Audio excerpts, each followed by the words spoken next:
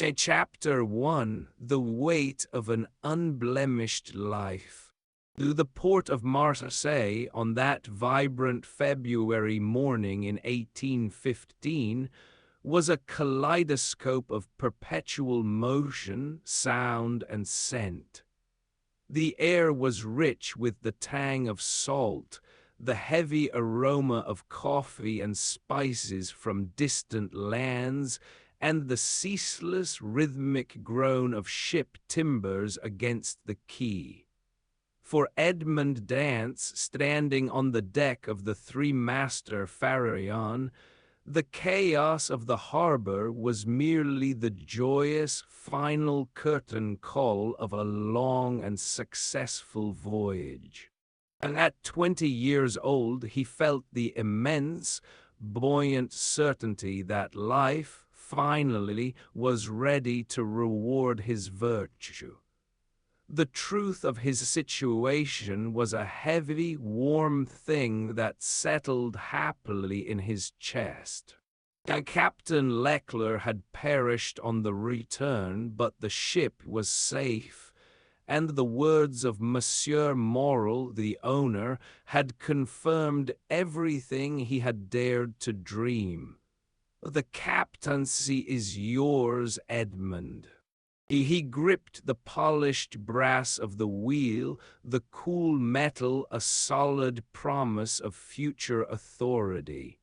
He was not thinking of ledgers or cargo manifests, he was thinking of Mercédès. The title of captain meant he could return to her, not just as a lover, but as a man of means and standing. He could rescue her from the hard, beautiful loneliness of the Catalan fishing village. He could finally give her the stability her patient heart deserved. Though the struggle is over, he thought, looking toward the distant hills. The years of separation, the constant anxiety of the sea, I can put an end to that fear. Our life begins now, anchored firmly in this success. His thoughts drifted briefly to the single anomalous event of the journey, the detour to the Isle of Elba. It had been the final, whispered command of Captain Leclerc, a mysterious errand concerning a package delivered to a general connected to the exiled emperor. Edmond, with the straightforward loyalty of a sailor, had executed the task without question, believing it to be merely a sacred duty to a dying man. He had received a return letter addressed to an unknown figure in Paris, which he had promised to deliver. In his profound innocence, he had seen no political danger in the act, only a necessary commitment. As he moved to supervise the docking, his happiness was abruptly checked by the cold presence of Danglars, the ship's supercargo. Danglars was a man of meticulous records and small, bitter eyes, whose entire existence seemed built upon calculating the shortcomings of others. The very sight of Edmond's easy success was a direct, searing insult to his own thwarted ambition. Danglars approached with a stiff, unnatural gait, his forced smile failing to hide the tension in his jaw. "A fine return, Monsieur Dantès, though perhaps one too reliant on favorable weather and blind luck. Morel will be pleased with the cargo, but he must surely question the method of the return." Edmond turned, letting his frustration show for the first time. He was tired of this man's thinly veiled envy. Speak plainly, Danglars. If you have a grievance, address it to the manifest. I have no time for your resentment. Your resentment? No, merely professional concern, Danglars countered, his voice smooth and oily. The unscheduled detour to Elba, a clear deviation from moral's directive. It shows a fundamental lack of commercial prudence. Loyalty to a dying captain is admirable in a child, but dangerous in a man responsible for the Pharaon's assets. Moral values his bottom line above sentiment, as any good owner should. Edmond met his gaze, his own eyes burning with the conviction of his virtue. I followed my conscience, Danglars. My conscience is clean, and moral will recognize the integrity of the man he has chosen to command his vessel.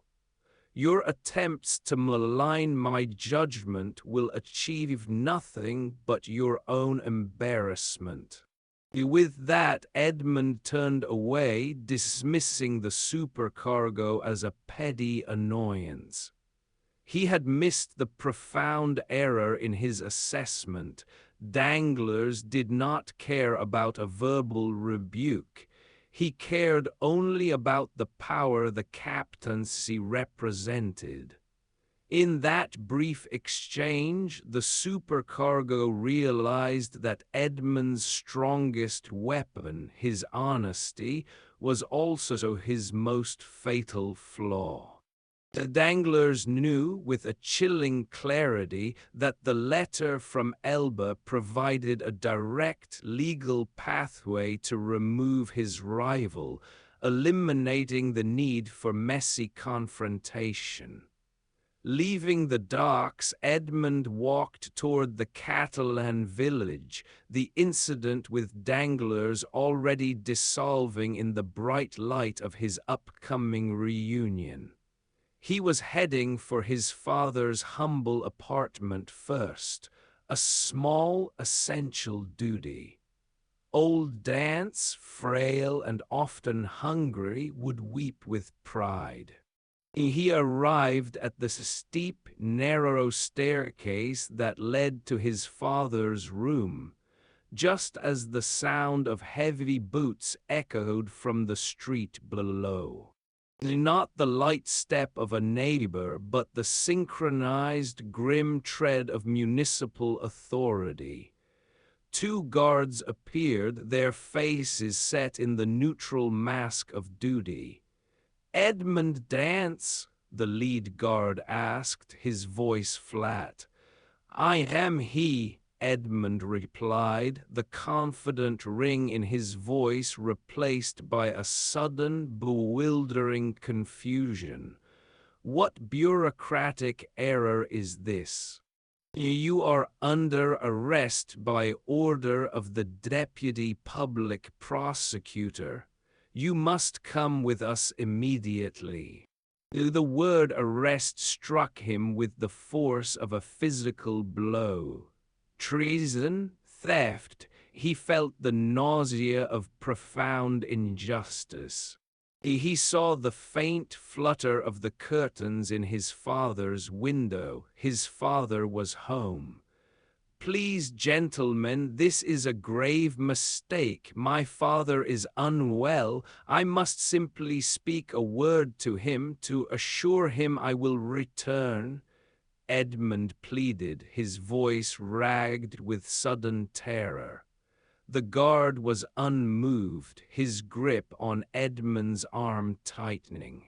"The deputy prosecutor is waiting. Your time for personal affairs is over, Dantès." He was marched away, unable to offer a final, reassuring glance to his home. His destiny, once so bright and certain, had been violently hijacked. Chapter 2: the deputy prosecutor's secret. Edmond Dantès was thrust into the echoing vestibule of the Palace of Justice. The cold stone floor and high, indifferent walls, a cruel antithesis to the sunlit deck of the Parisian he had stood on only an hour before. The guard's grip was firm and dismissive. His desperate pleas for an explanation were met with professional, unyielding silence. He tried to rationalize, to categorize this absurdity. It had to be a bureaucratic error, a case of mistaken identity, perhaps a disgruntled rival from a competitor's shipping line trying a bizarre, malicious prank. He was Edmond Dantès, an honest sailor, a future captain. He was innocent. But innocence, he was quickly learning, was a weightless defense against the crushing inertia of state authority. His mind raced back to his father, the frail, aging man left alone on the stairs. The searing image of his father's worry, perhaps even his suffering, was a torment worse than the handcuffs that now bound his wrists. Edmond's deep, almost reverent love for his parent intensified the terror of his sudden disappearance. Who will care for him now? Who will bring him food?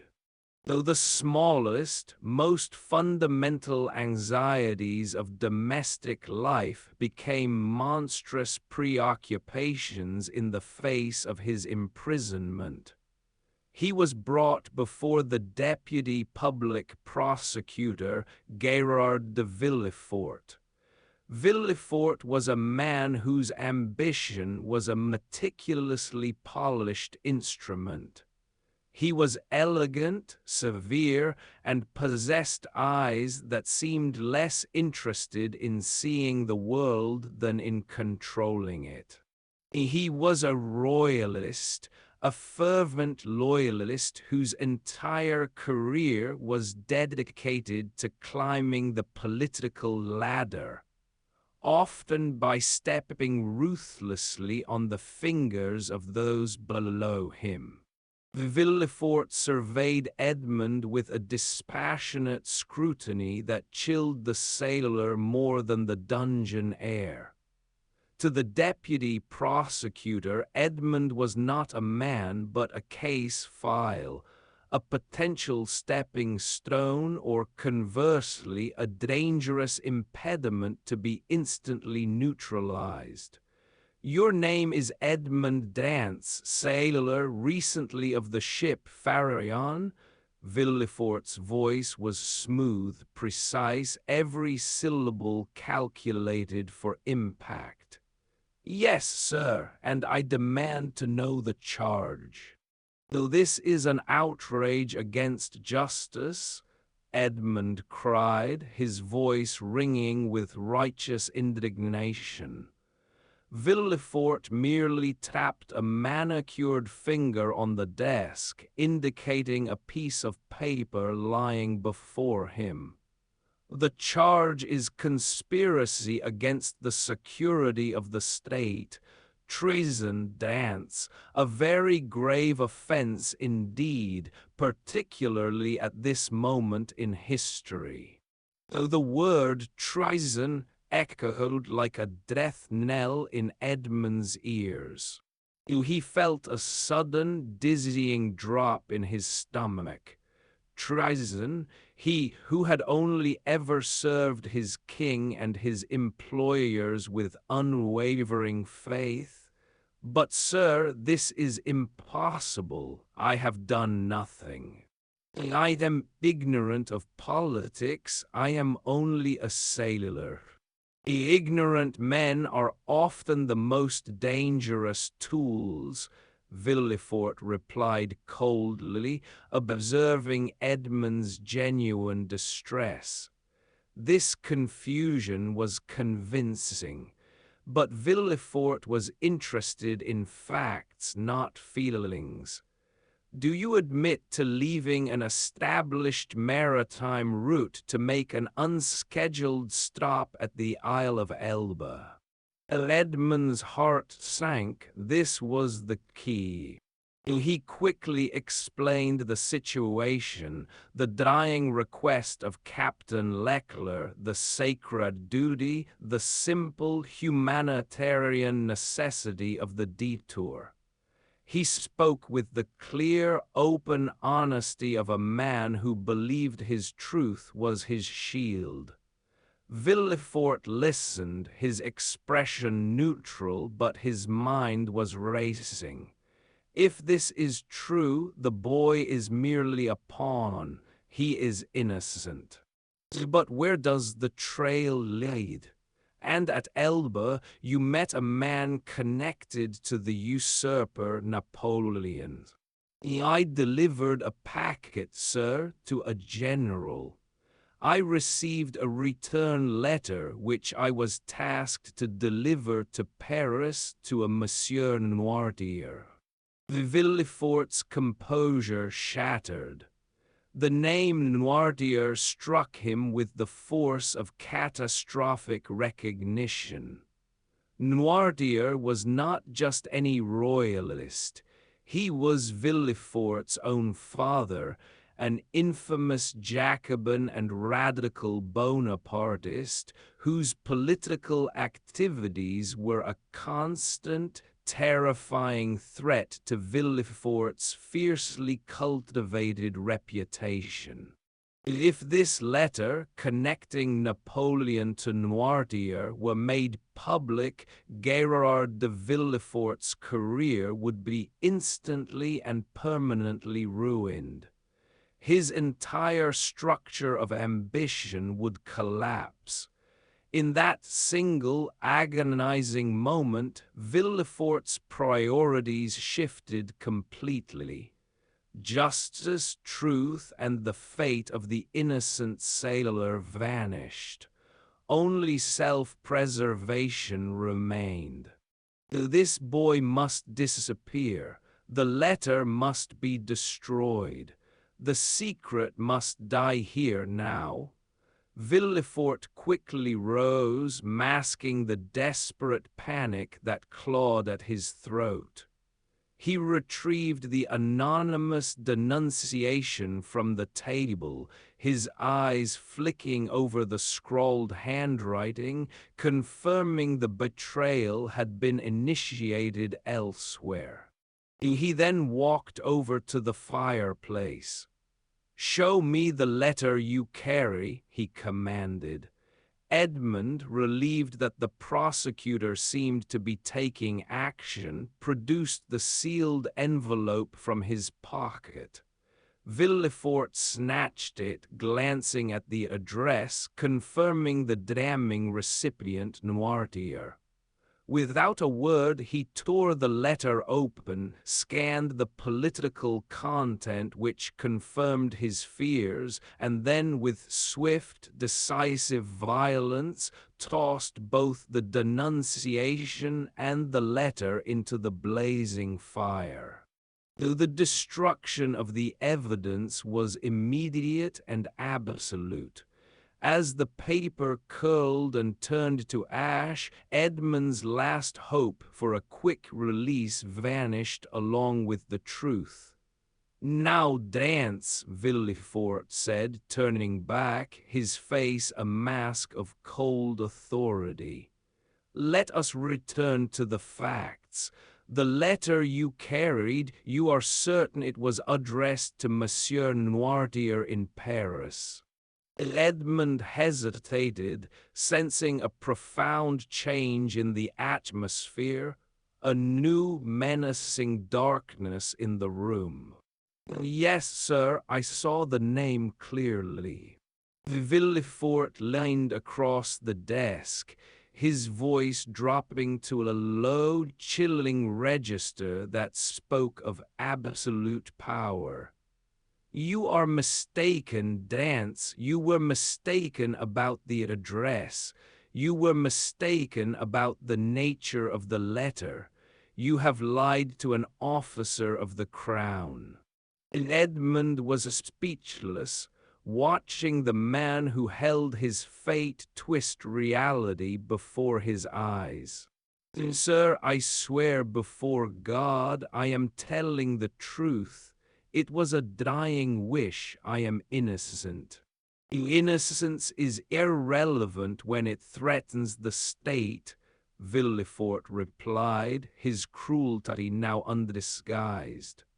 This entire affair is a conspiracy, and you, Dance, are now at the very center of it. The man who wrote this denunciation, Villefort paused, his gaze hardening as he saw the name scrawled on the original anonymous letter he had just burned. It was signed with a hasty, barely disguised Fernand. Villefort looked back at Edmond, seeing not a sailor but a dangerous knot of political and familial risk. He made his final, deadly decision. Your story is too convenient, Dance.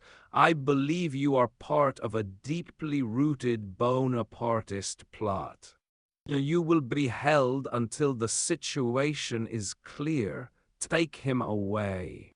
Edmond was dragged from the room, his cries of injustice echoing against the marble floors, unheard and unheeded. He was no longer bewildered, he was terrified. He now understood that his arrest was not a mistake, but a calculated action, a conspiracy not by the state but by men. The memory of the names Danglars, who had focused on the Elbe detour, Fernand, who had been consumed by a venomous, jealous rage at the dock, now clicked into place. He had been betrayed by the man who wanted his job and the man who wanted his fiancée. His beautiful, simple life had been destroyed by the combined forces of greed and jealousy. The destination was not a local prison, but the most infamous fortress in all of France, a place from which no one ever returned, the Château d'If. Villefort watched him go, then sank into his chair, wiping a thin sheen of sweat from his forehead. The danger was averted. His secret was safe. He had sacrificed one innocent life, but he had saved his own career and the reputation of his family. He convinced himself that this act was not murder but necessary political sanitation, and so the seeds of his own future destruction were sown in the ashes of Edmond's freedom. Chapter 3: The Prison's Psychological Erasure. Though the journey to the Château d'If was a nightmarish blur for Edmond Dantès. Shoved into a cart, then transferred to a small, rattling boat, his physical discomfort was nothing compared to the violent disorientation of his mind. He was no longer the confident sailor, he was an anomaly, a man innocent of treason yet condemned by the very concept of justice. The island fortress rose from the sea, a dark, jagged shadow against the moonlit Mediterranean. It was a monument to despair, a place whose very stones whispered tales of vanished lives. He had sailed past it countless times, always with a shiver of dread, recognizing it as the graveyard of hope. Now he was to be its newest, unwilling inhabitant. The guards were brutal and efficient, their silence amplifying his own growing terror. He was led through a maze of cold, damp corridors, the air thick with the smell of mold and human misery. Finally, he was thrust into a cell, a small, windowless cavity where the darkness was so absolute it seemed to possess a physical weight. The door clanged shut, the sound of the heavy bolt sliding home echoing in the oppressive silence. It was the sound of a definitive ending.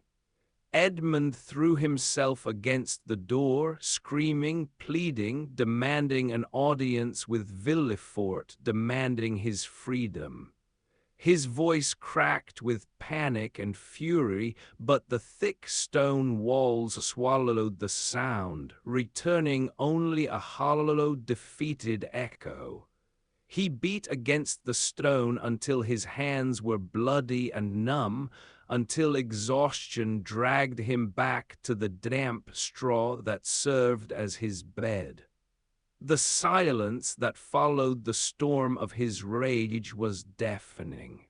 It allowed the terrible, cold reality to penetrate his shock. They will not come back for me. This is not a mistake. They meant to bring me here. He lay in the darkness, allowing his mind to trace the faces of the conspirators. The Danglars consumed by his petty rivalry for the captaincy. Fernand twisted by his obsessive, jealous love for Mercédès. And then the true villain, the one who sealed his doom, Villefort, the deputy prosecutor, whose fear of exposure had been more powerful than his oath to justice.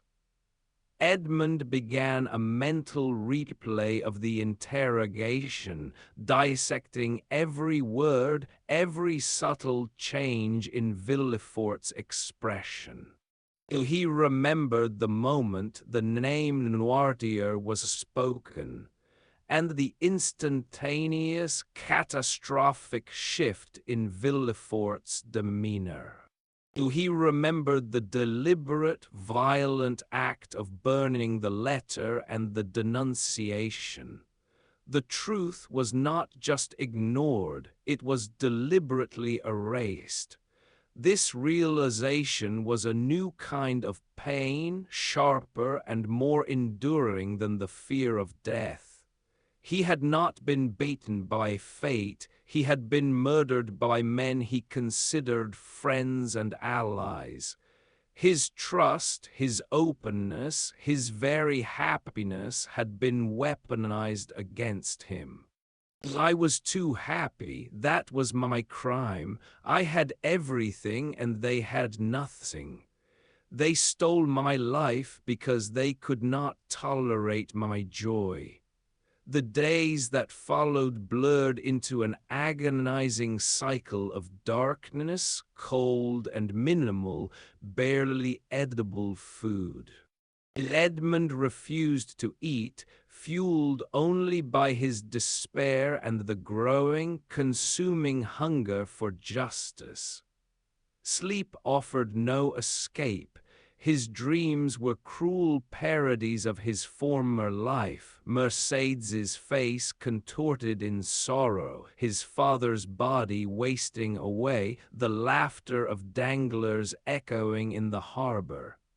His isolation became absolute. He tried talking to the guards when they brought his meager rations, but they were mute, responding only with grim, indifferent shrugs or outright hostility.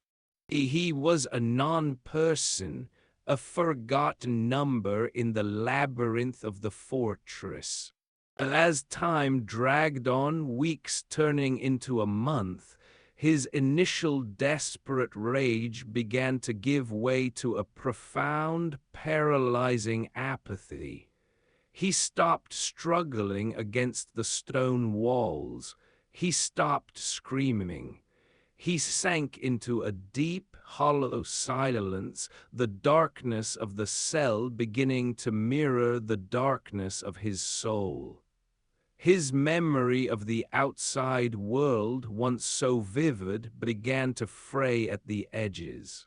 He found himself trying to recall the exact shade of Mercédès' hair ribbon, or the specific sound of his father's voice when he laughed.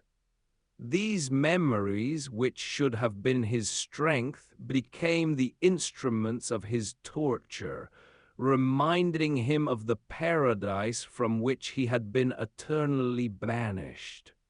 He started speaking to himself, testing the sound of his own voice against the silence.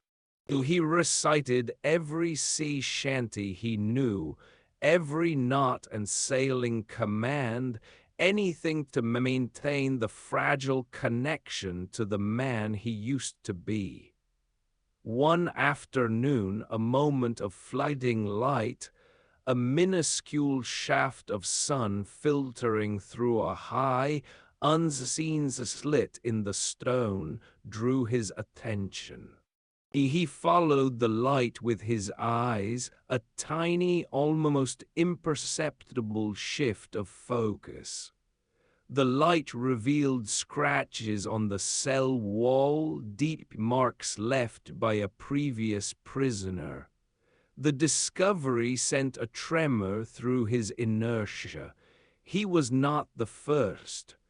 Others had suffered here, had marked their passing, had perhaps retained their sanity long enough to document their despair.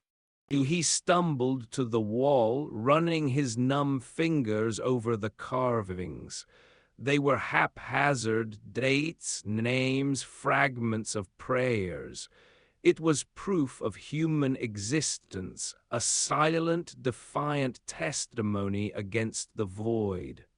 For the first time since his arrest, a spark ignited within him, not of hope, but of intellectual curiosity. He was a living man in a tomb, and he needed a task. Using a sharp fragment of bone he had covertly chipped from his dinner, a small, rebellious act of preparation, he began to scratch his own name into the wall, a desperate act of identity preservation. But the darkness returned, deeper than before. The novelty wore off, replaced by the crushing weight of the unknown future. How long would he be here? A year. Then, a lifetime? The uncertainty was a corrosive agent, eating away at the core of his resilience.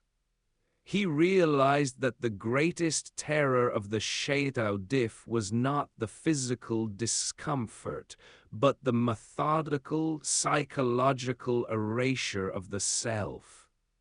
One evening, unable to bear the isolation any longer, he began to weep, not with the sharp sorrow of the betrayed, but with the quiet, helpless grief of the abandoned child.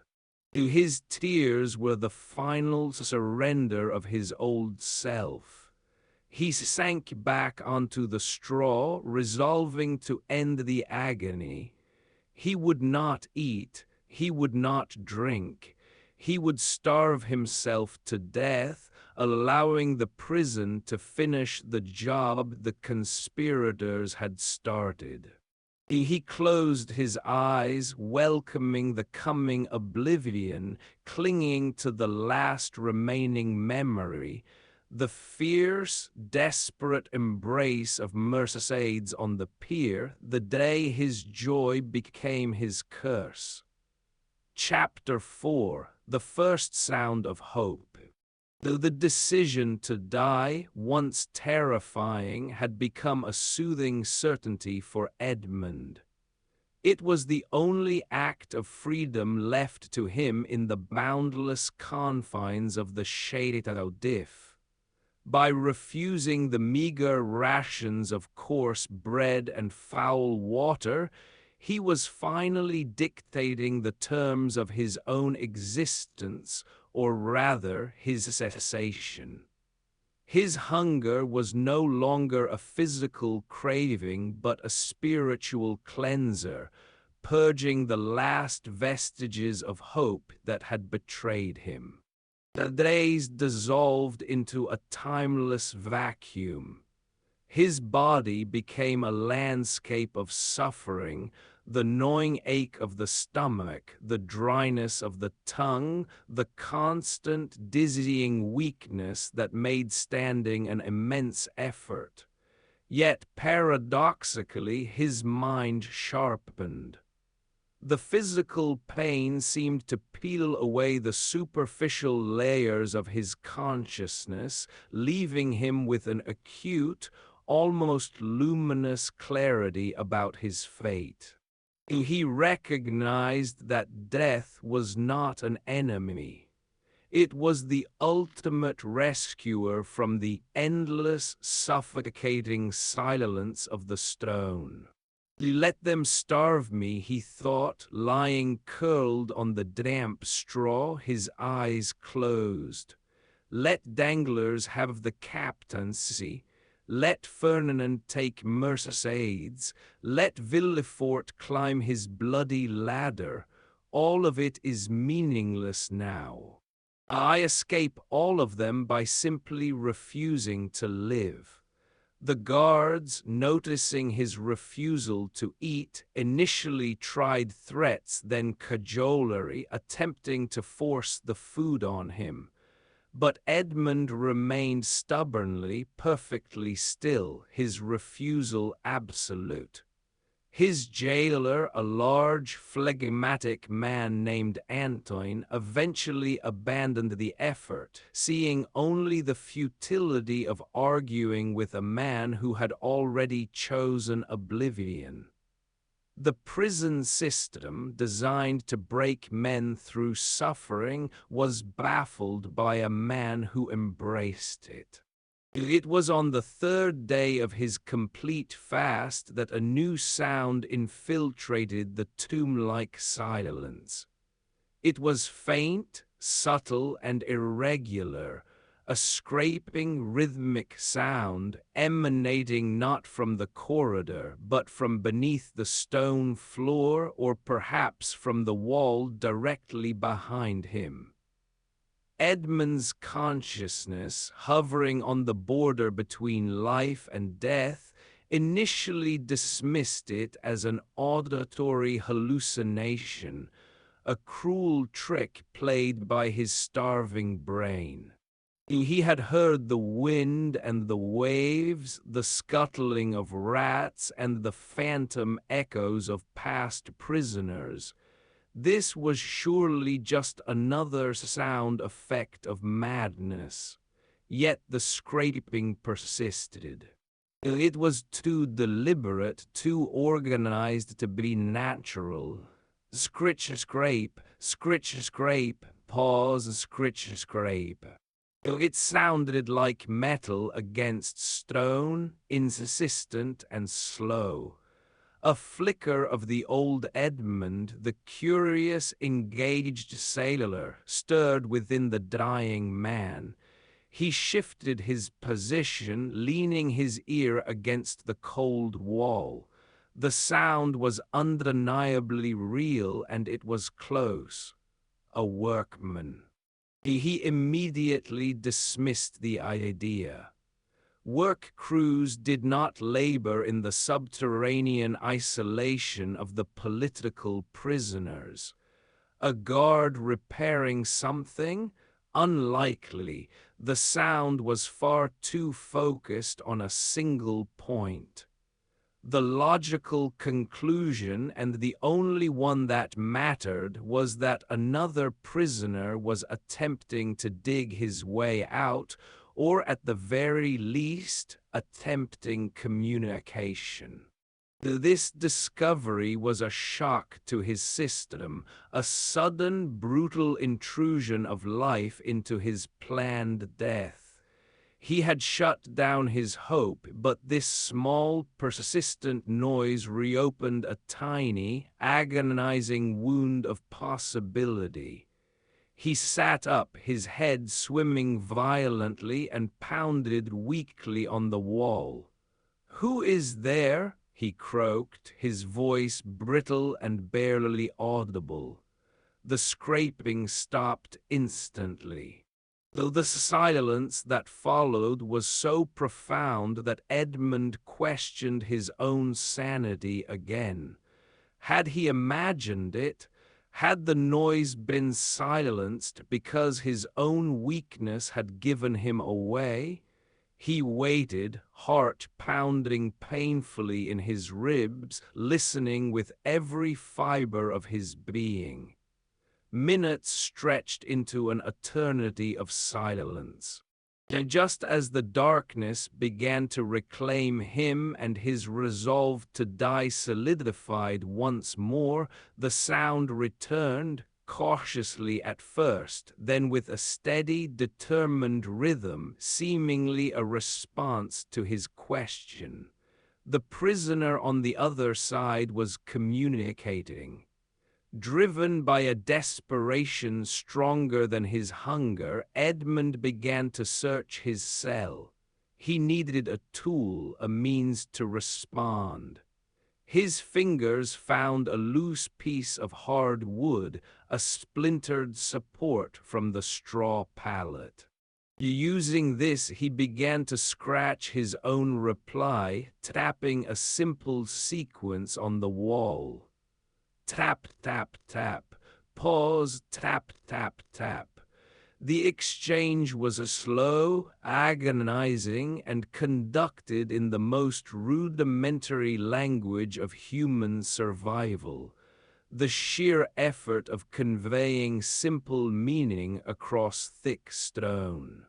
Edmond spent the next several hours exchanging sequences of taps with the unknown companion, struggling to establish a common code.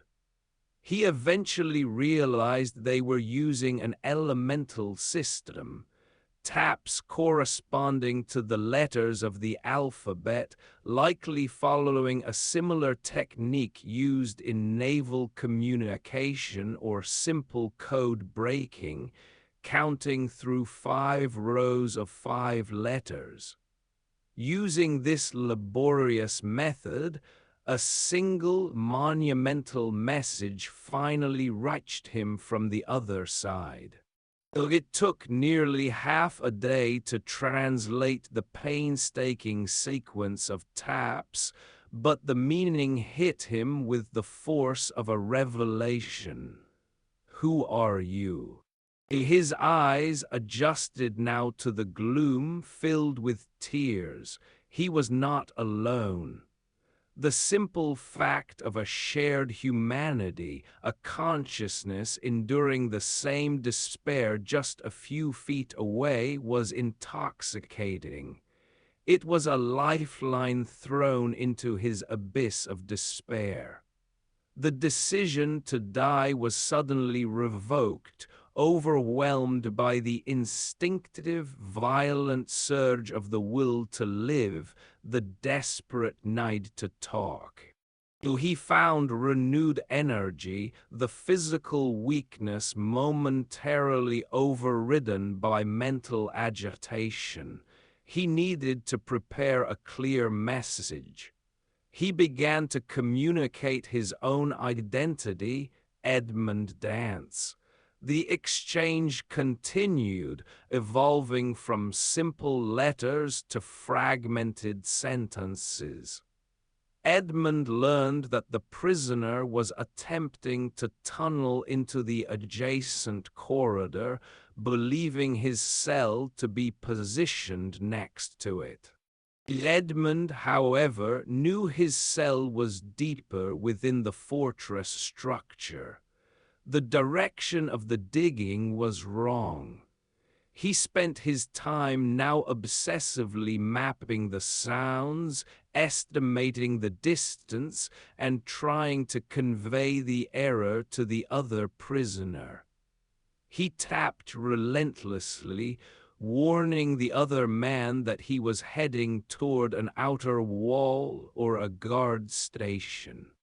Finally, after another day of intense communication, he received a message that contained a new, powerful sound. The sound of the prisoner shifting the focus of his tool, directing the excavation towards the wall Edmond shared. Though the silence of the cell was now broken by the continuous, reassuring sound of labor, the proximity of his neighbor changed everything. It provided routine, purpose, and most importantly, intellectual engagement. Edmond started eating again. He needed strength to help his companion. He needed his mind to be sharp to guide the tunneling.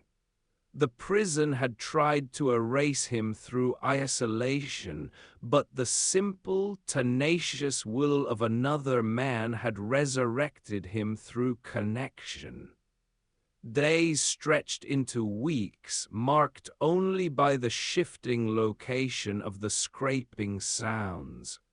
Edmond waited with bated breath, often tapping guidance through the wall, sharing his limited knowledge of the prison's layout, gleaned from his terrified walk to the cell. Then one evening, the scraping intensified right at the base of the dividing wall. The sound became a frantic chipping, followed by a slight, almost imperceptible tremor in the stone.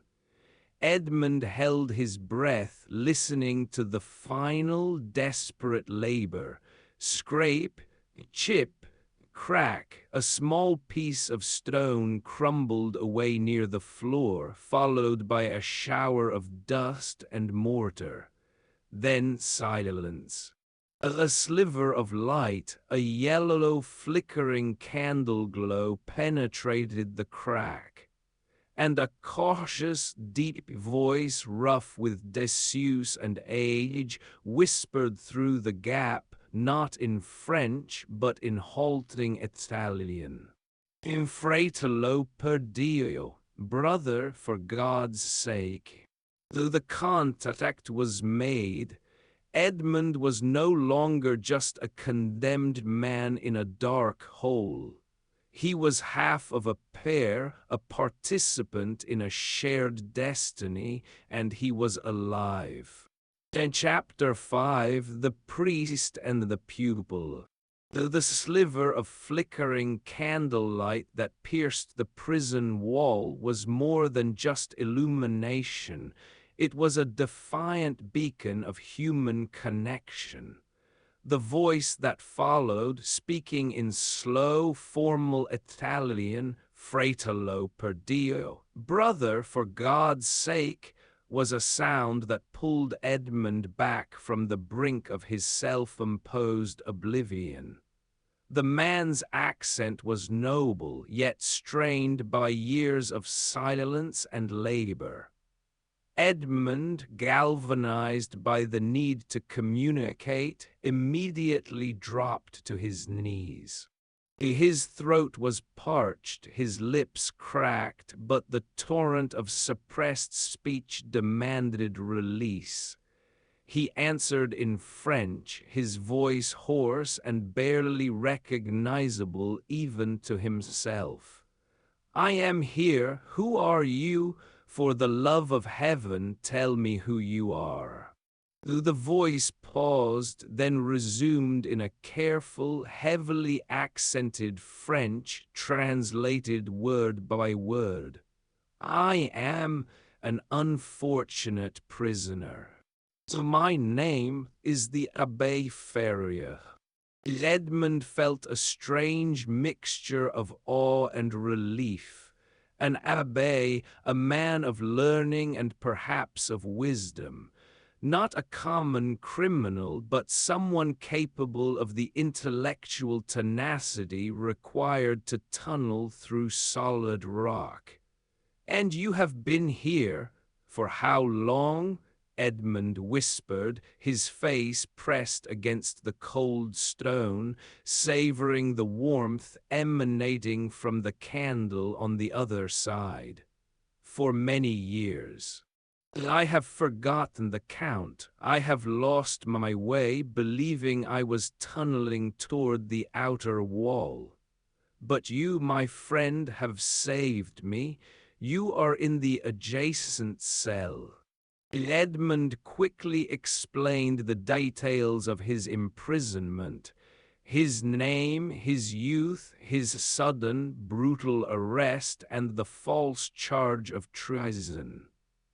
As he spoke, the full agony of his betrayal by Danglars, Fernand, and Villefort poured out, a raw, unedited testament to injustice. Though the Abbé Faria listened with a patience that transcended the frantic urgency of the situation. When Edmond finished his desperate recital, the Abbé's reply was calm and immediate. "Then you are indeed a victim of human malice, not divine retribution," Faria stated. "That makes your suffering harder to bear, but easier to understand. Now listen closely, my son. We must widen this breach. Can you find anything, a spoon, a handle, anything metal or hard?" This immediate focus on action and strategy was the exact antidote to Edmond's paralyzing despair. The Abbé Faria was not simply sharing misery, he was offering a partnership in resistance. Edmond, using a fragment of his dinner bowl and his bare hands, spent the next several hours working feverishly on his side of the wall. The two men coordinated their efforts, guided by Faria's expertise in excavation. Finally, with a grinding noise of shifting rock, the opening was wide enough for the abbé to push out an implement, a small, ingenious chisel crafted from a hardened piece of metal. "With this," Faria instructed, "you can work more quickly. We will make the opening large enough for me to squeeze through. It will take time, but time is all we have." Though the next 3 days were a period of relentless, back-breaking labor for Edmond. The physical exertion was a blessing. It replaced the emptiness of despair with the satisfying ache of purpose. When the gap was finally wide enough, the Abbé Faria, frail and thin, squeezed through into Edmond's cell. The sight of the abbé was shocking. He was an elderly man, his eyes retaining a deep, penetrating intelligence, but his body was skeletal, his hair and beard long and matted. His clothing was tattered, and he moved with a slow, deliberate grace that spoke of both profound physical weakness and immense spiritual strength. "Welcome to my chamber, Father," Edmond said, a genuine smile, the first in months, touching his lips. Faria returned the gaze, holding up his flickering lamp. "And welcome, my son, to the start of your new education." Though the cell, which had been a tomb, was transformed into a classroom. Faria explained his life, a man of immense learning, a priest, philosopher, and scientist, who had served as the secretary and friend to the former Duke of Spada. He was imprisoned not for a crime, but because his political allegiance, his refusal to divulge secrets relating to the unification of Italy, had made him dangerous to powerful men.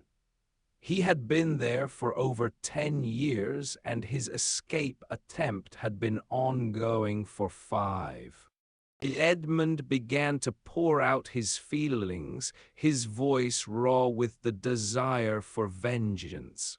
He demanded Faria's opinion on the men who had betrayed him. Danglars, Fernand, Villefort, Faria listed them, using his fingers like markers on an intellectual map.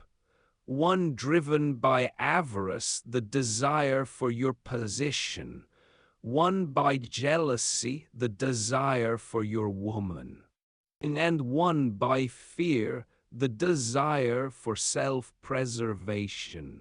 Though they deserved to die, Edmond spat, the venom of his hatred bubbling up.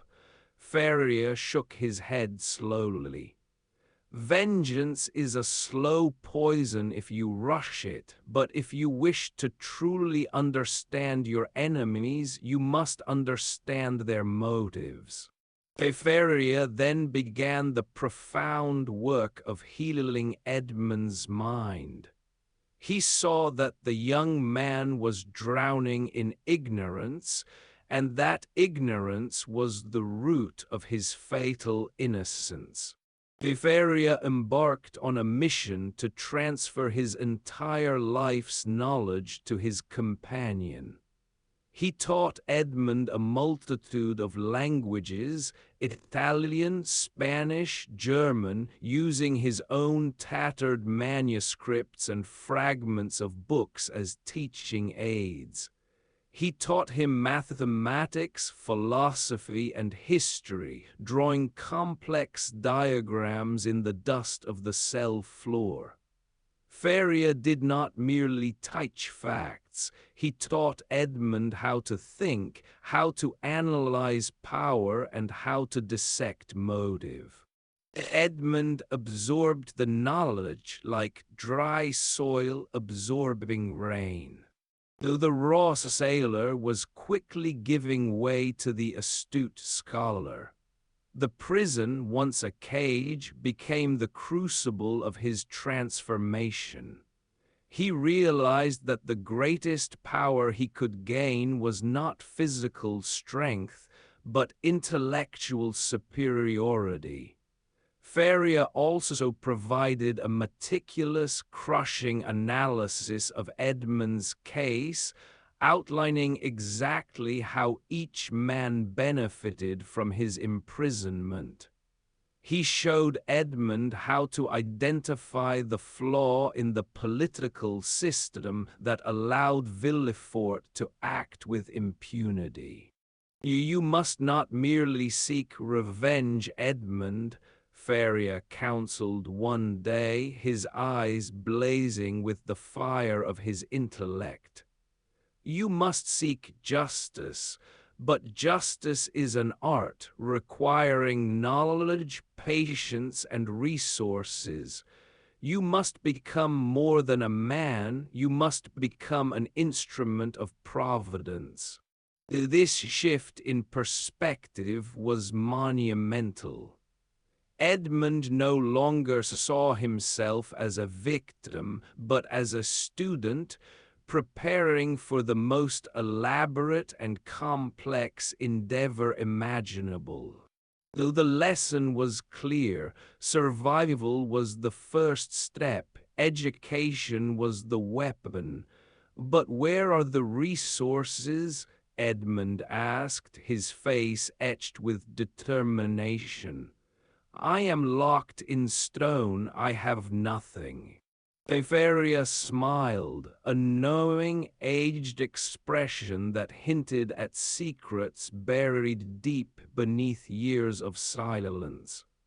Perhaps, my son, I can provide the key to the resources. But first you must learn to survive, and you must learn to be patient. In Chapter 6, The Architect of Motive.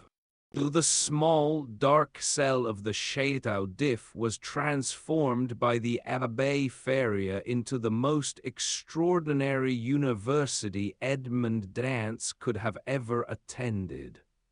Faria's decade-long labor of tunneling was now dedicated to a new purpose, the excavation of Edmond's mind. For the next 18 months, time ceased to be measured by the prison's black schedule, but by the relentless, organized flow of instruction. Faria taught with an intensity born of years of forced intellectual silence. He saw Edmond not merely as a pupil, but as a vessel for the knowledge he had spent a lifetime accumulating, a legacy that could defy the tyranny of the state that had imprisoned him. The initial lessons were centered on language. Faria was acutely aware that a man confined to one tongue is confined to one perspective.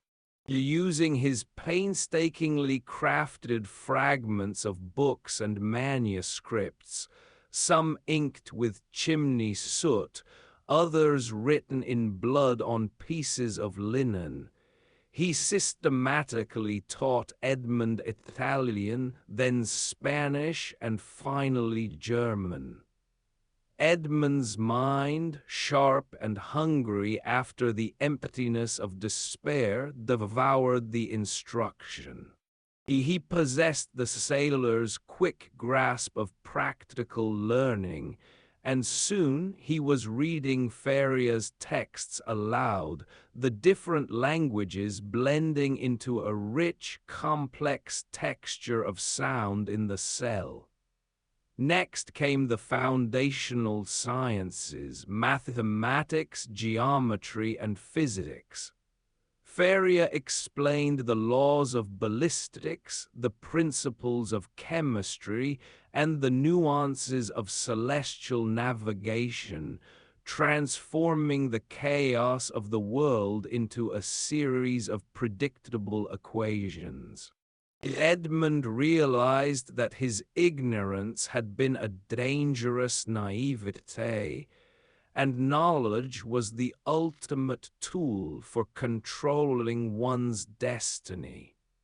He learned how Danglars had used financial jargon to mask his intentions, and how Villefort had manipulated legal language to commit a monstrous injustice. But the most profound lessons lay in history, philosophy, and political economy. Faria taught him the history of Europe, dissecting the intricate web of alliances, betrayals, and power shifts. He used the stories of Roman emperors and Renaissance princes to illustrate the immutable laws of human ambition, greed, and vengeance. "You must see men as they are, Edmond," Faria would often emphasize, sitting hunched over his makeshift desk, "not as you wish them to be. You were betrayed because you assumed goodness where only self-interest resided. You must learn the anatomy of motive." Edmond's psychological transformation was as dramatic as his intellectual one. He began to apply Faria's methods to his own case, conducting a cold, meticulous inquest into his betrayal. Danglars' motive position. The quickest way to a captaincy was to eliminate the more qualified man. Fernand, motive, passion. He desired Mercédès and saw Edmond's death as the only path to her heart. Villefort, motive preservation. His future was threatened by his father, and Edmond was simply a casualty required to secure his power. The white-hot rage that had once consumed Edmond began to cool, hardening into a focused, deliberate determination. The vengeance was no longer an emotional explosion, but a complex surgical operation that required years of preparation, foresight, and precision. He was learning to wait, to observe, and to plan multiple steps ahead. Patience is the cornerstone of justice, my son, Faria instructed. The true architect of fate is the man who can wait the longest. Though the relationship between the two men deepened into one of profound mutual respect, blurring the lines between teacher and student, father and son. Faria, though weakened by age and imprisonment, found his final purpose in shaping Edmond. Edmond, in turn, devoted himself to easing the abbé's physical suffering, adapting their cell life to accommodate Faria's failing health. One day, Faria, weak after a long bout of illness, confided in Edmond a secret that eclipsed all the knowledge he had imparted, the secret of the treasure of the Spada family. Faria explained that during his service to the Duke of Spada, he had discovered a document outlining the location of a colossal fortune, gold, jewels, and ancient artifacts hidden on the deserted island of Monte Cristo. Faria produced a meticulously reconstructed map drawn from memory and fragments of documents he had managed to preserve. Edmond listened, his breath held tight in his chest. A treasure of this magnitude was not just wealth, it was power. It was the logistical means to execute the grand, deliberate justice Faria had taught him to crave. Faria, however, remained pragmatic.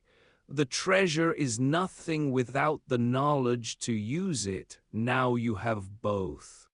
Should you escape, the world will require a man of intelligence and means to navigate its complexities. You must become that man, Edmond. And as the years passed, marked by the constant study, occasional shared meals, and the low, steady sound of Faria's voice, Edmond Dantès, the naive, virtuous sailor, ceased to exist. In his place emerged a man hardened by isolation, sharpened by learning, and consecrated to a singular, inevitable purpose. He was no longer a victim waiting for rescue. He was a silent, lethal weapon waiting to be deployed. The Château d'If had not broken him, it had forged him. TUY letter 1 E7 TV letter 1 IDDI. Chungta S letter 1 EBD TI letter 1 EBF PT letter 1 E5 CV letter 1 EDB I Chuang 7. T letter 1 EADP Trung Vao can be letter 1 EC7NH, Dong S letter 1 E3 C letter 1 E7.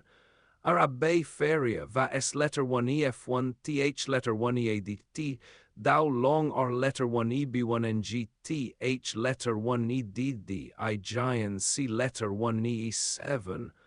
Arang dakang kan nh I letter 1 ni say 1 u.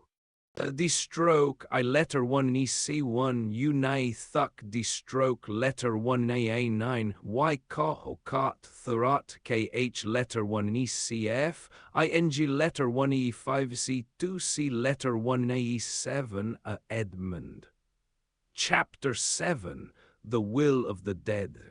The boundless generosity of the Abbé Faria's intellect was matched only by the frailty of his aging body.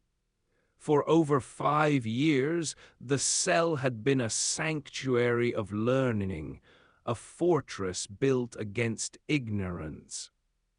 Edmond, now fully versed in languages, sciences, and the lethal arts of political analysis, felt himself ready for the world outside. Yet as his readiness grew, Faria's health began its terminal decline. The first serious attack struck Faria with terrifying suddenness. It was a convulsive fit, characterized by a sudden, sharp pain in his head followed by paralysis. Edmond watched, horrified, as the light of the abbé's immense mind flickered dangerously, threatening to extinguish completely. Edmond, applying the rudimentary medical knowledge Faria himself had taught him, worked feverishly. He placed a wedge of wood between the abbé's teeth to prevent him from biting his tongue and rubbed his extremities to maintain circulation. After what felt like an eternity, the convulsions subsided, leaving Faria utterly exhausted, his right side slightly paralyzed. The priest was lucid, though deeply shaken. He spoke slowly, with a painful, forced clarity. "I knew this moment would come, Edmond. It is the end of my life's long, slow labor. This prison, it did not kill my spirit, but it is finally killing the shell that houses it." The gravity of the situation hit Edmond with brutal force. The treasure, the plan for justice, the wisdom, all rested on this fragile life. If Faria died now, Edmond would be left with the knowledge, but without the means to execute his plan, and worse, he would be thrown back into the suffocating solitude from which Faria had rescued him. "You must not talk like that, father," Edmond pleaded, his eyes burning with fear and denial. "You will recover. We must escape. We must use the tunnel." Faria shook his head gently. "Escape is for you now, my son, not for me. This paralysis is the first sign. The second will finish me. My time is for settling my affairs, not for digging." Seeing the finality in the abbé's eyes, Edmond's attention turned to the treasure of Monte Cristo. Faria, realizing he could not leave his wealth to an unknown heir, began to dictate his last will and testament to Edmond. Using soot mixed with wine for ink, and a piece of linen salvaged from his own shirt, Faria painstakingly drew the map of the island, marking the exact location of the hidden cavern where the riches of the Spada family lay buried. He spoke not only of the gold and jewels, but of the burden that came with such wealth. "This fortune, Edmond, is your instrument of justice. It gives you the power to become the judge, the jury, and the executioner of those who betrayed you. But remember this: Immense power requires immense restraint. If you use it for pure malice, it will consume your soul. Edmond listened, his heart heavy with grief for his mentor, yet fiercely resolved to honor the trust placed in him. The map was concealed within the folds of the priest's simple sleeping mat, a secret that was now more valuable than any crown. Over the next 2 years, Faria suffered 2 more attacks. The second left him partially blind and unable to move without considerable difficulty, his mind remaining sharp but trapped within a failing body. The third attack was devastating. When the convulsion passed, Faria's mind for the first time was cloudy. He could no longer speak coherently, his vast knowledge reduced to fractured Latin phrases and confused memories. It was the absolute annihilation of the magnificent intellect that had been Edmond's salvation. Edmond felt a sorrow more profound than the grief for his lost youth. He had lost his father, his teacher, and his only link to reason. He sat by Faria's side, tenderly caring for the dying man, refusing to leave him, even though the prison rules dictated they should be separated. One morning, Edmond woke to a silence unlike any they had known, not the silence of the prison, but the definitive silence of death. The Abbé Faria was gone. Edmond held the body of his mentor, his tears falling not in the torrent of a heartbroken youth, but with the quiet dignity of a man who had understood the full measure of his loss. He did not cry for himself, he cried for the magnificent life extinguished by tyranny and neglect. His thoughts immediately shifted to action. He knew the guards would come and take the body, perhaps throwing it unceremoniously into the sea. This was his last desperate chance. Faria's body, frail and emaciated, was placed carefully on Edmond's own straw mat. Edmond then took the tiny, worn lamp and the digging tools Faria had crafted. He surveyed the cell, his mind working with the cold, efficient logic Faria had taught him. He understood that the dead man's shroud was to be his disguise and the burial was to be his escape. He quickly retrieved the map, the treasure map, and secured it within his shirt. Then, with a chilling determination, he began the methodical, agonizing task of switching places. He stripped off his own clothes and dressed the Abbé Faria in them, taking care to place the body in the corner where he usually slept. He then wrapped his own body in the coarse canvas shroud that had been prepared for Faria's burial.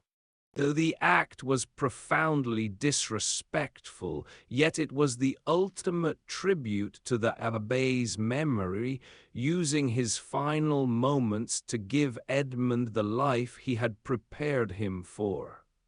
Lying in the cold, clammy canvas sack, Edmond felt a moment of intense clarity. He was no longer Edmond Dantès, the sailor. Edmond Dantès was now dead, buried in this shroud, waiting to be cast into the abyss. Though the man who would emerge would be a new creation, a student of vengeance, an heir to a king's ransom, and a ghost returning to settle old accounts. though the sack was tied shut, plunging him into a blackness more absolute than the darkest dungeon. He could hear the guards entering the cell, their rough voices discussing the deceased. He felt himself being lifted, his body jostled, and the familiar, terrifying sensation of being carried through the corridors began. He was being taken out of the Château not as a free man, but as a corpse. His escape had begun. In Chapter 8, Rebirth in the Abyss. Though the journey from the cell to the ramparts was a slow, agonizing nightmare. Edmond, encased tightly within the coarse, damp canvas shroud, felt every bump and stone as the guards hoisted the bundle, the supposed body of the Abbé Faria, and dragged it along the uneven corridor floors. The air inside the sack was thick and stale, smelling of earth, death, and fear.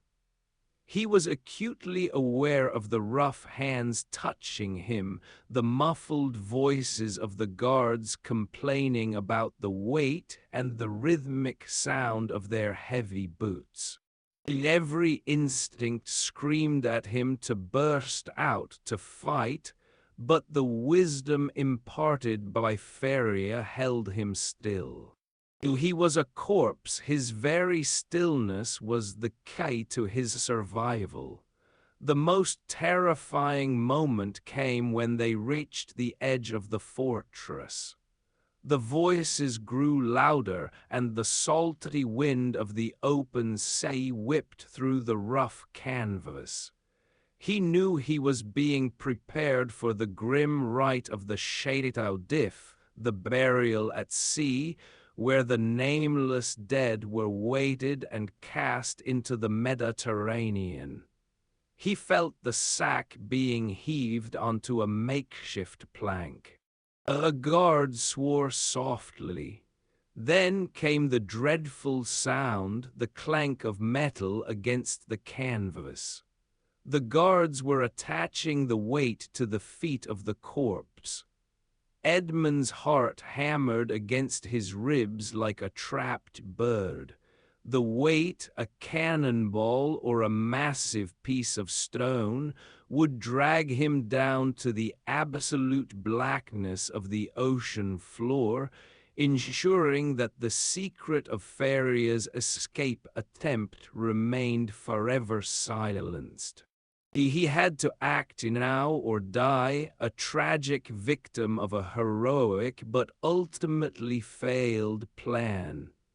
He recalled Faria's instructions, rehearsed 1,000 times in the darkness: wait for the weight to be secured, wait for the final heave, act in the instant of transition. The moment of truth arrived. He felt the weight settle near his feet, secured with thick rope. Then, with a grunt, the guards lifted the plank and tipped the sack over the rampart. Edmond fell. The sensation of plunging through the air was brief but absolute terror. Then, with a violent, icy shock, he hit the water. Though the sea was instantly suffocating, pouring into the sack, tangling in the rough canvas and dragging him down with frightening speed. The guards, satisfied that the corpse had sunk, turned to leave. This was Edmond's moment.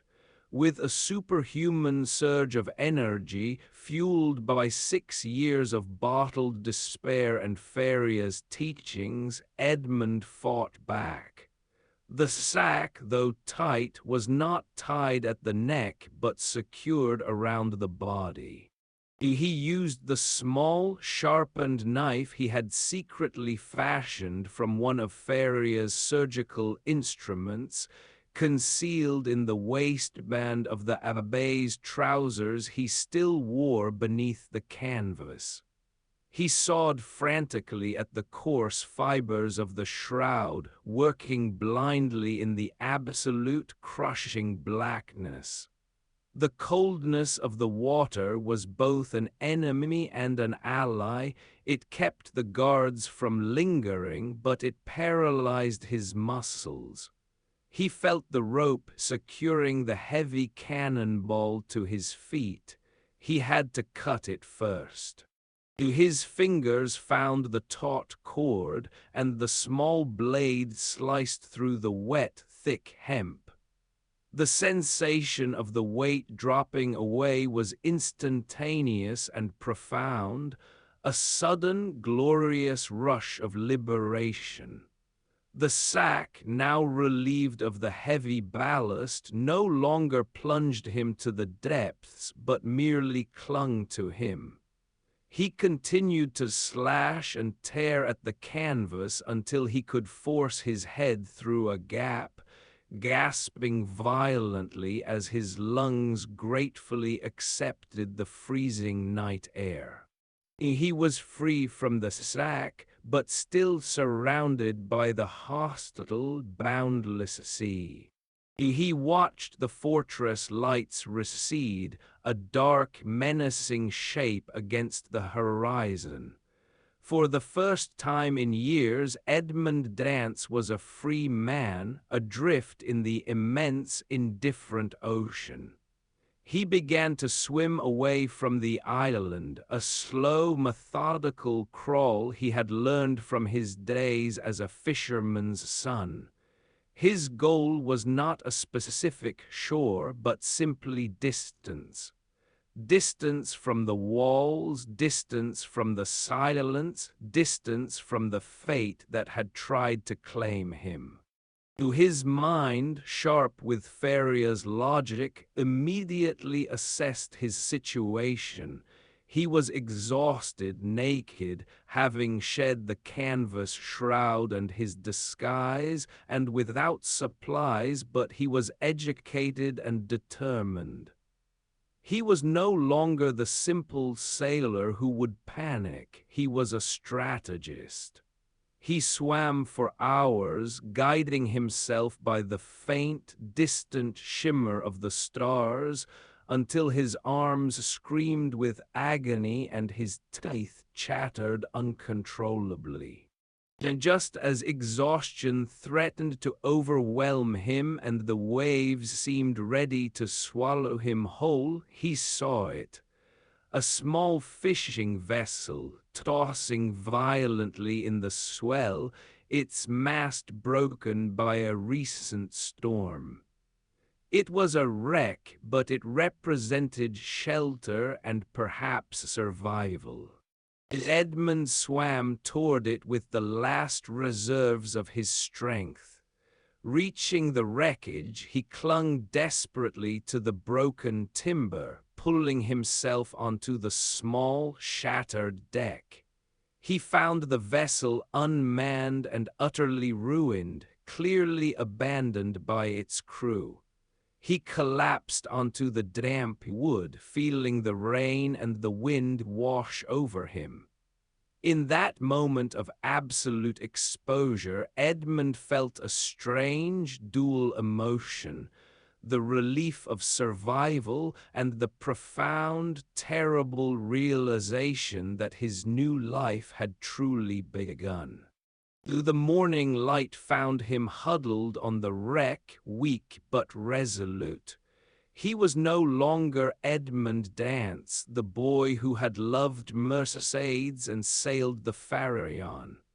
That man was now buried in the ocean off the Château d'If.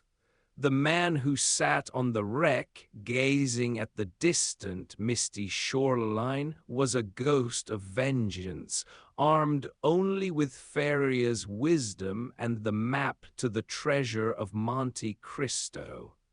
He had been reborn in the cemetery of the damned. TUY letter 1 E 7 TV letter 1 IDDI. Chung ta s letter 1 EBD, T I letter 1 IBF, PT letter 1 E5 CV letter 1 IDB I Chuang 9. T letter 1 EADP Trung Vau S letter 1 EF1 XU letter 1 EA5 TH I letter 1 EC7 NC letter 1 IE7 NH letter 1 EFNG NG letter 1 B0 letter 1 EDD I Bu1 L letter 1 EAD Uva S letter 1 EF1 HOA NH letter 1 EADP C letter 1 EE7 Edmond Vau TH letter 1 EBF GI letter 1 EDB I Bern and Gawe NH 2 Com fa di stroke letter 1 EA3 O Monte Cristo. Chapter 9 The Unveiling of the Treasure. Edmond clung to the shattered wreck throughout the night and into the harsh light of dawn. His exhaustion was absolute, but the fierce, new fire of purpose within him forbade collapse. The sun rose, painting the horizon in streaks of crimson and gold, illuminating his position. A mere splinter of a boat, drifting perilously close to the small, desolate island of Pianosa. He knew this stretch of the Mediterranean well. It was a hunting ground for revenue officers and a clandestine haven for smugglers, lying near the infamous island of Monte Cristo, the true destination that now obsessed his every thought. As the morning advanced, Edmond spotted a sail.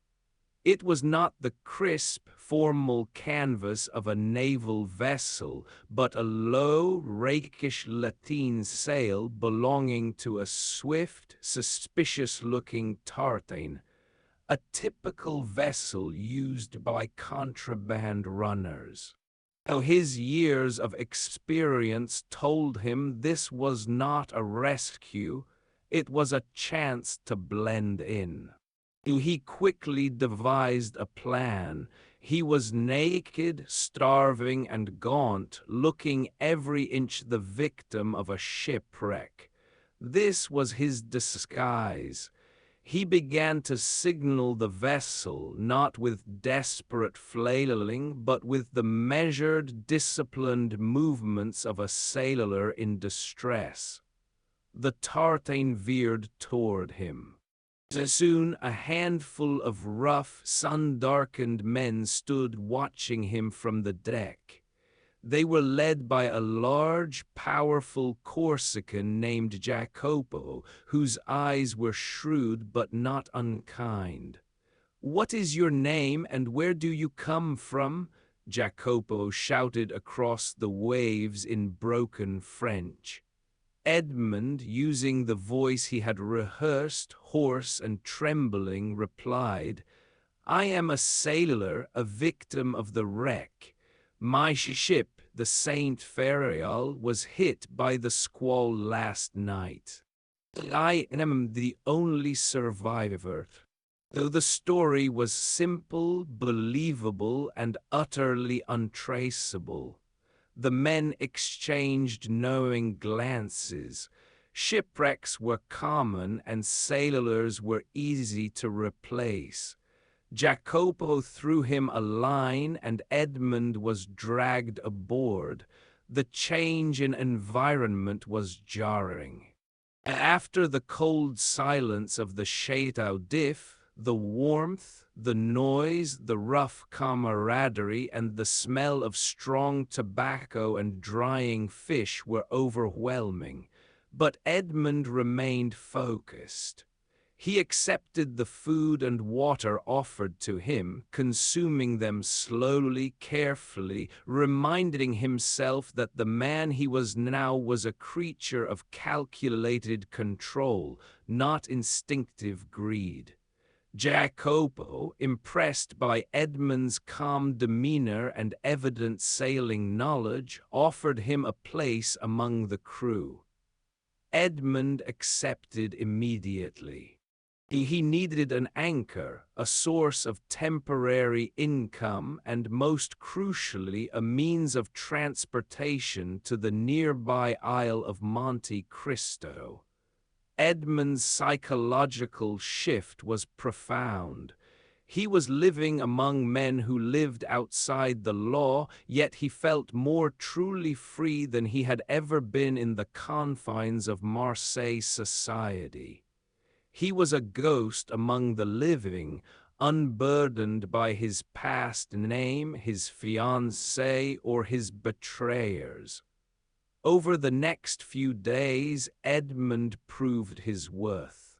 He was the most knowledgeable sailor aboard, his skills sharp and his judgment sound. Jacopo came to rely on him implicitly. Edmond, in turn, learned the roots, the rhythms, and the code of the smugglers. He waited patiently for his opportunity. The smugglers often used the rocky coves of the smaller islands for temporary rest and surveillance. One afternoon, the tartan anchored near Monte Cristo, ostensibly to repair a sail damaged in the previous night's storm. Edmond felt a tremor of anticipation run through him, the first raw emotion he had permitted in years. This desolate, uninhabited rock was the key to his destiny. He immediately volunteered to go ashore with a small landing party, claiming he was the best man for climbing the treacherous slopes to cut a strong branch for a makeshift spar. His real goal was the cavern marked on the map concealed inside his shirt. Landing on the island, Edmond felt the solid ground beneath his feet, but his mind was already immersed in Faria's map. The island was wild and beautiful, covered in scrub and sharp rock, untouched by civilization. It was a perfect silent vault. While his companions busied themselves, Edmond slipped away, his heart pounding not from fear, but from the immense gravity of the moment. The knowledge Faria had imparted now functioned as a divine navigational system. He followed the landmarks, the triple-piked rock, the ancient oak, the specific alignment of the sun at midday. He found the designated spot, a narrow hidden path leading downward to a barely visible recess in the rock face veiled by dense undergrowth. After clearing the brush, he found a small opening, partially covered by stones that looked natural, but which had clearly been placed by human hands. Working quickly but methodically, Edmond removed the obstruction. He squeezed through the opening and found himself in a narrow, damp passage leading into the heart of the island. He lit a torch he had brought, and the flickering light illuminated the genius of the abbé's memory and the magnitude of the Spada fortune. The passage opened into a vast, dry cavern, and there, piled against the rear wall, lay the treasure of Monte Cristo. Edmond stood motionless, bathed in the sickly yellow glow of the torch and the incandescent gleam of the wealth before him. Not mere gold, but a mountain of history. Ancient coins from Roman and Greek empires, stacked ingots of pure gold, leather satchels bursting with diamonds and rubies, pearl necklaces draped over chests of carved oak, and ancient religious artifacts inlaid with sapphires.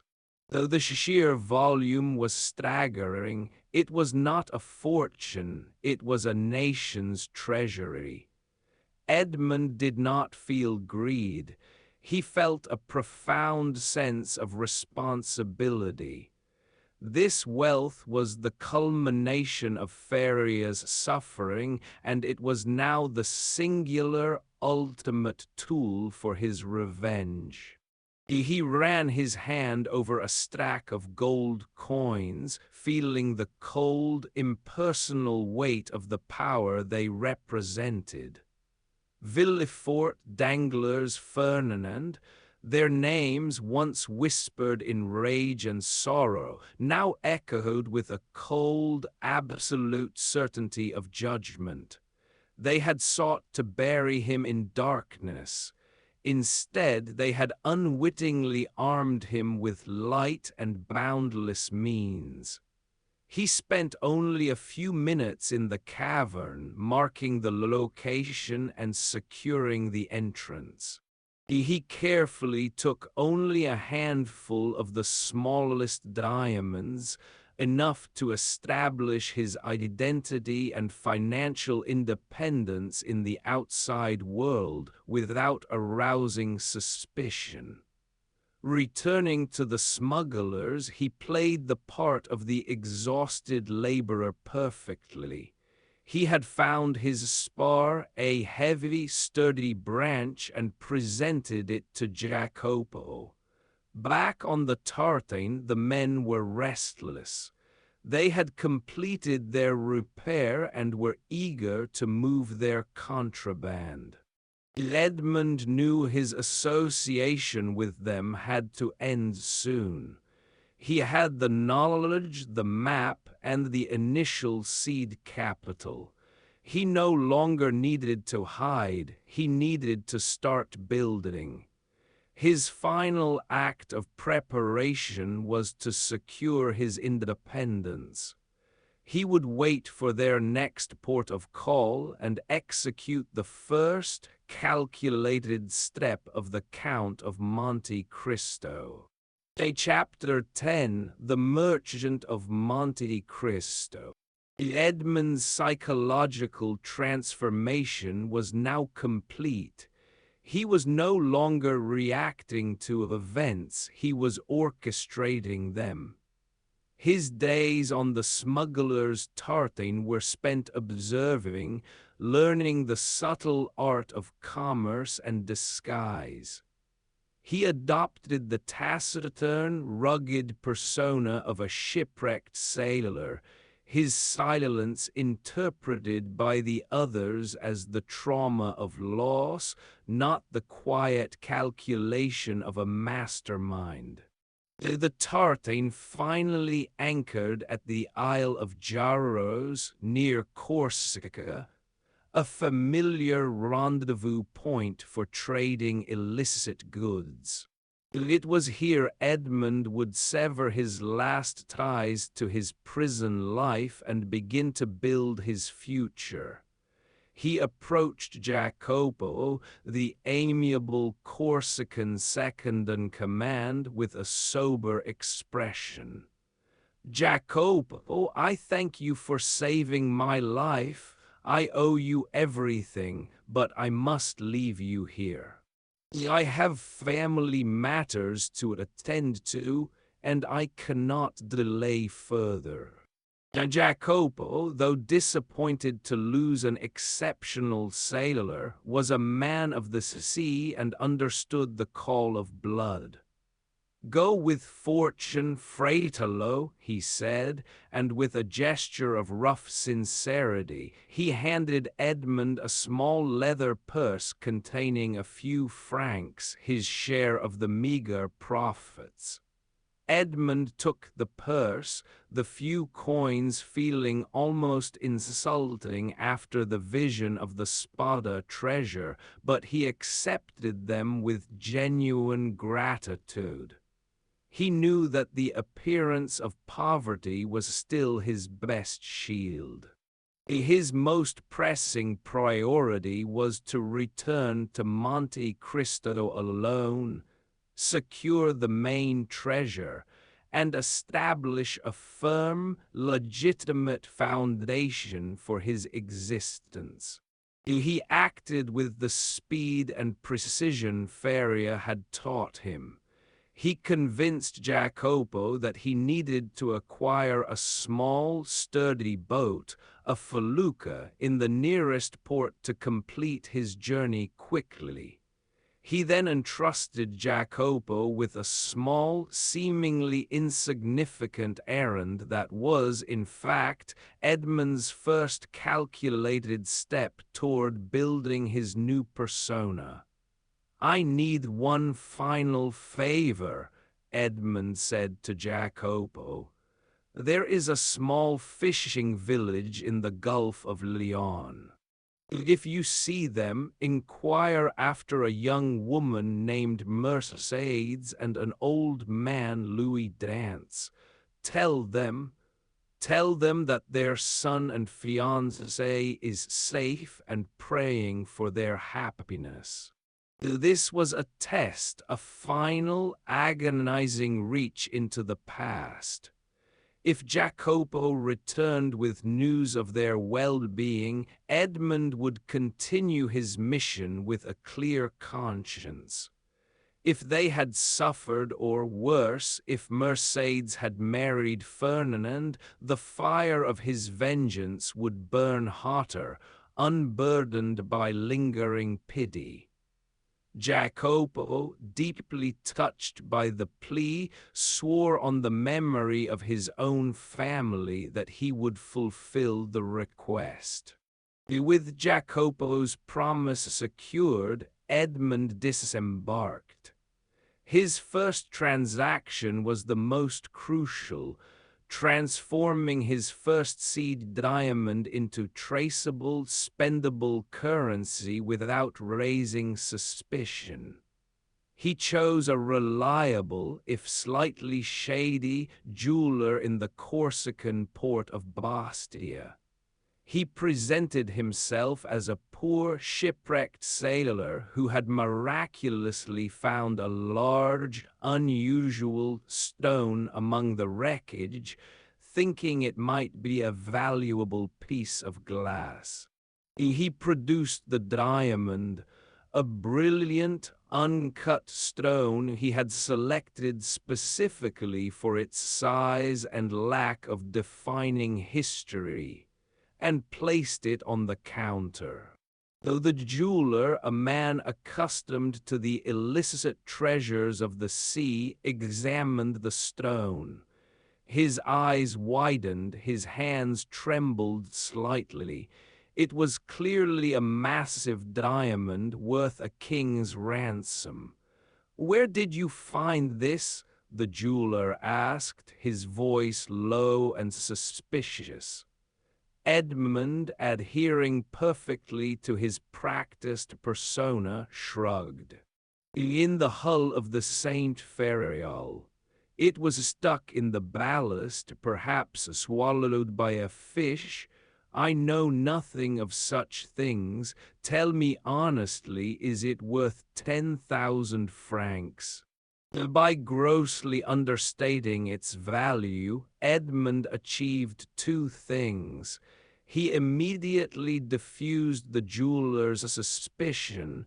A man who knew the true value would never ask such a low price, and he ensured a quick, easy sale.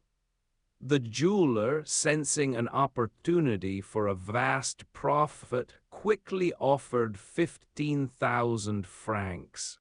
Edmond feigned surprise, accepted the money, and walked away, outwardly ecstatic but inwardly calm. He now possessed liquid capital enough to purchase a small ship, hire a discreet crew, and return to Monte Cristo in secrecy and comfort. His next move was the purchase of the ship. He needed a vessel that was fast, anonymous, and capable of long-distance travel. He bought a small, sturdy tartan with a reputation for speed, paying slightly above market price in cash. A clear demonstration of newly acquired but not suspicious wealth. He named her the June Amélie. His final step was to hire a crew men who were reliable, loyal, and asked few questions. He hired 3 veterans, paying them handsomely, making it clear that their loyalty was to him alone. Within a week, Edmond Dantès had vanished, and in his place, a wealthy, private, and powerful merchant had quietly emerged. He sailed the June Amélie toward Monte Cristo, a ghost ship carrying a ghost of a man.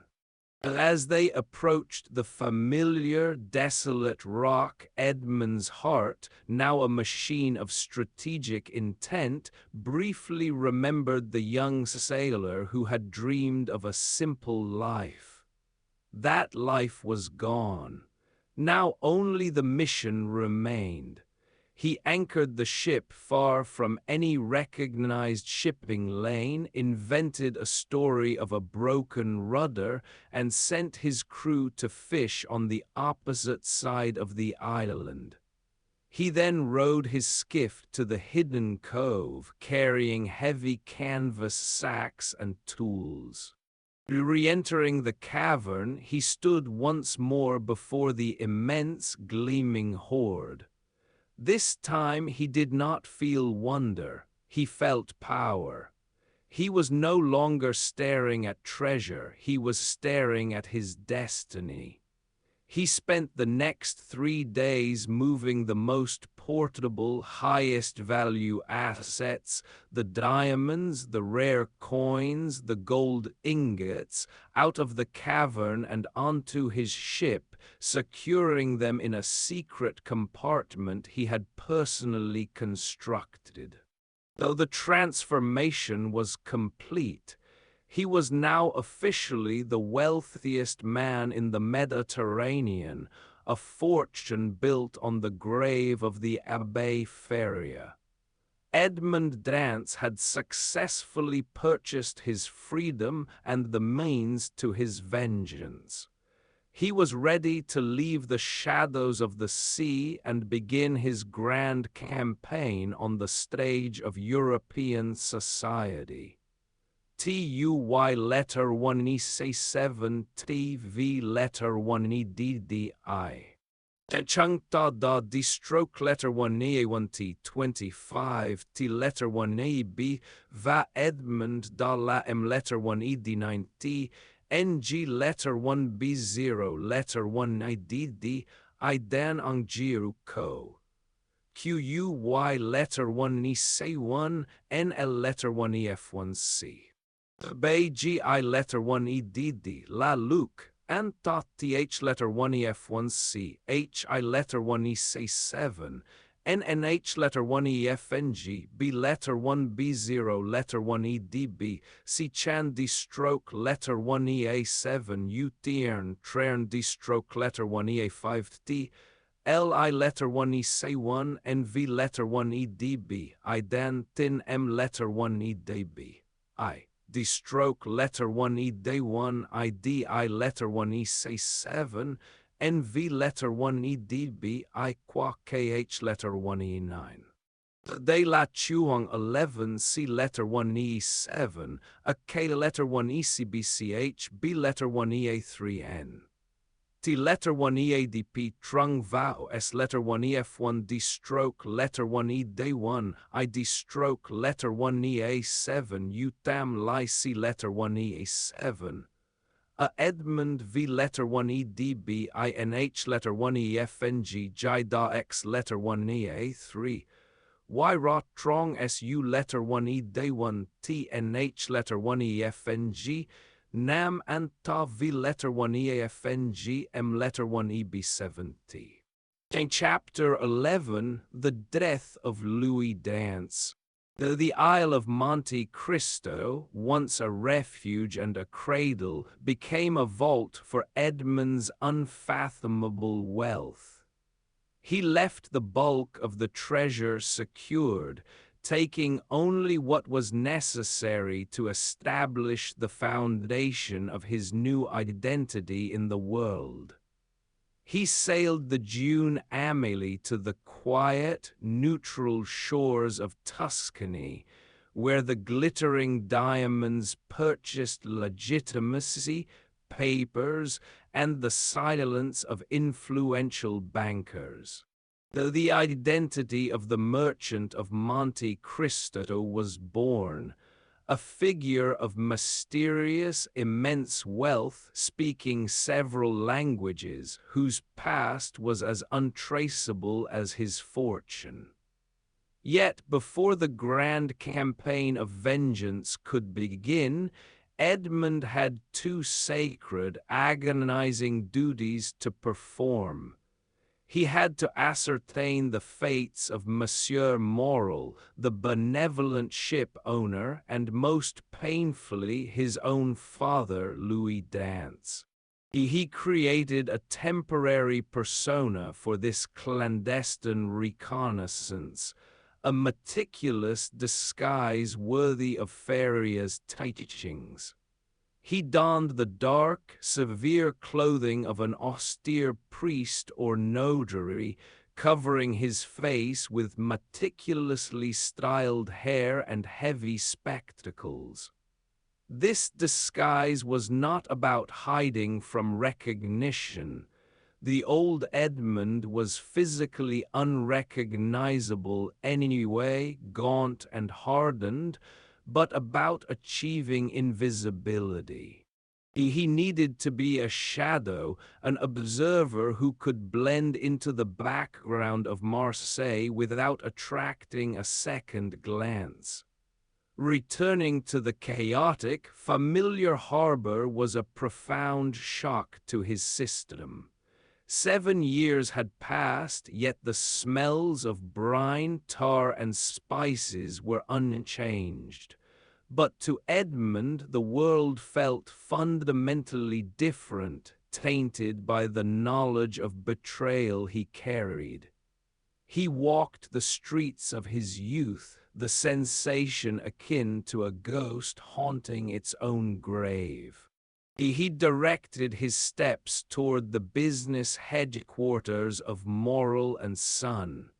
Monsieur Morel had been the last man on earth who truly believed in Edmond's innocence, the only one who had attempted to intervene on his behalf.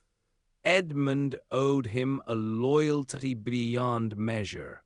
The once vibrant storefront of the shipping company was now shrouded in an air of neglect. The paint was peeling, the brass fixtures dull. Edmond's highly trained eye immediately assessed the financial distress.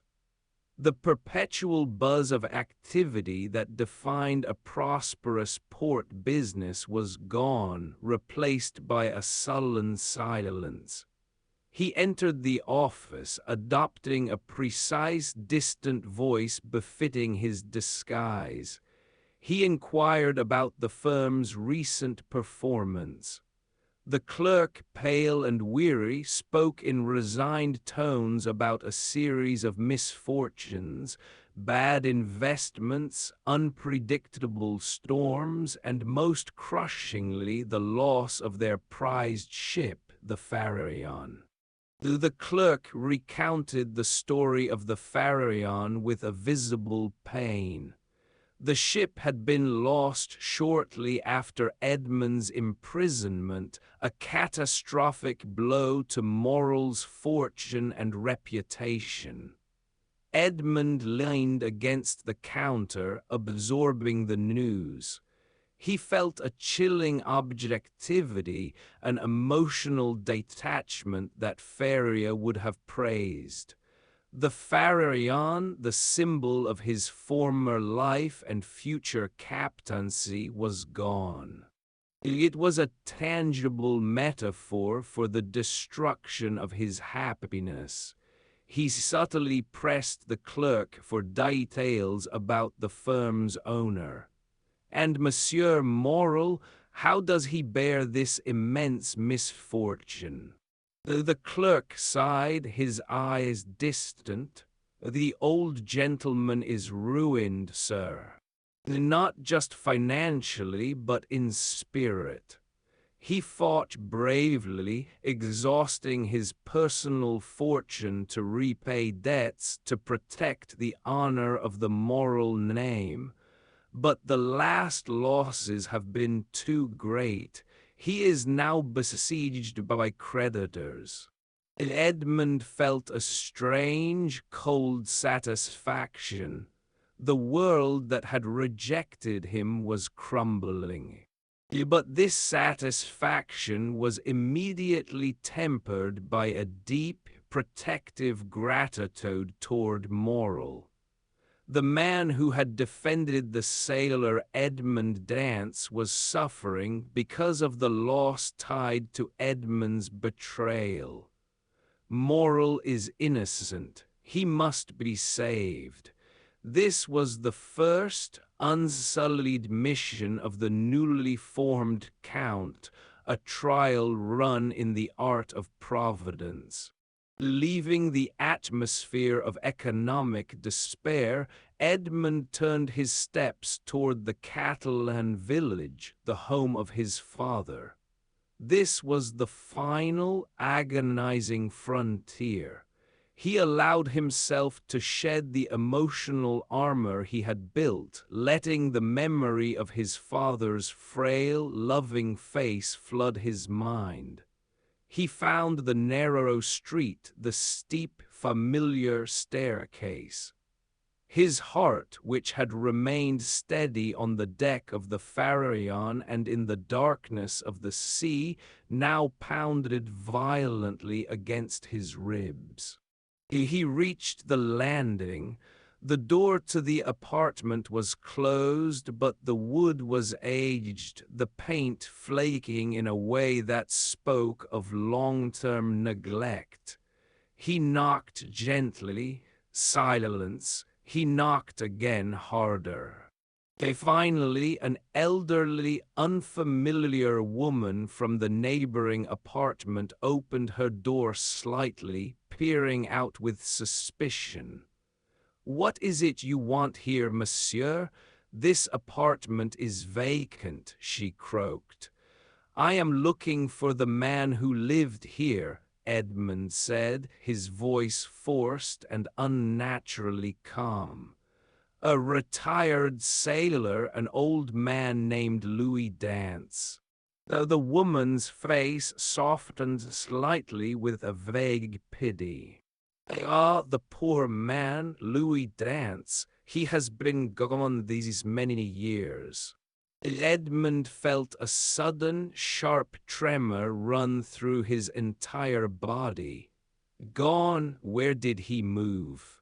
And to the country? Did he go to live with a relative? The woman looked at him with profound sadness. "He went to live with the good God, sir. He died shortly after his son, the young sailor, was arrested for that awful treason." Edmond staggered back against the cold wall, the floor tilting beneath him. The words, though delivered with quiet resignation, hit him like a shattering blow. Not old age, not illness, but grief and starvation following his arrest. The woman continued, recalling the tragedy with the detailed memory of village gossip. The poor father, he loved that boy so much. He refused to accept any charity, even from that good man, Monsieur Morel, who sent money often. He wasted away, refusing to eat enough, saying he could not bear to live well when his boy was rotting in a cell. He died of a broken heart, sir. The doctors called it voluntary starvation. A profound, soul-crushing silence descended upon Edmond. He realized that the conspirators had not merely stolen his freedom, they had orchestrated the murder of his father.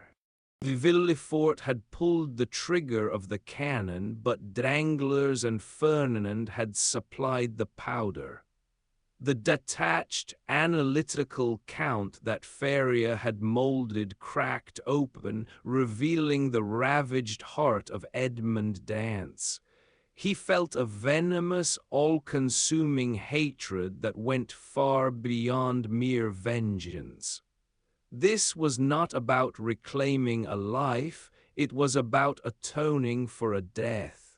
He thanked the woman mechanically, his face masked by the heavy spectacles and the impenetrable focus of his grief. He walked down the steep staircase, not as a man with a purpose, but as a force of nature, irrevocably dedicated to destruction. They will pay for the suffering of this gentle man. Every moment of his final agony will be measured and exacted upon their descendants. The last remaining vestige of the sailor Edmond Dantès died on that staircase. He was now fully, absolutely, the Count of Monte Cristo, a creation forged in the heat of betrayal and solidified by the cold, hard fact of his father's tragic end. His purpose was no longer revenge, it was the sacred, terrifying task of divine retribution. Chapter 12, The Miracle of September 5th. Though the discovery of his father's death had surgically removed the last sentimental anchor tying Edmond to the sailor he once was, grief was processed not as tears, but as a chilling, unshakable resolve. He dedicated the next few weeks entirely to the redemption of Monsieur Morel, viewing this task as a sacred debt that must be paid before he could proceed to the vengeance that awaited his enemies. Morel's ruin was now complete, publicized across Marseille. The once proud ship owner was facing not just bankruptcy but public dishonor. The specific date was etched into Edmond's mind. September 5th, the day the last of the promissory notes were due, and the day Morel would face debtor's prison or worse, self-destruction. Edmond, adopting his persona as the mysterious, austere Abbé Busoni, a shrewd man of God and law, approached Morel's former chief clerk, Cockles, who remained loyal to the firm despite its collapse. Edmond spoke in the precise, authoritative tones of a wealthy man conducting a sensitive inquiry.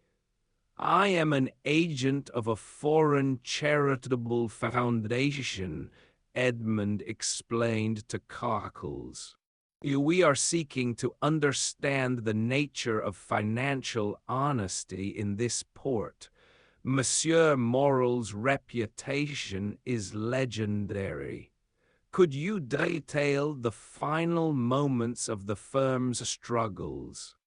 Cockles, touched by the recognition of his master's honor, willingly poured out the whole sorrowful tale. how Morel had used his entire personal fortune, including his wife's dowry, to cover his obligations, how he had refused all compromise with ruthless creditors, determined to protect the family name. The final crushing blow had been the loss of the Parisian, the loss directly connected to Edmond. Edmond listened, his heart aching with vicarious pain, but his mind calculating every detail. He needed to execute the rescue with the precision of a master clockmaker, subtly, anonymously, and completely. His plan involved two distinct, simultaneous maneuvers designed to make the salvation appear to be the result of a benevolent, almost supernatural intervention, thereby protecting Morel's pride. The two acts of salvation. Act I, the financial reprieve. On the morning of September 5th, Edmond, still disguised as Abbé Busoni, visited Morel's largest creditor, an unforgiving, avaricious merchant named Dantès. I have been sent by an anonymous party who wishes to liquidate a debt on behalf of Monsieur Morel, Edmond stated, his voice devoid of emotion. The debt amounts to approximately 287,000 francs. My employer has instructed me to pay only a portion, say 150,000 francs, in exchange for an agreement to delay the final payment for 3 months, or until the end of the year. The creditor, shocked by the sudden offer of a large cash payment for a debt he considered worthless, immediately agreed. The partial payment secured the crucial time Morel needed. Act II, the symbolic gift. The next, Edmond visited Morel himself. The sight of his former employer, haggard and aged beyond his years, sitting amidst the ruins of his once magnificent office, was almost too much for Edmond's hardened composure.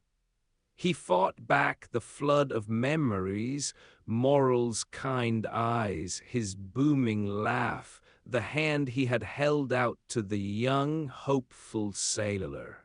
Monsieur Morel, Edmond began, maintaining a respectful distance. I am the Abbé Busoni. I have a message from a dying friend, a man you helped years ago. He told me to come to you and say only these words: remember, only despair can destroy you. Morel looked up, his face etched with confusion and despair. I don't understand, Father. Who sends this message? He also instructed me to deliver this, Edmond continued, placing a small red velvet purse onto the desk. This purse contains the exact amount of money you loaned him years ago, perhaps 5,000 francs. It is meant to ease your current burdens. Morel, touched by the ancient, unexpected gesture of gratitude, wept. He accepted the money, seeing it as a sign from heaven. Edmond then left, ensuring he was gone before Morel could ask further questions. He had bought Morel time and restored his immediate faith, but the true final act was yet to come. The miracle of September 5th. Edmond knew that Moral, a man of absolute honor, would not merely use the temporary reprieve. He would use the 3 months to search for an impossible solution. When no solution was found, he would still face ruin. On the afternoon of September 5th, the day the debt was originally due, Moral sat alone in his chamber, contemplating suicide. He had polished his dueling pistols and prepared to end his life rather than stain his family's honor. Suddenly, a carriage pulled up outside. A former employee, a humble and devoted man named Gaspard Cedros, stumbled into the room, hysterical with excitement. Monsieur Moral. As a miracle, Cedros cried. The last creditor, the cruelest one, has received full payment. All your notes are paid. Moral was dumbfounded. The news spread like wildfire. All of Moral's outstanding debts had been mysteriously settled by an anonymous benefactor. The honor of Moral and son was saved. But the final, impossible miracle occurred the next day. A ship was sighted entering the port, a new ship carrying a new cargo with an immaculate white hull. Moral watched from his window, mesmerized. The ship was named the Parisian. It was a perfect replica of the vessel he had lost, down to the smallest detail. On the deck stood a strange, solemn man who identified himself only as the agent of the anonymous benefactor. This was Edmond's final, grand stroke, not just saving the man, but restoring the symbol of his former prosperity, erasing the very memory of the loss. The new Parisian was a gift from Providence, ensuring Moral's financial survival and spiritual redemption. The entire city spoke of the miracle of September 5th. For Edmond, standing invisibly on the quay, watching the joy of the Moral family and the bewilderment of his enemies, the feeling was chillingly potent. He had achieved his first act of absolute control, moving capital and men like chess pieces across the board. His heart, once consumed by desperate grief, now contained a cold, calculated joy. He had saved an innocent man, proving the efficacy of Faria's teachings and the power of his treasure. The debt was paid. Now the debt owed to his father remained, and for that only eternal damnation would suffice. He turned away from the joyous spectacle of the Moral family. Edmond Dantès was gone, replaced by the Count of Monte Cristo, a figure of enigmatic wealth and power, ready to step onto the grand stage of Europe and begin the long, slow, methodical work of divine retribution against Danglars, Fernand, and Villefort. Chapter 13. The Count's Grand Design. With the salvation of Monsieur Moral complete, Edmond achieved a terrifying new psychological equilibrium. He had proven his capabilities. He was no longer merely a man seeking revenge, but a master manipulator of fate. The act of benevolence, executed with the same precision he planned to apply to destruction, solidified his self-concept as the agent of providence. He left Marseille immediately, his heart cold, his eyes fixed on the distant horizons of Europe's high society.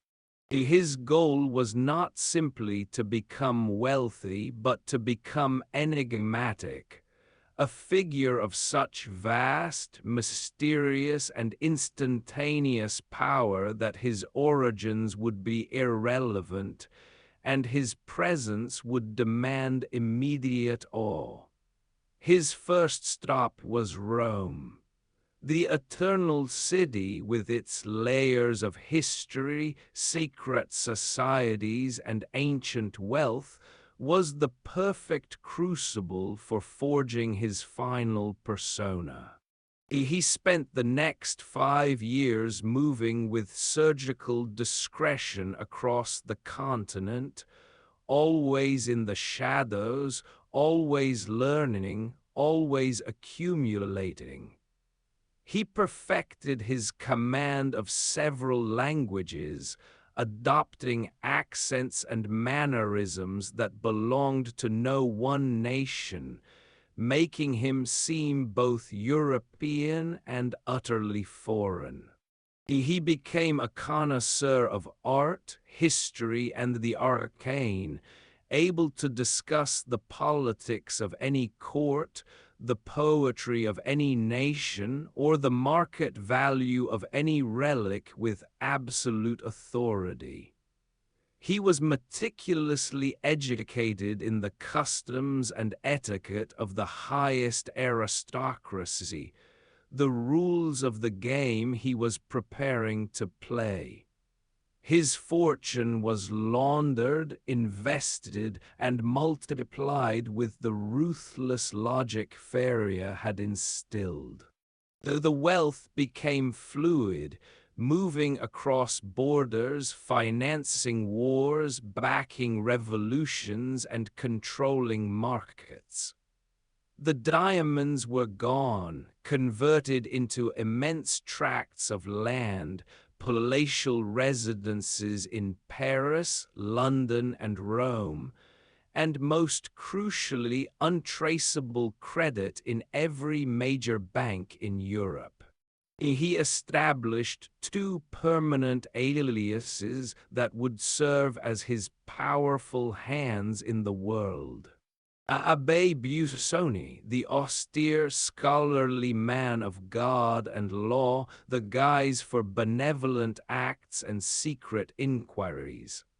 Lord Wilmore, the eccentric, wealthy English nobleman, the guise for risky financial ventures and public anonymity, but these were merely tools. The ultimate persona, the instrument of retribution, was carefully constructed from the ground up, the Count of Monte Cristo. He chose the name for its geographic specificity, yet its historical emptiness. It was a name without lineage, a name born directly from his prison, signifying that he was a man sprung from the earth itself. It was a name that would command respect purely by the immense, unsettling wealth that surrounded it. The physical transformation was now complete. The youthful energy of Edmond Dantès had been replaced by a mature, formidable gravity. His face was pale, his features chiseled by years of hardship, his hair prematurely silvered at the temples.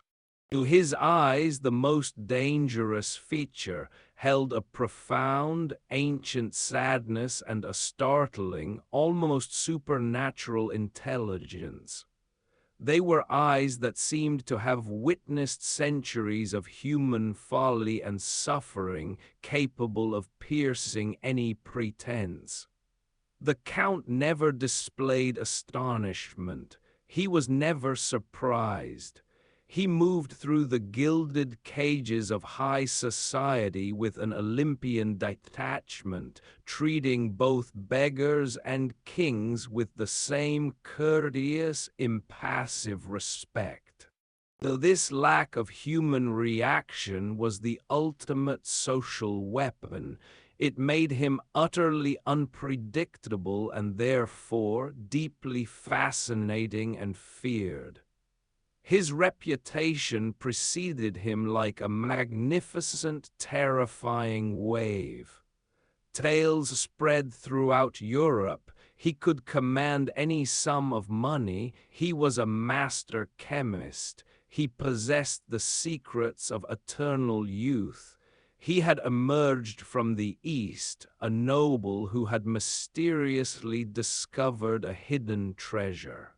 He was everything to everyone, a miracle, an alchemist, a god, or perhaps the devil himself. A ghost's observation. During these years of preparation, Edmond did not forget his enemies. His agents, loyal, discreet men hired with his infinite capital, were deployed to gather every shred of information on Danglars, Fernand, and Villefort. The reports were meticulously delivered and clinically analyzed. Danglars had used his shrewdness and his betrayal of Edmond to advance his career rapidly. He married a wealthy widow and became a powerful financier in Paris, Baron Danglars, consumed by an insatiable greed for money and influence. His wealth was colossal, but built on speculation and ambition. Fernand Mondego had distinguished himself during the wars in Greece, returning as a national hero. He had married Mercédès, the final brutal confirmation of Edmond's loss. Fernand was now the Count de Morcerf, a respected figure in Parisian high society, his fame built on a foundation of military lies and moral cowardice. Gérard de Villefort had reached the pinnacle of legal authority. He was now the king's prosecutor in Paris, a man of cold, absolute power, his past crimes safely buried under layers of legal jargon and public piety. His life was a monument to his terrifying self-control. Edmond studied these reports as a general studies the map of the battlefield. The three traitors were no longer isolated figures in Marseille. They were pillars of Parisian society, intricately connected to the very fabric of French power. This meant the campaign of retribution would require more than mere murder. It required their complete public destruction, a dismantling of their honor, their fortunes, and their families. The time for preparation was ending. With his wealth secured, his persona established, and his enemies located at the apex of their power, the Count of Monte Cristo was ready to make his grand entrance. He would arrive in Rome during the carnival season, a time of masks, anonymity, and indulgence, to test his creation and announce his presence to the world. The ultimate confrontation was about to begin. Chapter 14, The Invitation to Paris. Though the Roman Carnival of 1838 was a riot of color, noise, and anonymity, the perfect theater for the debut of a man who was himself a perfect enigma. Rome, a city saturated with history, was indifferent to status but captivated by novelty and immense wealth. The arrival of the Count of Monte Cristo was the most sensational novelty of the season. Though the Count had taken up residence in the Palazzo Borghese, renting the entire top floor, a lavish statement of his limitless resources. His servants, including the silent, formidable Greek slave Ali and the sharp-witted financial agent Bertuccio, were exotic and impeccably trained, adding to the aura of mystery. Edmond, now fully immersed in his persona, moved through the city's highest circles with an Olympian detachment. He was flawlessly dressed, his conversation was profound, his wealth was undeniable, yet he remained utterly unreadable. His face, pale and marked by an intelligent sadness, never betrayed emotion. He was Providence incarnate, calm, just, and terrifyingly patient. The initial steps of his vengeance were subtle, involving the precise placement of information and influence. He was not yet ready to confront his enemies directly, but he was prepared to observe their offspring and the current state of their moral decay. It was during the madness of the Mardi Gras procession that the Count's path intersected with the first piece of his vengeance, Albert de Morcerf. Albert was the son of Fernand Mondego, now Count de Morcerf and Mercédès. To Edmond, Albert was a ghost of his own lost potential, the son he would have had with Mercédès.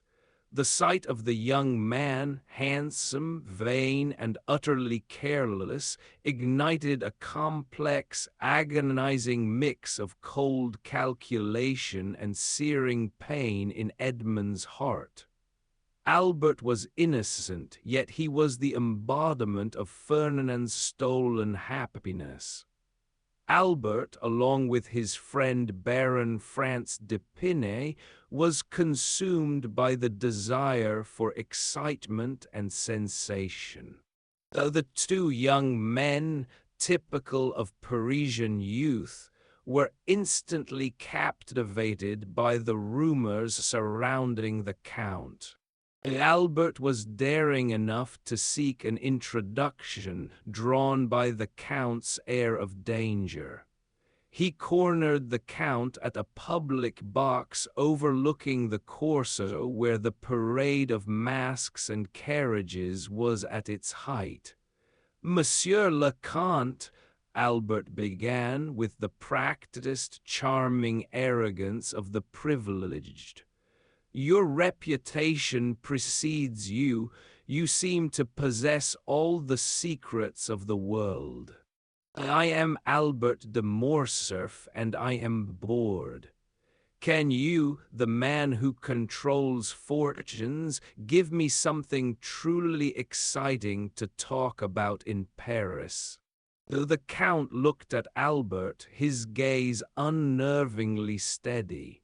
His voice, when he finally spoke, was low, melodious, and perfectly controlled, a voice meant to command attention and inspire fear. "Excitement, young man," the Count replied, "is merely a calculated risk. I can provide you with sensation, yes. But sensation has a price. Do you seek the pleasure of life or the knowledge of death?" Albert, utterly charmed by the Count's theatrical darkness, laughed. Death only if it is amusing. I seek the grand, romantic experience that will make my Parisian friends jealous." The Count's lips curled into a faint, enigmatic smile. He proposed a dangerous, romantic plot. He would arrange for Albert to witness and potentially be victimized by the capture of the notorious Roman bandit Luigi Vampa. The plan was a meticulous act of stagecraft, designed by the Count to achieve several ends. Establish his supernatural influence. By seemingly predicting and controlling a major criminal event, the Count would solidify his reputation as a man who wielded power beyond human understanding. Lure Albert to Paris. Albert, indebted and awestruck by the Count's rescue, would inevitably invite the Count to Paris, directly placing the Count in the orbit of Fernand and Mercédès. They test the limits of human fear.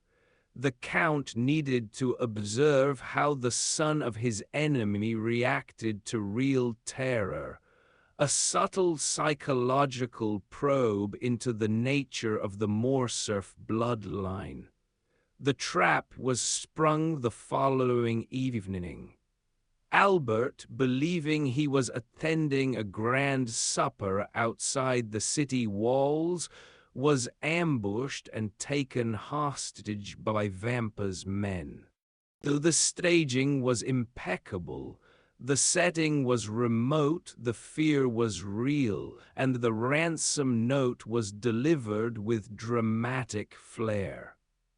Albert was genuinely terrified, facing the stark reality of death. But just as his panic peaked, the Count of Monte Cristo arrived at the bandits' hideout, walking through the torchlit cave with the casual authority of a king entering his court. He spoke to Vampa not as a wealthy supplicant, but as a long-time acquaintance, revealing that he had Vampa completely under his control through prior, undisclosed dealings. The bandit bowed low to the Count. Albert was instantly released, completely unharmed, believing the Count to be a man of such immense and fearful power that even the outlaws of the land obeyed him. The rescue was the ultimate public relations stunt. Albert, now eternally grateful and utterly convinced of the Count's miraculous nature, became the perfect unwitting herald. "Monsieur le Count," Albert declared, his eyes shining with devotion, "you have saved my life. I am in your debt. My house, my family, my entire life in Paris is at your disposal. I insist that you visit us. My father, the Count de Morcerf, will be honored to thank the man who saved his son." The Count accepted the invitation with a slow, deliberate nod, the first official step into the lair of his betrayers. "You have invited the wolf to the door," Fernand Edmond thought, his mind already sketching out the details of the Parisian campaign. "The architect of your destruction has arrived, courtesy of your own son." Though the carnival ended, the masks came off, and the Count of Monte Cristo, having established his terrifying reputation and secured his invitation, prepared to move his vast apparatus of vengeance to the heart of French power. Chapter 15. The Recognition of Mercédès.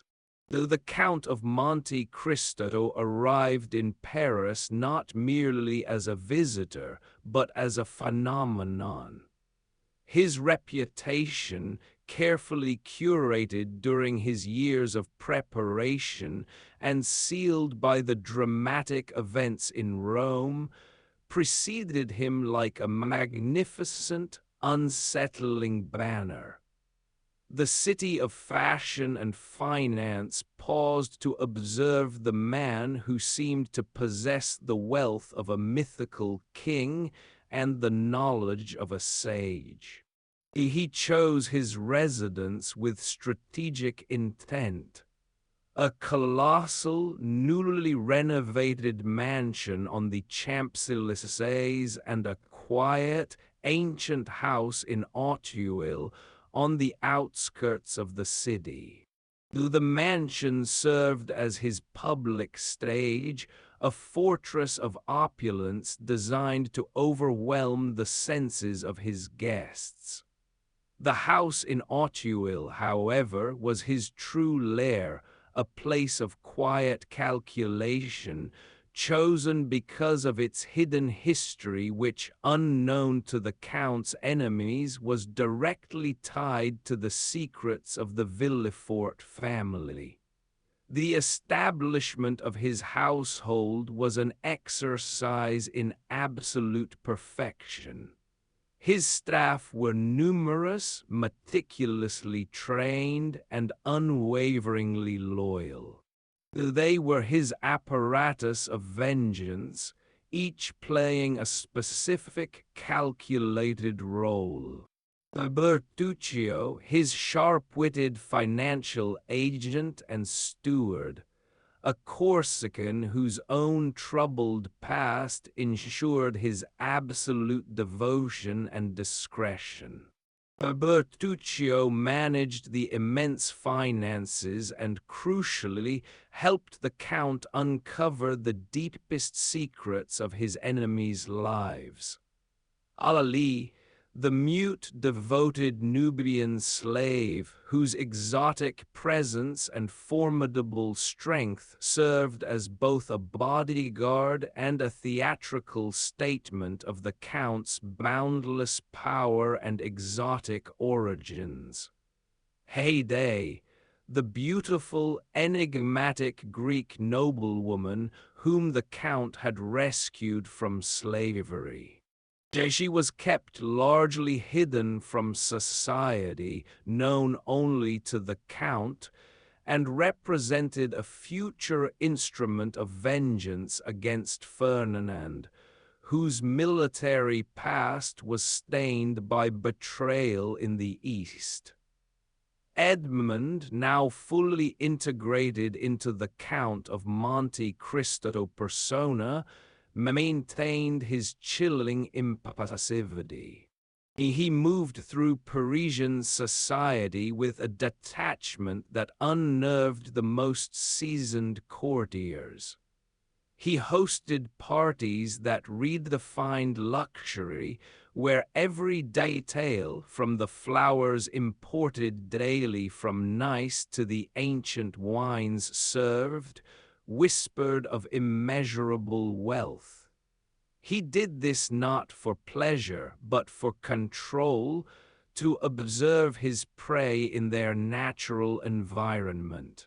His initial interactions with his enemies were through subtle acts of financial manipulation and veiled inquiry, executed primarily through the guise of the austere Abbé Busoni and the eccentric Lord Wilmore.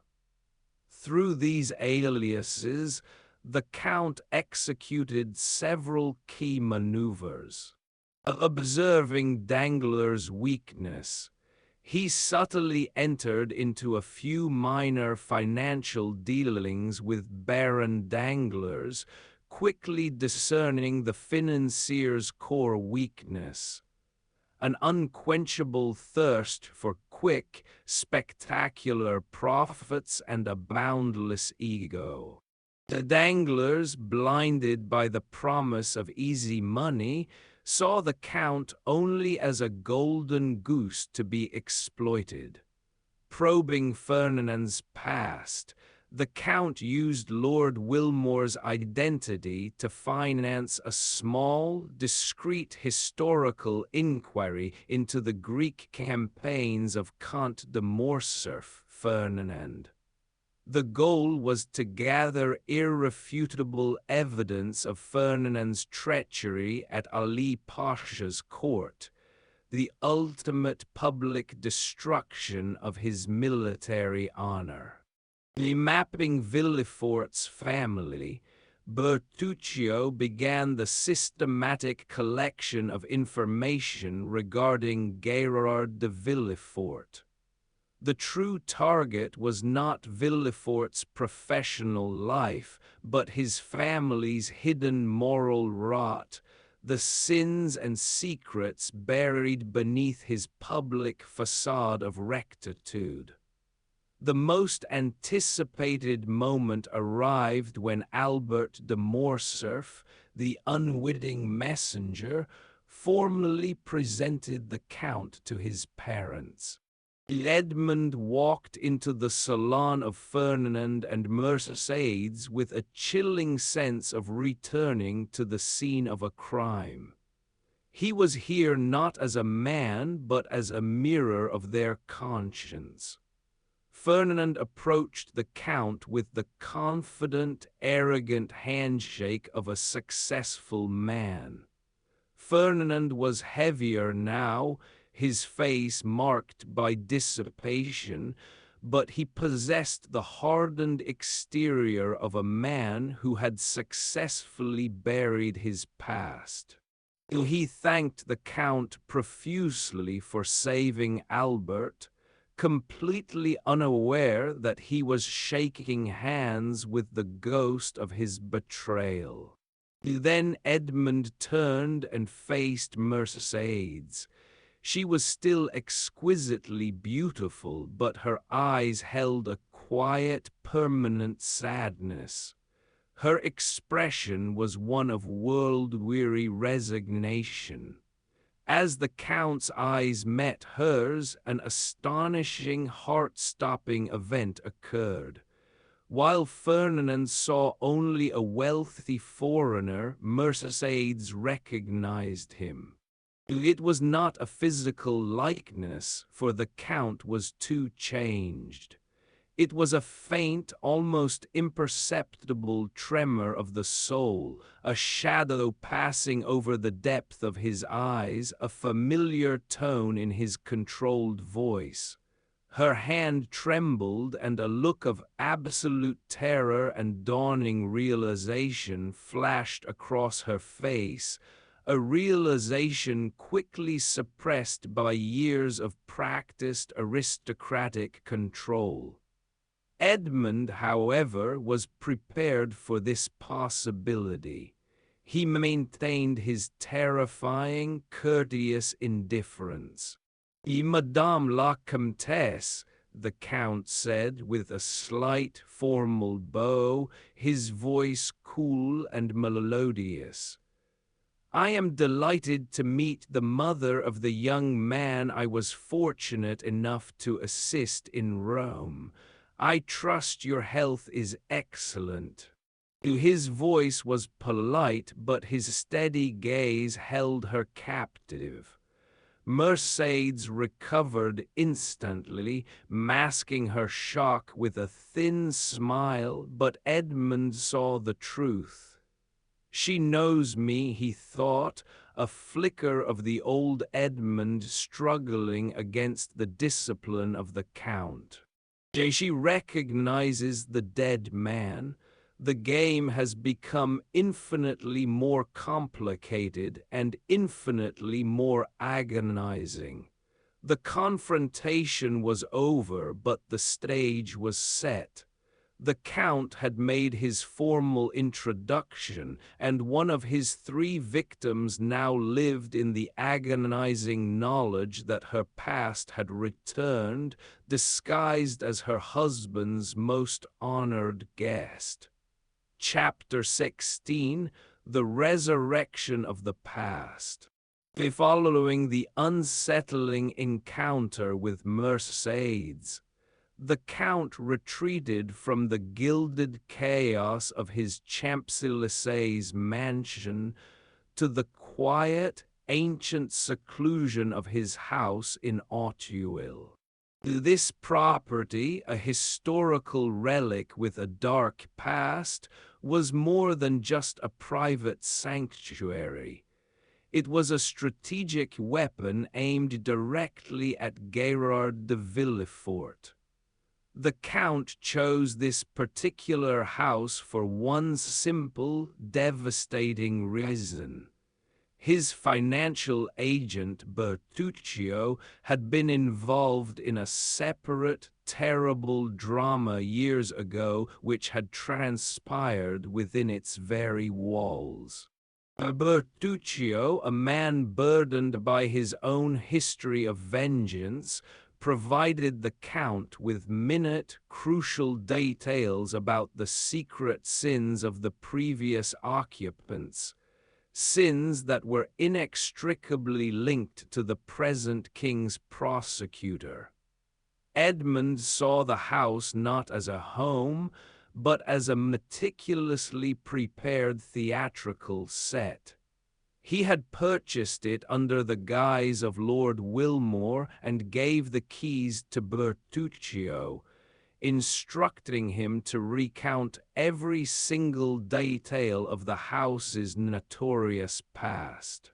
Bertuccio, initially hesitant, revealed the grim story of the house to the Count. Years ago, a pregnant woman had come to the house for a clandestine birth. The man responsible for the affair, Bertuccio had learned through his own inquiries, was none other than Gérard de Villefort, the same man who had condemned Edmond. Villefort, seeking to bury his shame and protect his spotless reputation, had convinced the woman to allow him to dispose of the infant. Villefort had buried the baby alive in the garden of that very house. Bertuccio had witnessed the burial attempt and, in a fit of rage over his own family's misfortunes, had subsequently stabbed Villefort, leaving him for dead. Villefort, however, survived and rose to power, never suspecting that the grave in Auteuil was still a ticking time bomb. The moment Edmond heard the name Villefort tied to this act of infanticide and betrayal, his cold vengeance gained a horrific personal dimension. His enemy was not just a hypocrite, he was a murderer of the innocent. The hypocrisy of the king's prosecutor is so deep that he condemned me for a perceived political crime while committing murder to hide his own personal crime, Edmond thought, the chilling truth hardening his resolve. The Count's subsequent actions were calculated to instill maximum psychological terror. He did not confront Villefort directly. Instead, he began the methodical process of resurrecting the ghost of the prosecutor's past.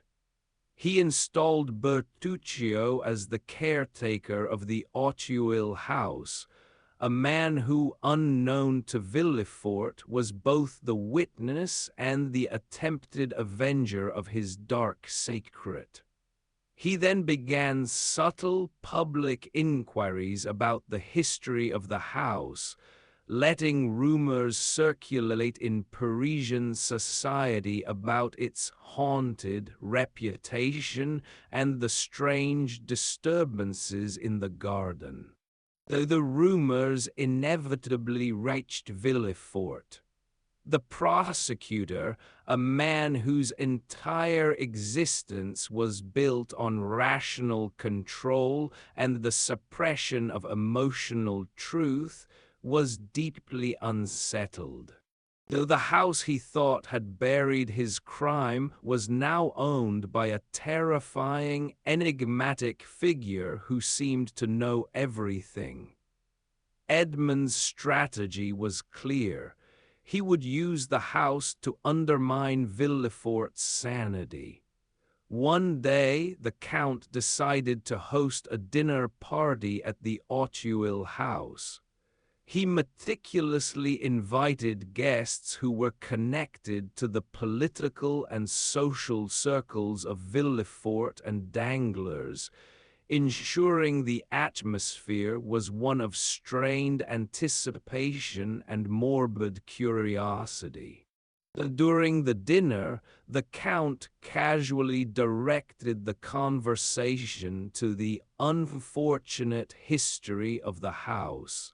He spoke with the clinical detachment of a historian, recounting tales of hidden chambers, tragic secrets, and the powerful forces of justice that inevitably expose them. His words were precise, vague enough to avoid direct accusation, yet pointed enough to make his guests, and through them Villefort, wonder if the Count somehow possessed a key to the house's most guarded secrets. The psychological effect was immediate.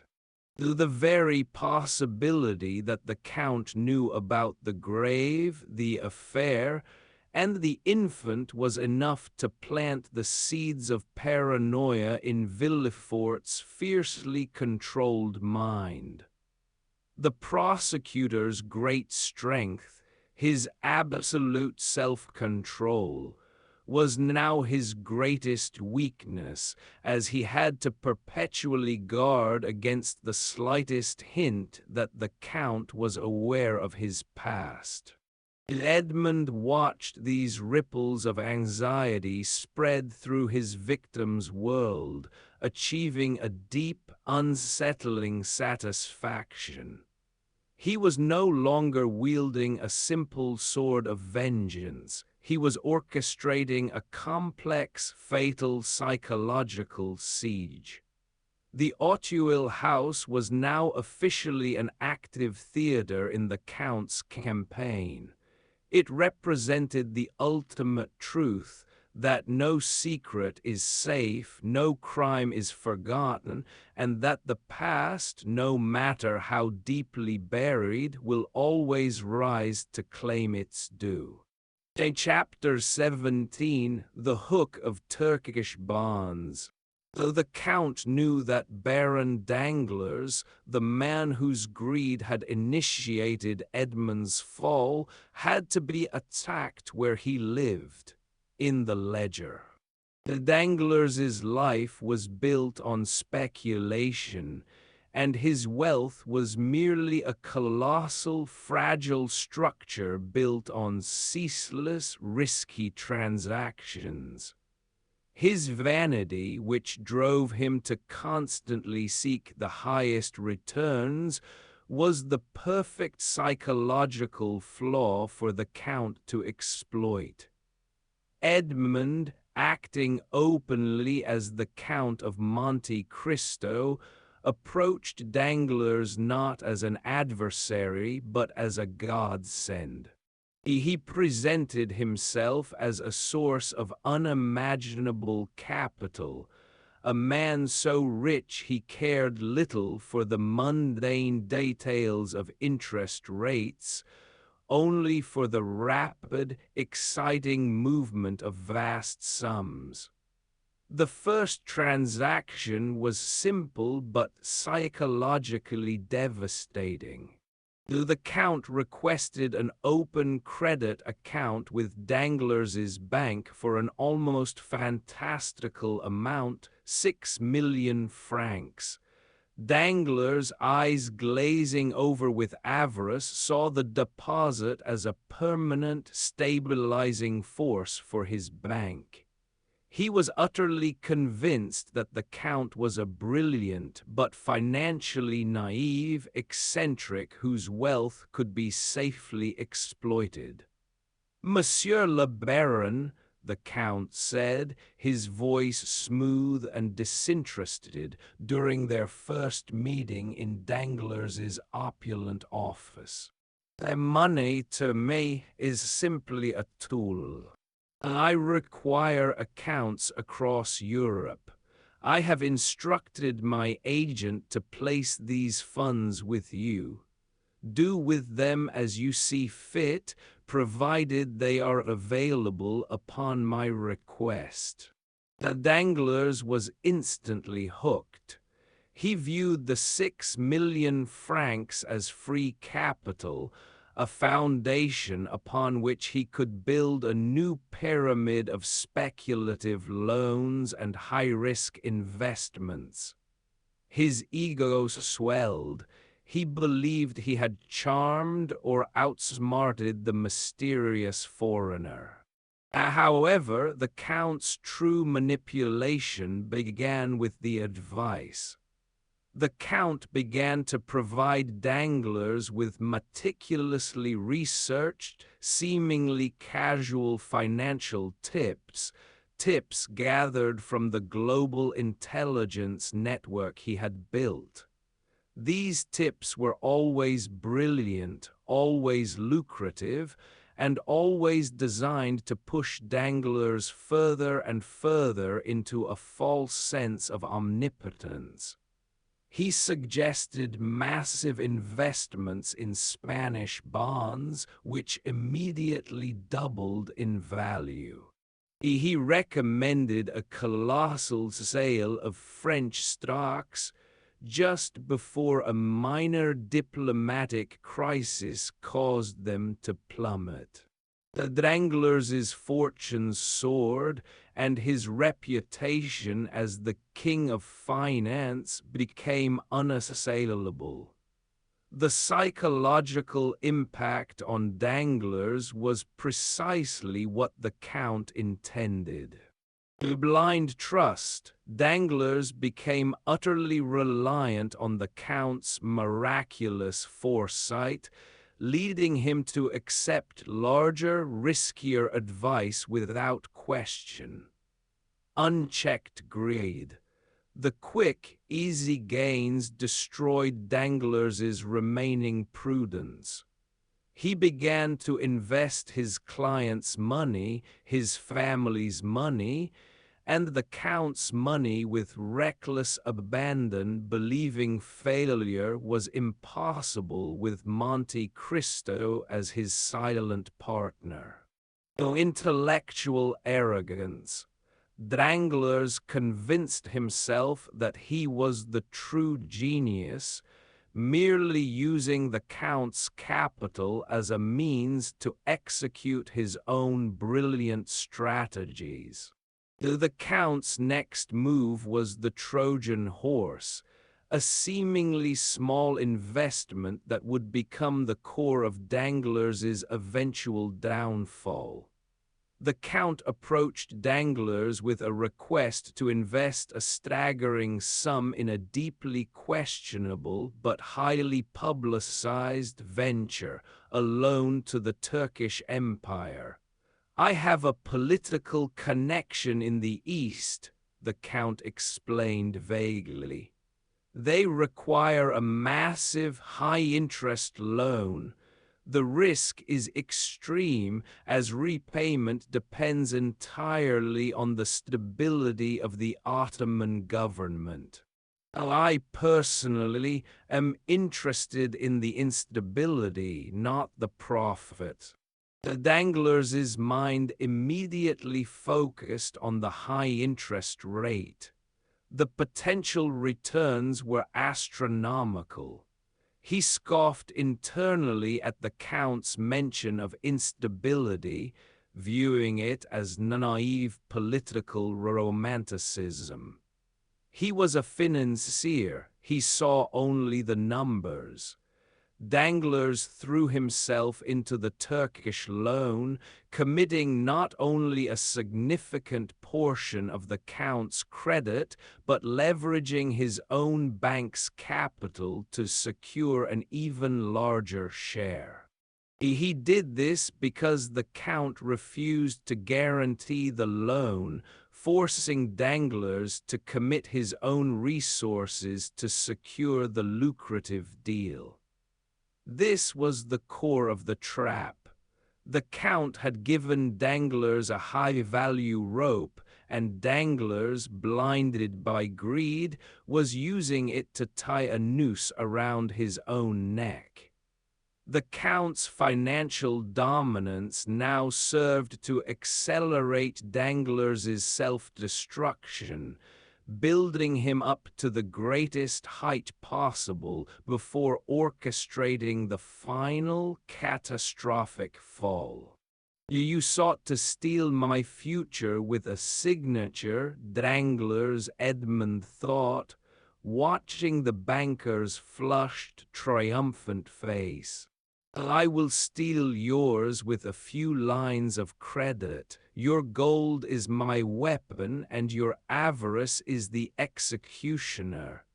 Chapter 18, The Unraveling of Morcerf.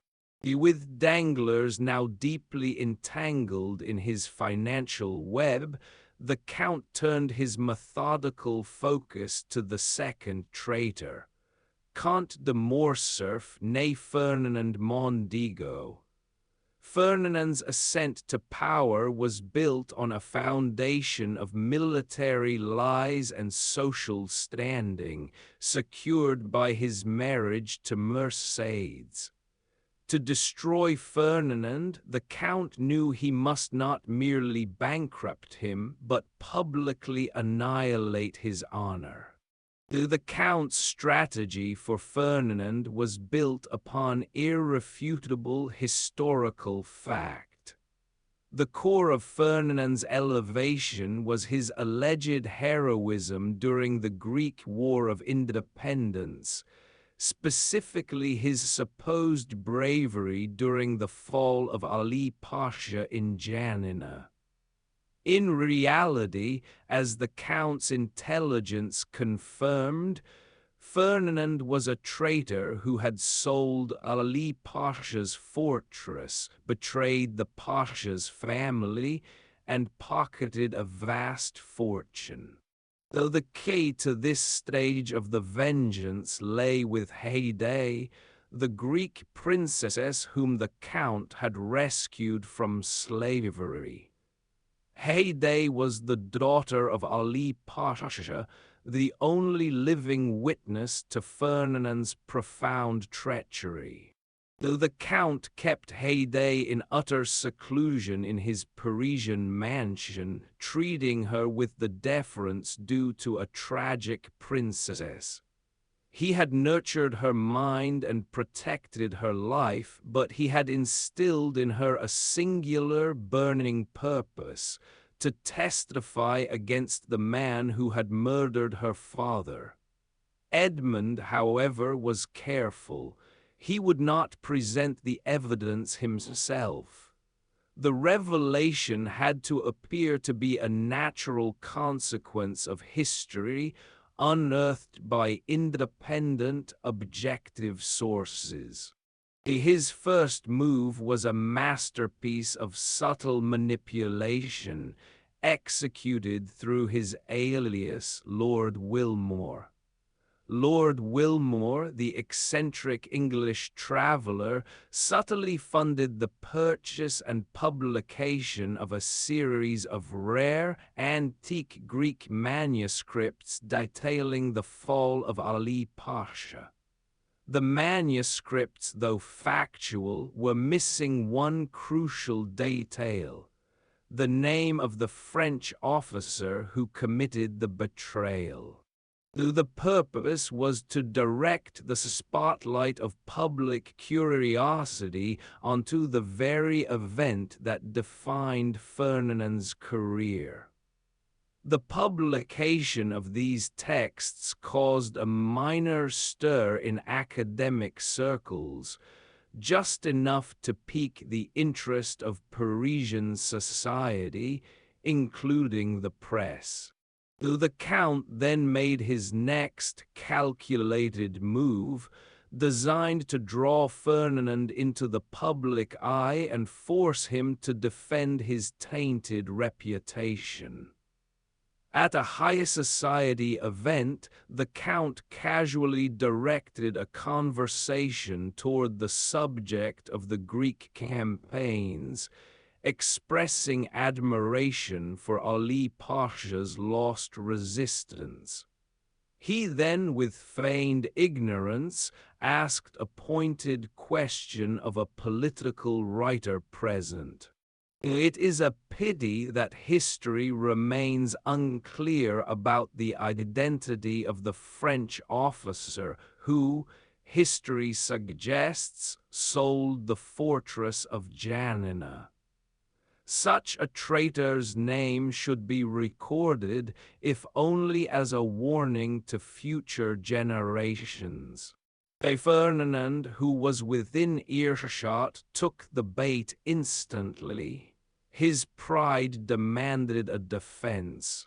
He stepped forward, his face flushed with the familiar arrogance of the successful impostor. Monsieur le Comte, you speak of an old rumor. The officer in question, Count de Morcerf, myself, is known to history as a hero, a man who survived impossible odds. You slander a national figure based on dubious academic texts. Though the Count looked at Ferdinand with an expression of cool, clinical pity. Forgive me, Count. I merely referred to the historical record. If you state that you are indeed that officer, then my curiosity is satisfied. You possess a unique position to clarify history. Though the exchange was brief, public, and devastatingly effective, Ferdinand had been publicly forced to claim ownership of the Janina campaign, attaching his honor irrevocably to the event the Count was preparing to expose. The Count's agents, having witnessed this public exchange, immediately passed the information to a respected but highly aggressive newspaper editor. The editor, smelling a potential political scandal, began an independent investigation into Count de Morcerf's wartime records. The investigation was then guided by anonymous tips sourced by the Count's ubiquitous intelligence network that directed the editor toward archived documents in Vienna and Constantinople, documents that proved the vast, unexplained increase in Ferdinand's personal fortune immediately following the fall of Janina. Though the slow, grinding machinery of public opinion had been set in motion, the Count was not destroying Ferdinand quickly. He was forcing him to endure the terrifying, slow descent into public scrutiny, knowing that every piece of evidence was true and therefore unrefutable. As the first rumors of the newspaper's investigation began to circulate, the Count retreated to his private study. He knew the agony Ferdinand would soon face, the fear of being exposed, the terror of losing the high social standing he had so ruthlessly fought to achieve. You destroyed my honor and took my love, Edmond reflected, tracing the lines of a Greek map.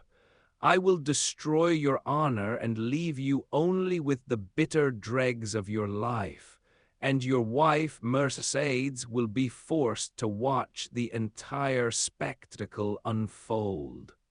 Chapter 19, The Deferred Executioner. The Count of Monte Cristo systematically wove himself into the highest strata of Parisian life, using his immense wealth to open doors that remained shut even to titled nobility. His objective was now a seamless social siege. He was everywhere his enemies were, yet always maintained the courteous, unthreatening distance of a mysterious, distinguished guest. The focus of his attention shifted toward Gérard de Villefort. Unlike Danglars, whose flaw was avarice, or Fernand, whose flaw was vanity, Villefort's vulnerability was his terrifying need for control. His life was a meticulously crafted monument to public rectitude and suppressed sin. And to destroy him, the Count had to introduce an element of the unpredictable, a force that defied all legal and rational control. The opportunity arose at a glittering ball hosted by one of the city's most influential families. Villefort was there in his capacity as the king's prosecutor, a figure of cold legal authority, universally respected and feared. The Count, dressed in impeccable, sober black, approached Villefort with a manner of profound, almost reverent respect. "Monsieur le Procureur," the Count began, his voice low and rich, immediately commanding Villefort's attention. "Your reputation for justice and penetrating analysis precedes you. I am the Count of Monte Cristo, and I am honored to finally meet the man who upholds the very foundation of the state." Villefort, accustomed to deference, responded with practiced civility, but his eyes, sharp and cautious, betrayed a deep professional reserve. He saw the Count as a man of extreme wealth and therefore potential trouble, a figure who operated outside the laws Villefort was sworn to enforce. "I thank you for your kind words, Count," Villefort replied, his tone measured. "But I assure you my work is merely the application of rational jurisprudence." "Rationality," the Count mused, his gaze unwavering, "is a comforting facade, monsieur. But the greatest dramas of human life are often driven by forces that defy law, passion, fate, and the relentless resurfacing of the past." Though the conversation, initially polite, began to veer into dangerous philosophical territory. The Count, subtly and with brilliant finesse, steered the discussion toward the subject of judicial errors and irrevocable sentences. He spoke of his extensive travels, claiming to have encountered legal systems across the world. "I have studied the concept of justice in many lands," the Count stated. "And I find it curious that in Europe, men condemn others to life imprisonment or even death, only to later discover the terrible, unrectifiable mistake. The error, monsieur, often lies not in the evidence, but in the haste of the judge, driven by personal motives or political necessity. Villefort felt a chill of professional discomfort, which quickly twisted into a personal unease. The Count's words, though abstract, resonated with the singular defining sin of Villefort's life, the rash, politically motivated condemnation of Edmond Dantès. The Count, perceiving the subtle shift in Villefort's composure, the tightening around the prosecutor's thin lips, pressed the point with chilling precision. "Imagine, Monsieur le Procureur," the Count continued, leaning in slightly, his voice dropping to a confidential whisper, "a man innocent of the charge sentenced to perpetual darkness. Years pass. Though the judge, whose verdict was sealed by a terrifying combination of fear and ambition, rises to great power. The judge believes the past is buried. But what if Providence deems otherwise? What if the condemned man returns, armed with the patience of the tomb and the wisdom of the long night?" Villefort's control nearly snapped. The color drained from his face. He gripped the edge of a nearby table, his mind screaming. This was not a general philosophical debate. This was an almost direct citation of his 20-year-old crime. He looked desperately into the Count's dark, fathomless eyes, searching for recognition, for the hint of the young sailor. He found nothing but cold, intellectual curiosity. Villefort forced a cough and found his voice thin and strained. Such narratives, Count, belong to fiction. In the real world, the guilty remain guilty and the dead remain dead. No man can return from the grave. Indeed, the Count responded, withdrawing slightly, his enigmatic smile returning. But those who believe the dead are silent often fail to realize that the past is simply a deferred executioner. The brief encounter ended with the Count making a polite, profound bow, leaving Villefort standing alone, sweating beneath the heavy velvet of his waistcoat, utterly shaken. The prosecutor, who could control laws, budgets, and men's lives, felt an icy dread over the one thing he could not control: the secrets of his own heart. Though the Count's work for the evening was done, he had tested the boundaries of Villefort's sanity and found them fragile. He had proven that his mere presence was a constant, debilitating reminder of the Auteuil grave and the injustice in Marseille. The siege of Villefort's mind had officially begun. Meanwhile, news was quietly filtering through the financial district. Danglars, convinced of the Count's infallibility, had just leveraged a staggering sum into the Turkish bonds, increasing his exposure exponentially. And in the political salons, the first subtle questions about Count de Morcerf's obscure military history were beginning to be asked with a new, aggressive intensity. The three threads of the Count's vengeance were now taut, ready for the final, destructive pull. Chapter 20, the poison of shared secrets. Though the psychological pressure exerted by the Count on Gérard de Villefort required a patient, layered execution.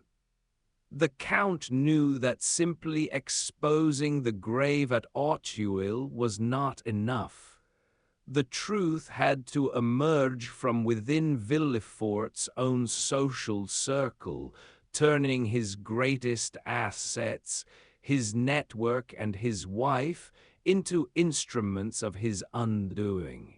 The Count had discovered, through Bertuccio's full confession and his own meticulous research, that the woman with whom Villefort had committed adultery and conceived the child buried at Auteuil was Madame Danglars, née Hermine de Nargan, the current wife of the man whose financial ruin the Count was orchestrating. This realization was a revelation. The three great betrayers were interconnected by a monstrous shared web of avarice and sin. Danglars' money, Fernand's name, and Villefort's power were all built on moral quicksand. The Count's next step was to use this knowledge to bring Madame Danglars and Villefort into direct, agonizing contact with their past crime. He began by hosting a series of exclusive, small gatherings at his infamous house in Auteuil. These events were meticulously staged.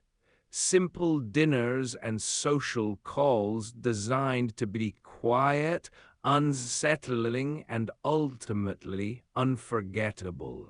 The Count, feigning profound interest in the house's history, frequently directed conversations to its most peculiar features. One afternoon, while hosting Madame Danglars and a small group of influential women, he casually led them into the garden. "My esteemed guests," the Count said, gesturing toward a specific overgrown flower bed, "this house is fascinating. My steward Bertuccio, an elderly man with a curious knowledge of local lore, insists that this particular spot is historically important. He claims that certain tragic events transpired here many years ago, events involving hidden passages and strange secrets." Madame Danglars immediately turned pale, the color draining entirely from her usually vibrant face. She recognized the place instantly. This was the precise location where nearly 20 years ago she had given birth in secret and where Villefort had assured her the body of the child had been successfully disposed of. Her reaction was not missed by the Count. He observed her through his usual mask of courteous indifference, enjoying the visible terror that overcame her studied composure. "Indeed, madame," the Count continued, his eyes holding hers for a fraction of a second too long. "Bertuccio claims there are certain disturbances that occur here, things that defy rational explanation. The secrets of the past, you see, often refuse to stay buried." Madame Danglars, unable to bear the weight of his implied knowledge, forced a shaky laugh. "Nonsense, Count. That is merely an old wives' tale. Your steward must have a very vivid imagination." "Perhaps," the Count conceded smoothly. But Bertuccio also possesses a remarkably detailed memory, particularly concerning the names and faces of those involved in any local tragedy. He had achieved his objective. He had made Madame Danglars a co-conspirator in fear. She left the gathering deeply unnerved, terrified that the Count or his strange steward possessed the proof that could ruin both her marriage and Villefort's career. The incident at Auteuil created a silent, frantic communication between Madame Danglars and Villefort. She sought him out, her usual confidence replaced by panicked urgency. Villefort, already suffering from the psychological siege the Count had initiated, was furious and profoundly alarmed by the indiscretion of his former mistress. He was forced to realize that his secrets were no longer safely compartmentalized. The mysterious Count, by connecting the house, the birth, and Madame Danglars, was tightening the noose on his entire existence. Villefort's immediate response was characteristic of his controlling nature. He ordered a discreet investigation into the Count's identity and past.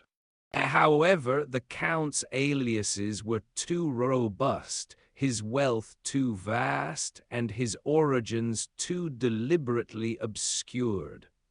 Villefort's inquiries only confirmed the prevailing rumors. The Count was an unassailable force, a man without a traceable beginning or end. You sought to bury my truth in the ground, Villefort, Edmond reflected from the shadows of his Auteuil study. Now your own truth is rising like a poison from the very earth you consecrated to your crime. The women in your life, your associates in sin, are now the channels for your destruction. The Count was now actively using the relationships between his enemies as a lethal weapon. Danglars was about to be ruined by the speculation he shared with his wife, and Villefort was about to be destroyed by the crime he shared with her. The threads of their respective dooms were now inextricably tangled. Chapter 21: The Poisoner's Apprenticeship.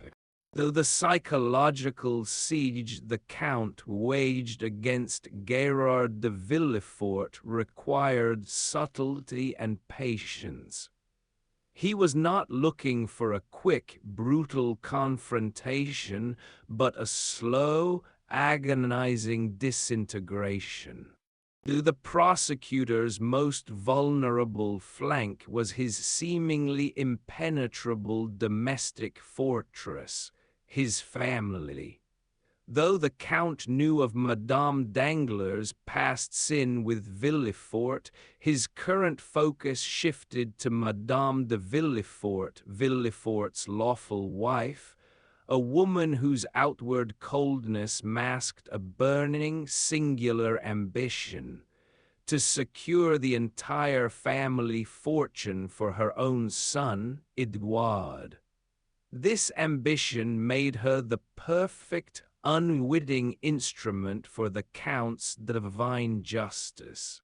Edmond, acting as the enigmatic Count of Monte Cristo, began to cultivate a public reputation for possessing arcane medical and chemical knowledge.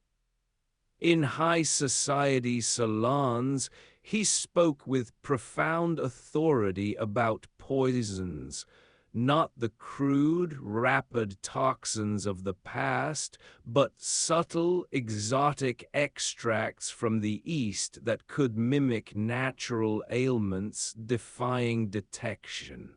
In a key conversation, the Count narrated the chilling practices of ancient Indian toxicologists, describing agents that could induce a perfect, seamless death. The ultimate objective, the Count remarked, his dark eyes fixed on Madame de Villefort, is not mere murder but absolute control over destiny. When a person can create illness and death without leaving proof, they become their own providence, a judge above the law. The Madame de Villefort, a woman consumed by the need for financial and social security for her child, absorbed every word. The Count had successfully planted the lethal seed. The knowledge that there was a path to eliminating the barriers to her son's inheritance, namely Valentine Villefort's daughter from his first marriage, without risk of discovery. The first signs of chaos. Within weeks of this conversation, a shocking event rocked the Villefort household. The Marquise de Saint-Méran, Villefort's mother-in-law and Valentine's grandmother, who was residing in the house, fell suddenly and fatally ill. Her death was rapid and utterly inexplicable, attributed by doctors to a severe cerebral affliction or sudden plague. This death, however, was only the beginning. Shortly thereafter, the Marquis de Saint-Méran, her husband, died with the exact same unnatural swiftness and symptoms. Paris was disturbed, but Villefort was shattered. The king's prosecutor, the man who believed utterly in logic and order, could not reconcile these two consecutive abnormal deaths within his own walls. His legal mind, trained to detect crime, began to suspect the unthinkable. A murderer was operating under his very roof. The chaos was consuming his control. The horror for Villefort was compounded by the subtle, insidious connection to the Count of Monte Cristo. Though the Count was absent, his words about absolute control and undetectable poisons now echoed with terrifying prophecy in the prosecutor's mind. Was the Count a real toxicologist, or a prophet warning him of a silent killer among his loved ones? The truth, as known by Edmond, was colder still. He had not administered the poisons, but he had inspired the idea in fertile, murderous soil.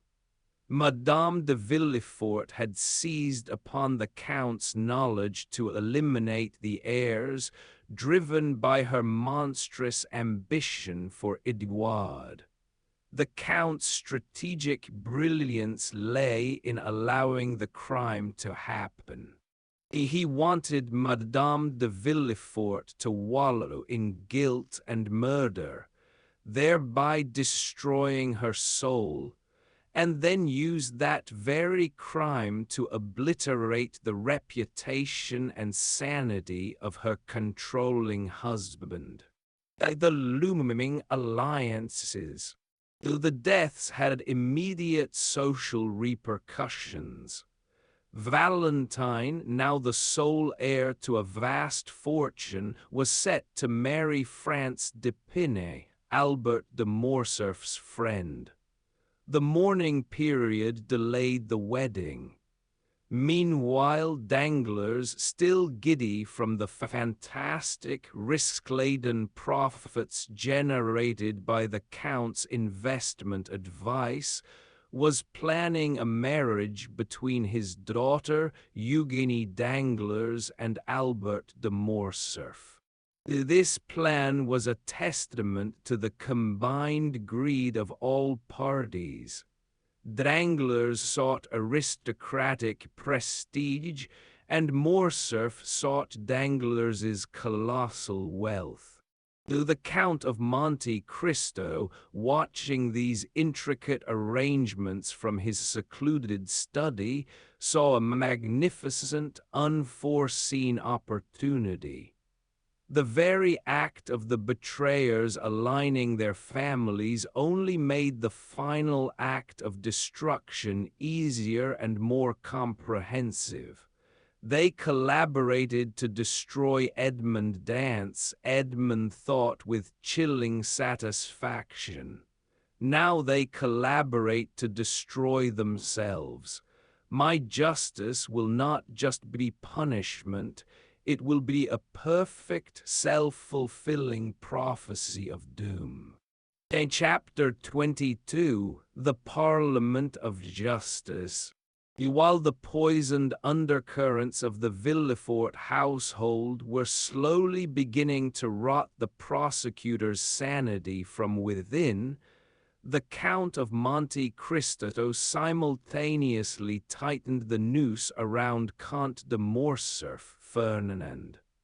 Fernand's destruction would be achieved in the stark light of public scrutiny, aimed directly at the foundation of his honor, his military reputation. The subtle campaign initiated by the Count, guiding the press toward the suspicious details of the Ali Pasha affair, had finally borne fruit.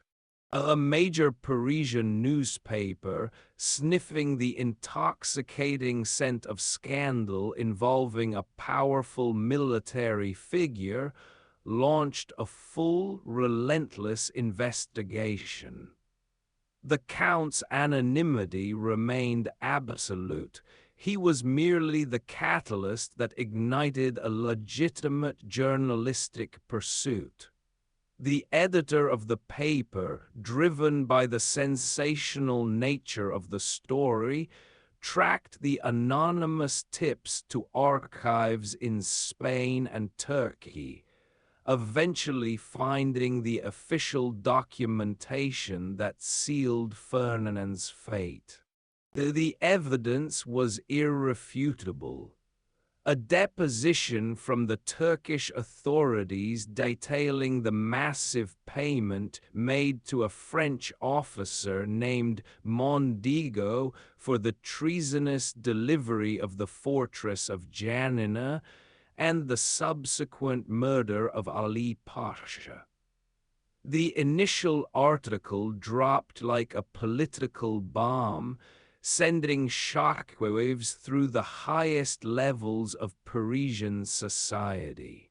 It did not name Fernand outright, but it described the alleged traitor, his rank, his background, and the specific campaign, in such unmistakable detail that every reader instantly identified the Comte de Morcerf.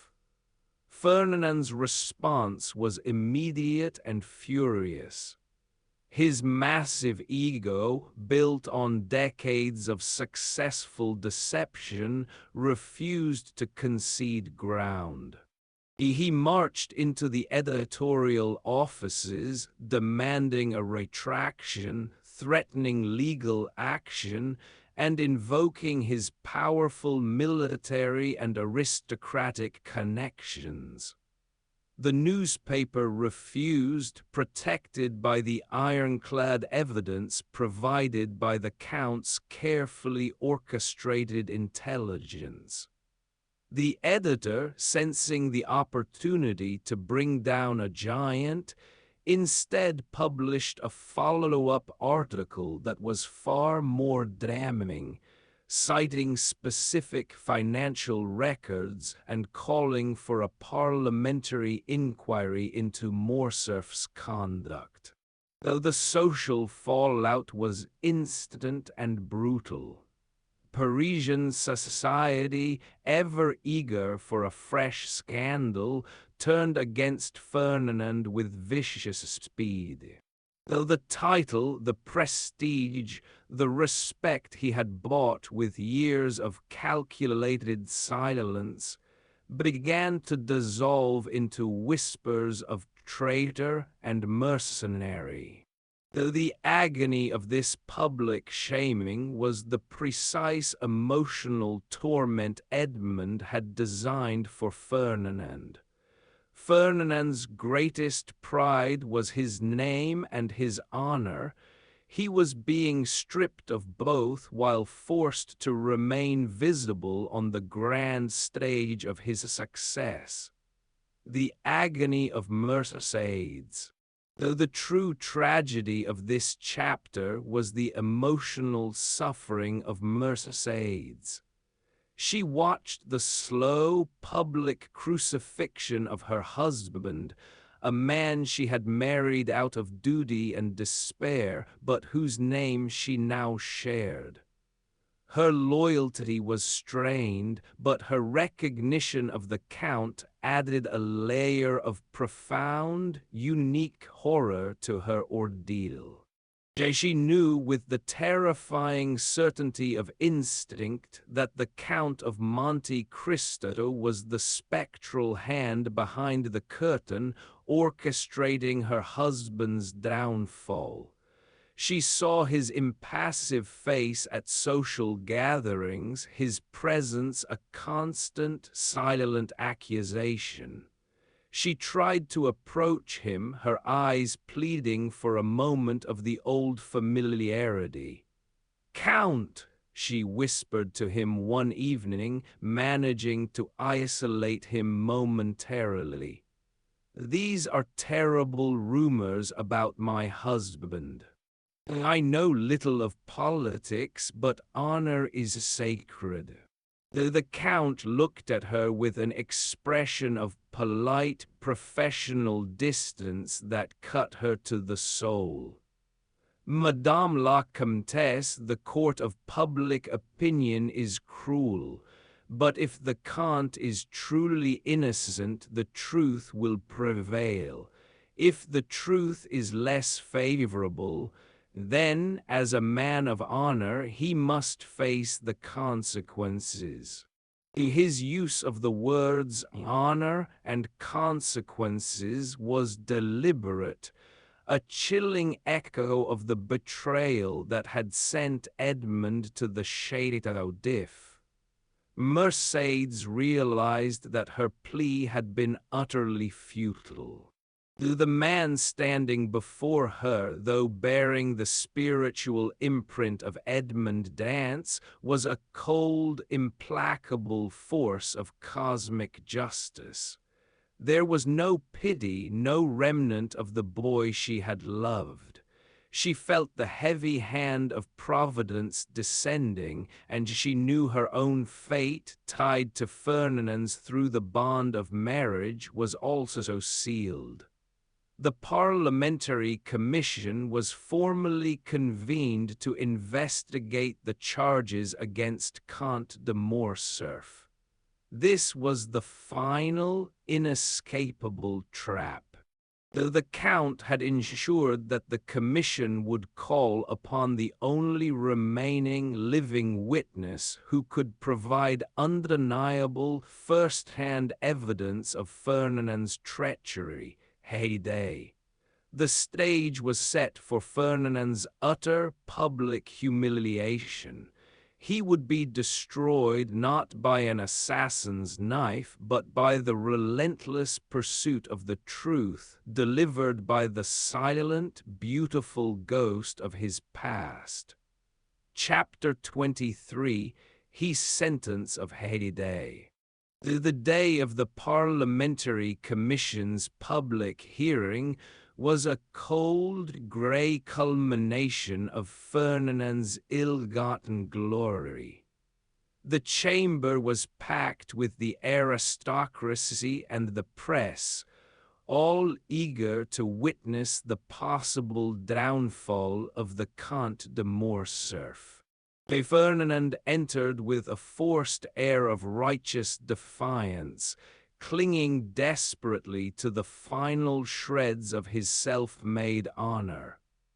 The initial proceedings were routine, focused on diplomatic and financial documents, all damaging but none utterly conclusive. Fernand, arrogant and practiced in deceit, handled the political thrusts with veteran cunning, denying any personal wrongdoing and shifting blame to historical confusion.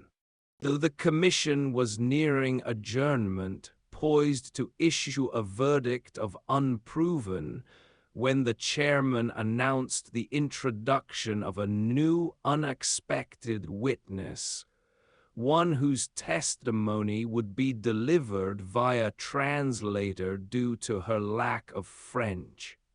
A tense silence fell over the chamber as Haydée entered. She was devastatingly beautiful, clad in traditional Greek attire that seemed both regal and tragic. Her face, usually veiled by a profound sadness, was now set with a cold, absolute resolve. She was not a witness, she was a harbinger of doom, a ghost summoned from the ruins of Janina. Haydée took her place and the commission began to question her. She spoke in a soft, melodic Greek, her words translated into French with chilling clarity. "My name is Haydée," she stated. "I am the daughter of Ali Tebelin, Pasha of Janina and governor of Epirus." She then began to narrate the sequence of events leading to the fall of the fortress, not as dry history, but as a living, agonizing memory. She described her father's trust in the French officer he considered a friend. She described the officer's avarice, and she described the night of the final, brutal betrayal.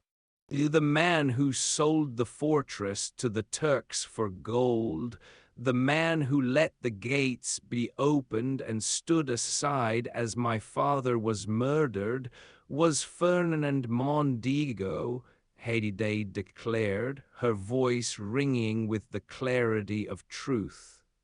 "I saw him.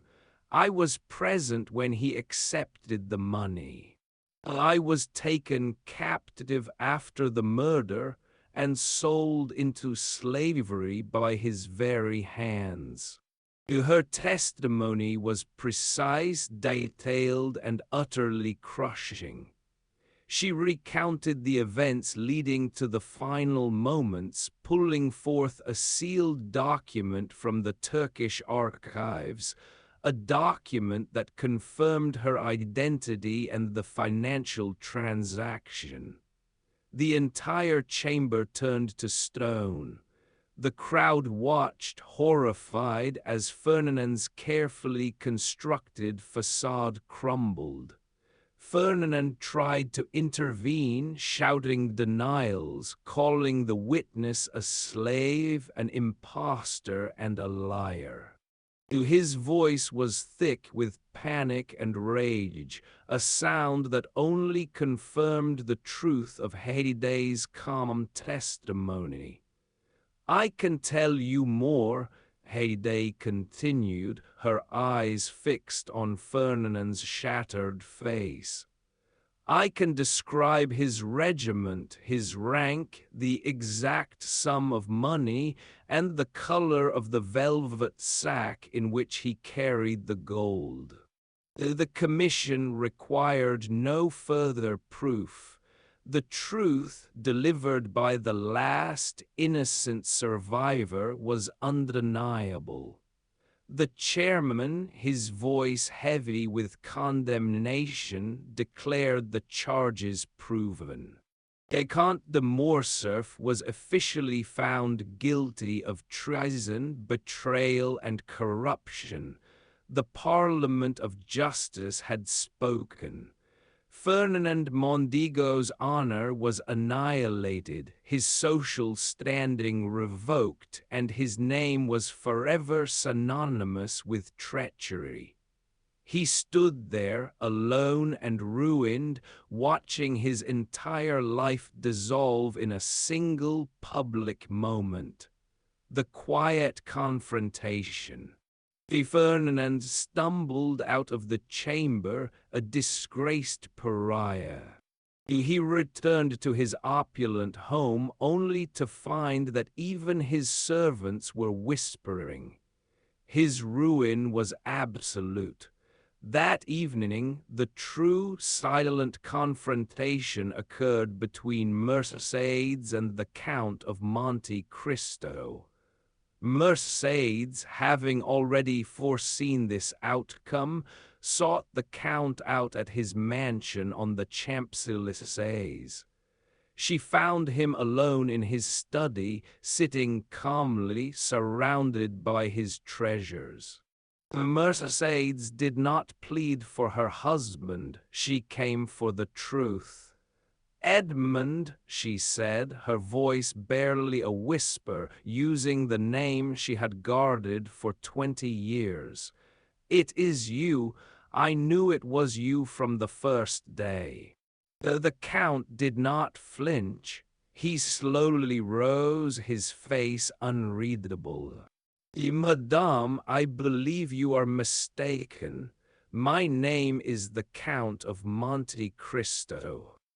"Do not insult me with this farce," she countered, her eyes burning with a desperate mixture of grief and understanding. "You are Edmond Dantès. You have returned from the grave, and you have done this."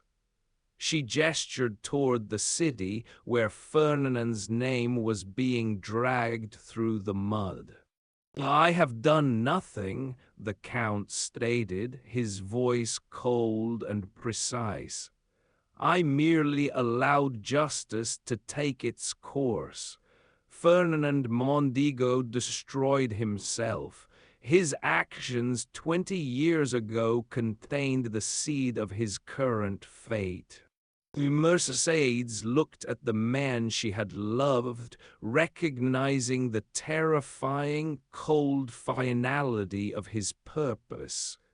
"And I, Edmond, I who waited so long, who suffered your loss, do I deserve this suffering, to watch my husband destroyed and my son dishonored?"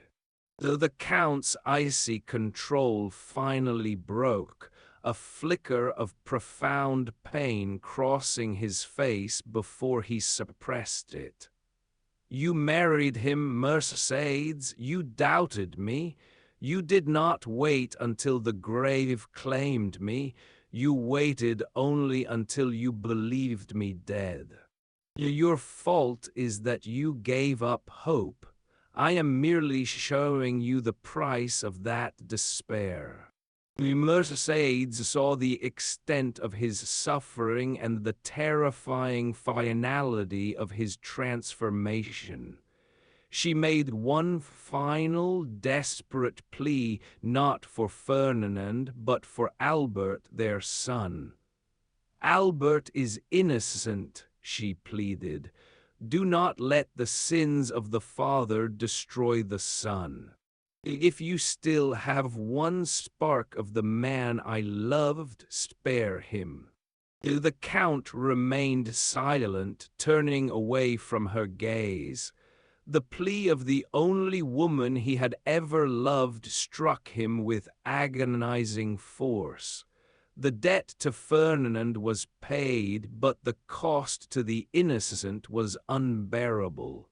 Mercédès had forced the Count to confront the agonizing boundary between vengeance and justice. Chapter 24, The Final Test of Vengeance.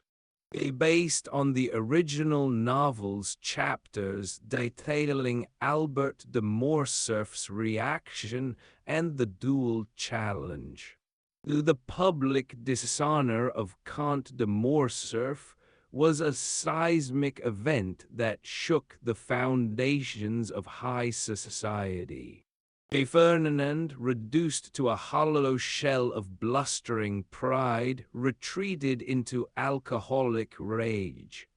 But the true emotional vortex centered on his son Albert. Albert de Morcerf, the handsome cavalier youth, watched his entire world dissolve. The sacred commodity of honor, the virtue he had been taught to prize above life itself, had been publicly stripped from his family. Driven by a consuming youthful despair, he sought a target for his immense, blinding rage. That target was singular, the Count of Monte Cristo.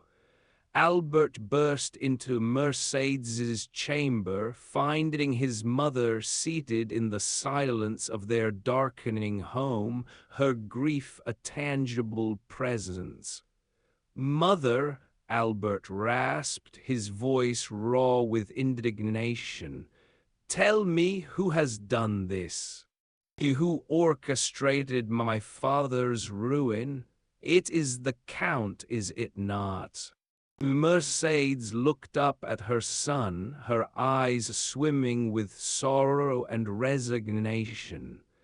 She had protected the truth for 20 years, but now she knew she had to protect her son from a terrible final mistake. "Yes, Albert," she whispered, her voice weighted by years of suffering. "It is the Count of Monte Cristo. But you must listen to me, not because you seek revenge for your father, but because he is Edmond Dantès." Though the confession was more devastating than Fernand's public ruin.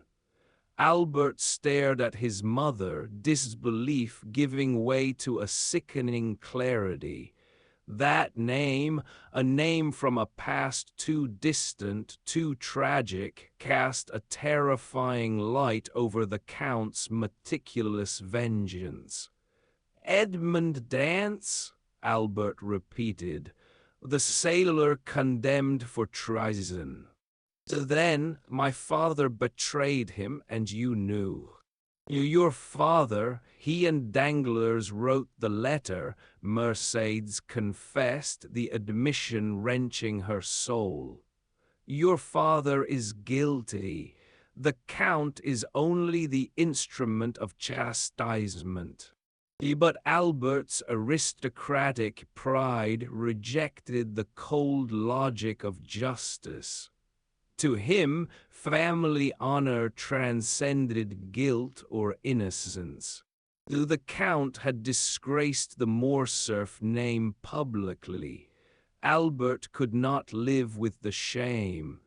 "I care nothing for the past, mother," Albert declared, his voice hard. "I care only for the present. He has destroyed our name. Whether he is Edmond Dantès or the devil, it is irrelevant. I will challenge him. I must to wash away this dishonor." Mercédès knew her son was unstoppable. She knew Albert would fight with the reckless passion of the young, and she knew the Count, an expert swordsman and shooter, would kill him without hesitation. The inner Gethsemane. The following morning, Albert de Morcerf formally delivered his challenge to the Count of Monte Cristo. demanding a duel with pistols at dawn the next day in the Bois de Vincennes. The acceptance of this challenge became the ultimate test of Edmond's moral resolve. The Count sat alone in his study, the written challenge before him. He had calculated every element: the fall of Danglars, the public ruin of Fernand, the psychological siege of Villefort. But he had not accounted for the depth of Mercédès' love for her son, nor Albert's tragic, foolhardy code of honor. Edmond, now the Count, faced an agonizing moral dilemma. If he fought and killed Albert, he would complete his vengeance against Ferdinand by destroying his only heir. But he would become a cold-blooded murderer, destroying the innocent and invalidating his claim to be an agent of justice. Crucially, he would irrevocably lose his soul and the respect of Mercédès. If he refused or publicly yielded, his honor as the Count of Monte Cristo would be compromised, and he would be branded a coward, potentially undermining the efficacy of his entire revenge plan. The entire night, the Count of Monte Cristo underwent a terrible, internal spiritual battle. The memory of Mercédès, her eyes pleading, haunted his silent vigil. He recalled her words, "If you still have one spark of the man I loved, spare him." He realized that by killing Albert, he would replicate the crime of Villefort, taking an innocent life for a selfish, personal motive. This would make him no different from the men who had condemned him to the dungeon. Justice and the heart had finally come to their final, violent collision. Ultimately, the Count made a terrible, redemptive decision. He would attend the duel, but he would undertake one final, noble action to honor the only woman he had ever loved and the remnant of the soul he had lost. He decided to sacrifice his own honor and potentially his own life to prove to Mercédès that the man she had loved, Edmond Dantès, had not entirely died in the Château d'If. He prepared his affairs, wrote a final, cryptic letter to his steward, and awaited the dawn. Chapter 25: Mercédès' Redemption. The dawn at the Bois de Vincennes was cold and shrouded in mist, a terrifying stillness that belied the confrontation about to take place. Albert de Morcerf stood with his seconds, his face pale but resolute.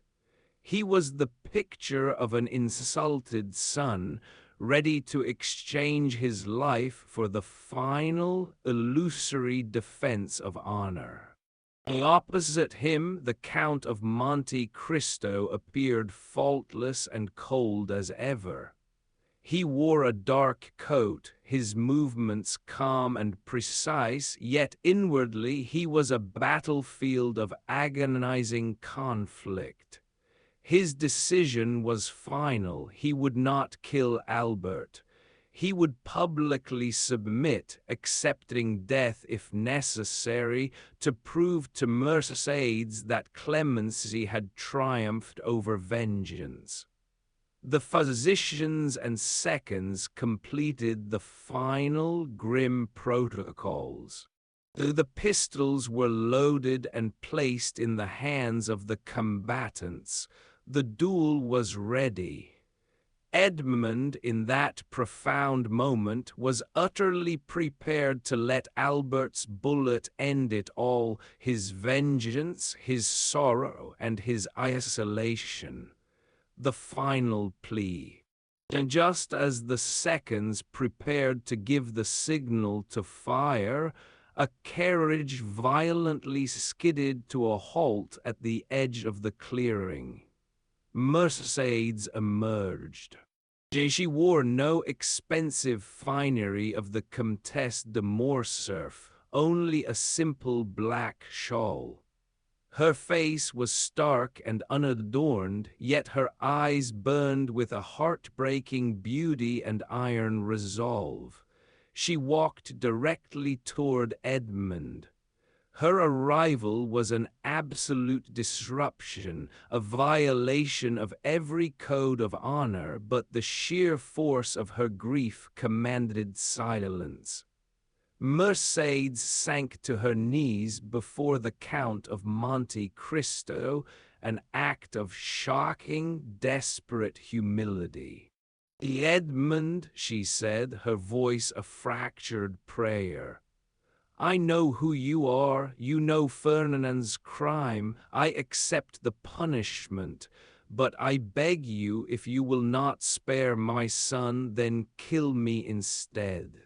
The Count looked down at the woman kneeling before him, who had sacrificed her own pride to protect an innocent life. His icy control shattered. The mask of Monte Cristo cracked, and Edmond Dantès, the dead sailor, returned in a flash of agonizing memory. "Mercédès," he whispered, calling her name for the first time in 20 years, his voice heavy with ancient pain. "I know you will not forgive Fernand," Mercédès continued, "and you will not forgive me for surviving you. But Albert, he is only a child blinded by the love of a lying father. If you seek retribution, you may take my life now, and the penance will be complete, but spare my son." In that second, Edmond experienced both his most complete vengeance and his first act of true forgiveness. The immense dignity and suffering of Mercédès transcended his hatred. Edmond looked toward Albert, who stood frozen, horrified by his mother's public humiliation. The renunciation of honor. The Count turned back to the seconds, his face instantly reassuming the terrifying calm of the Count of Monte Cristo. "Gentlemen," he announced, his voice ringing across the clearing, "I yield to the plea of Madame la Comtesse. I declare that I refuse to fight Albert de Morcerf. I confess that I have no personal quarrel with him, and I offer him my apologies for the events that led to this encounter." This was a public act of humiliation for the Count. By the rules of honor, he was a coward, the vanquished, but for Edmond it was a spiritual victory. He had protected Mercédès, and he had avoided becoming a murderer. Albert, utterly bewildered, could barely comprehend the scene. He had come prepared for death, only to see his formidable enemy publicly disgrace himself. "Count," Albert roared, driven by confusion and shame. "What are you doing? Fight." "You know, Monsieur Morcerf," the Count replied, his tone chillingly distant. "I have fought another battle, and I have won." The Count handed his pistol to his second, offered a profound bow to Mercédès, and departed. Though the duel was over, Albert de Morcerf's life was saved, but the Count's honor had been publicly forfeited. The impact of this act was instantaneous and transformative. Albert, though saved, instantly understood that his mother had sacrificed everything, her pride, her social standing, and her dignity, to redeem him. As for Mercédès, having saved her son, she made her final decision. She would leave Fernand, the husband who had brought her riches but also disgrace. She would renounce everything, choosing a simple life worthy of forgiveness. Chapter 26: The Price of Redemption. Though the misty clearing at Vincennes emptied quickly, leaving behind only the chilling quietude of a dramatic breach of honor. The Count of Monte Cristo had vanished without a trace, abandoning his public dignity, yet leaving behind a profound confusion. This calculated humiliation was a sacrifice chosen by the immensely wealthy man to spare the life and conscience of an innocent son. For Albert de Morcerf, the sight of his mother kneeling before his enemy, coupled with the Count's refusal to fight, was far more devastating than any bullet could have been. He had arrived ready to die for honor, only to witness his mother trade her last shred of personal pride to save his miserable life. He looked at his mother, Mercédès, who now stood upright, her face ravaged by the ordeal. In that instant, Albert's protective wall of arrogance crumbled. He no longer saw the Comtesse, but the sorrowful Catalan woman, torn between ancient love and present responsibility.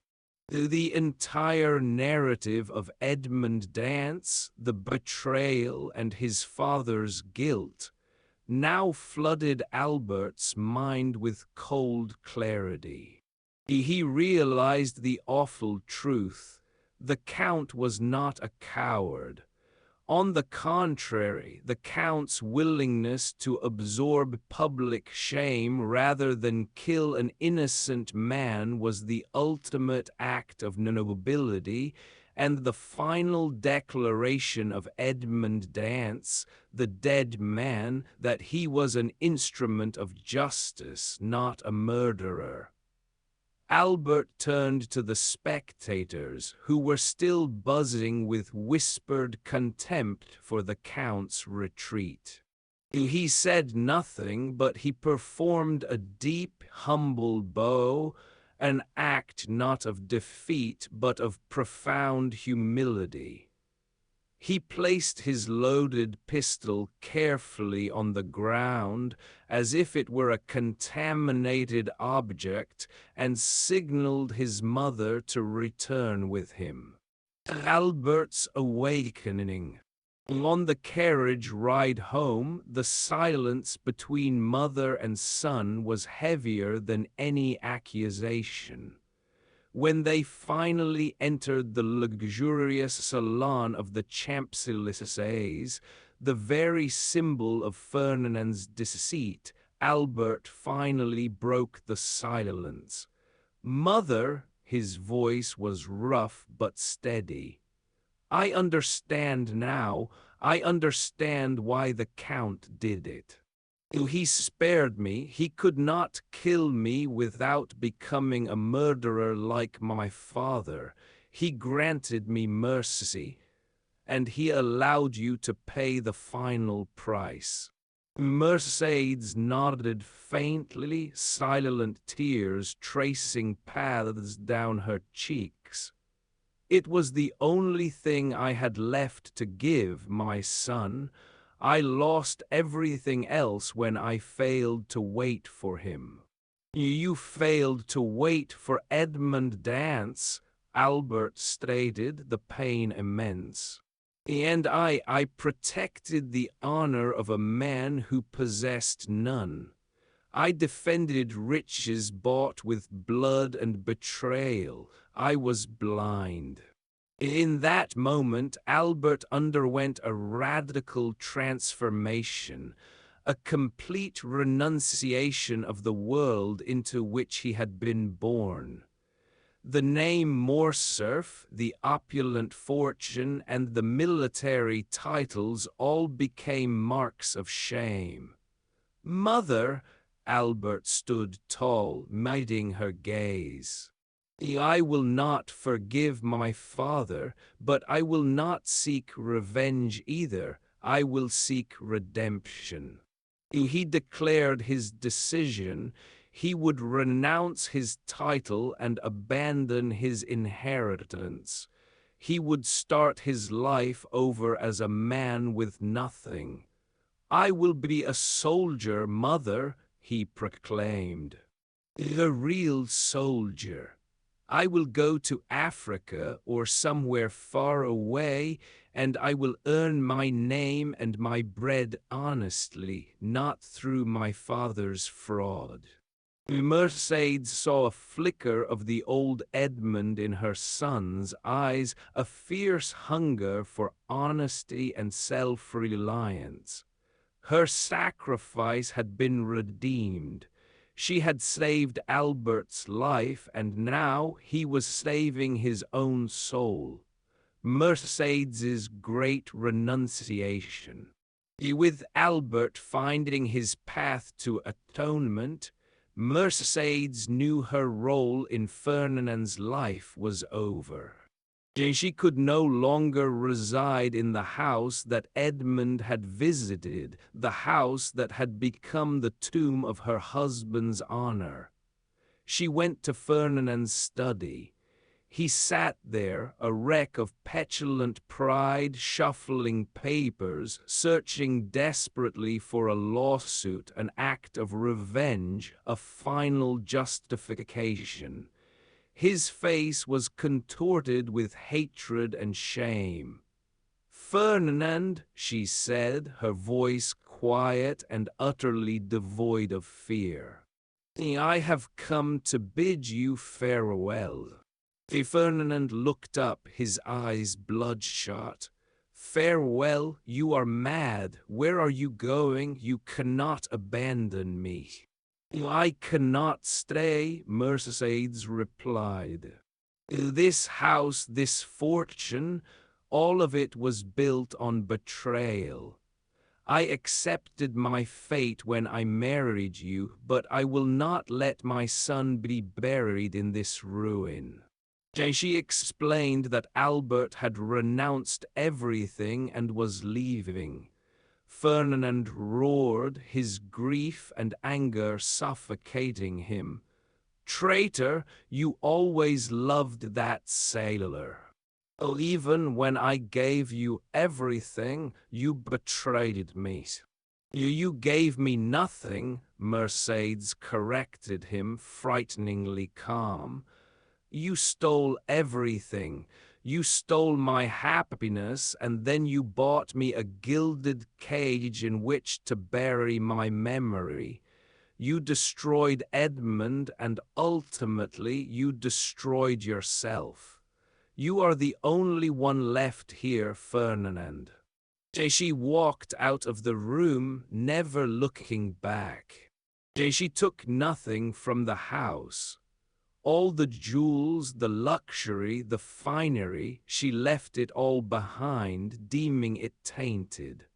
Her traveling bag contained only one possession of true value, a minimal sum of money remaining from the sale of her father's Catalan cottage years ago, money she had saved as a relic of her lost, honest life. She made a final, grand decision regarding her vast inherited fortune, which Fernand could not touch. She would dedicate it all to charity. She would distribute the wealth to hospitals and the poor of Paris and Marseille. The final redemption. Before leaving Paris, Mercédès sought out the Count of Monte Cristo one last time. She found him preparing for a journey, his face once again cold and remote, but with a new, subtle stillness in his eyes. "I came to thank you," Mercédès said, standing before him as a stranger. "You kept your word, you spared my son, and you restored his soul." "Madame," the Count replied, his voice maintaining the formality of a distant acquaintance. "I only acted according to my conscience. I exceeded the limits of punishment. Monsieur Morcerf is a man of honor." "Oh, you gave him a new honor," she corrected him gently. She met his gaze. "You took Fernand's life, but you saved Edmond's soul. You have made atonement. May God forgive you too, Edmond." She departed. As Mercédès walked through the door, the Count of Monte Cristo finally broke. He sank to his knees, whispering her name in despair, weeping for the first time in 20 years. Edmond realized that the act of saving Albert and Mercédès' resulting renunciation had in turn saved him. He had completed his vow of vengeance, but he had learned that vengeance could not bring happiness. He had taken everything from his enemies, but when faced with love and forgiveness, he had chosen liberation. The Count of Monte Cristo had conquered the world, but Edmond Dantès finally had begun to learn how to forgive himself. Chapter 27, The End of Morcerf. The departure of Mercédès and the renunciation of Albert delivered a psychological blow to Fernand Mondego that was infinitely more crushing than the public verdict of treason. His honor had been a lie, but his family had been real, and in losing them, Fernand lost the very meaning of his ill-gotten life. He was not merely disgraced, he was alone, surrounded by the mocking grandeur of a mansion that now felt like a mausoleum. Fernand descended into a state of furious, paranoid despair. He stalked the silent rooms, staring at the priceless objects that were once symbols of his success but were now tokens of his disgrace. He realized that the same hand that had exposed his past had systematically robbed him of his future. His hatred, initially scattered and defensive, now focused with lethal intensity on the Count of Monte Cristo. The desperate confrontation. Driven by a blinding need for personal revenge, Fernand finally sought out the Count at his mansion on the Champs-Élysées. He bypassed the servants, forced his way into the private study, and found the Count standing calmly as if he had been expecting him. Fernand, disheveled and shaking, pulled a pistol. "You devil!" he screamed, his voice thick with madness. "You have taken my name, my fortune, and my life, but you will not take my vengeance. I demand to know who you are and why you have tormented me." Though the Count looked at Fernand with an expression of profound surgical pity, the gaze of a man observing a dying insect, he did not move, nor did he display fear. "Count de Morcerf," the Count said, his voice quiet but commanding. "You ask who I am? Look deep into my eyes, Fernand. Look beyond the gold and the silks, beyond the name of Monte Cristo. Do you see no ghost from your past? Do you recall no act of kindness you betrayed? No young, foolish sailor you condemned to rot?" Fernand stared, his memory frantically fighting against 2 decades of comfortable self-deception. The eyes, the immense, dark, intelligent sadness finally pierced his denial. He saw the fire, the pain, and the terrifying, cold intelligence. "No, it can't be," Fernand gasped, his pistol wavering. Edmond Dantès, but he is dead." "I am neither dead nor alive, Fernand," the Count replied, his voice rising with chilling, contained power. "I am the living embodiment of your conscience. I am the one you wronged. I am the one you sent to the dungeon of If so you could steal the woman I loved and the promotion I earned." Though the revelation broke the last remnants of Fernand's sanity, he realized the full cosmic scale of the justice arrayed against him. He wasn't fighting a man, he was fighting fate. "Then kill me," Fernand shrieked, pointing the pistol wildly. "Finish your work, Daimon." The Count, however, lowered his head slightly. "You know, Fernand, I already won that battle at Vincennes. My purpose was to see you dishonored and abandoned, not to murder you. I told you I am merely justice, not a murderer." He then delivered the final, crushing blow.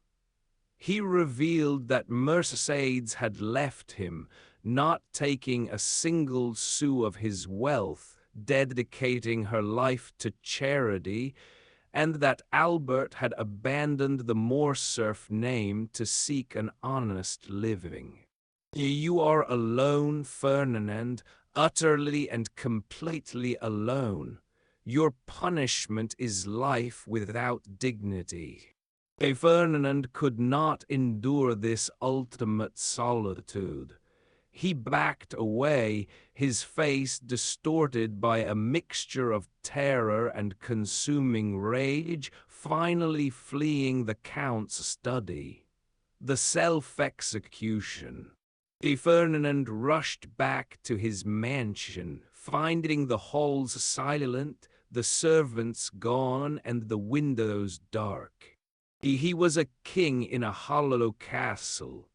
He went to his private office, where he found a final bitter note from Mercédès confirming her departure. There was nothing left.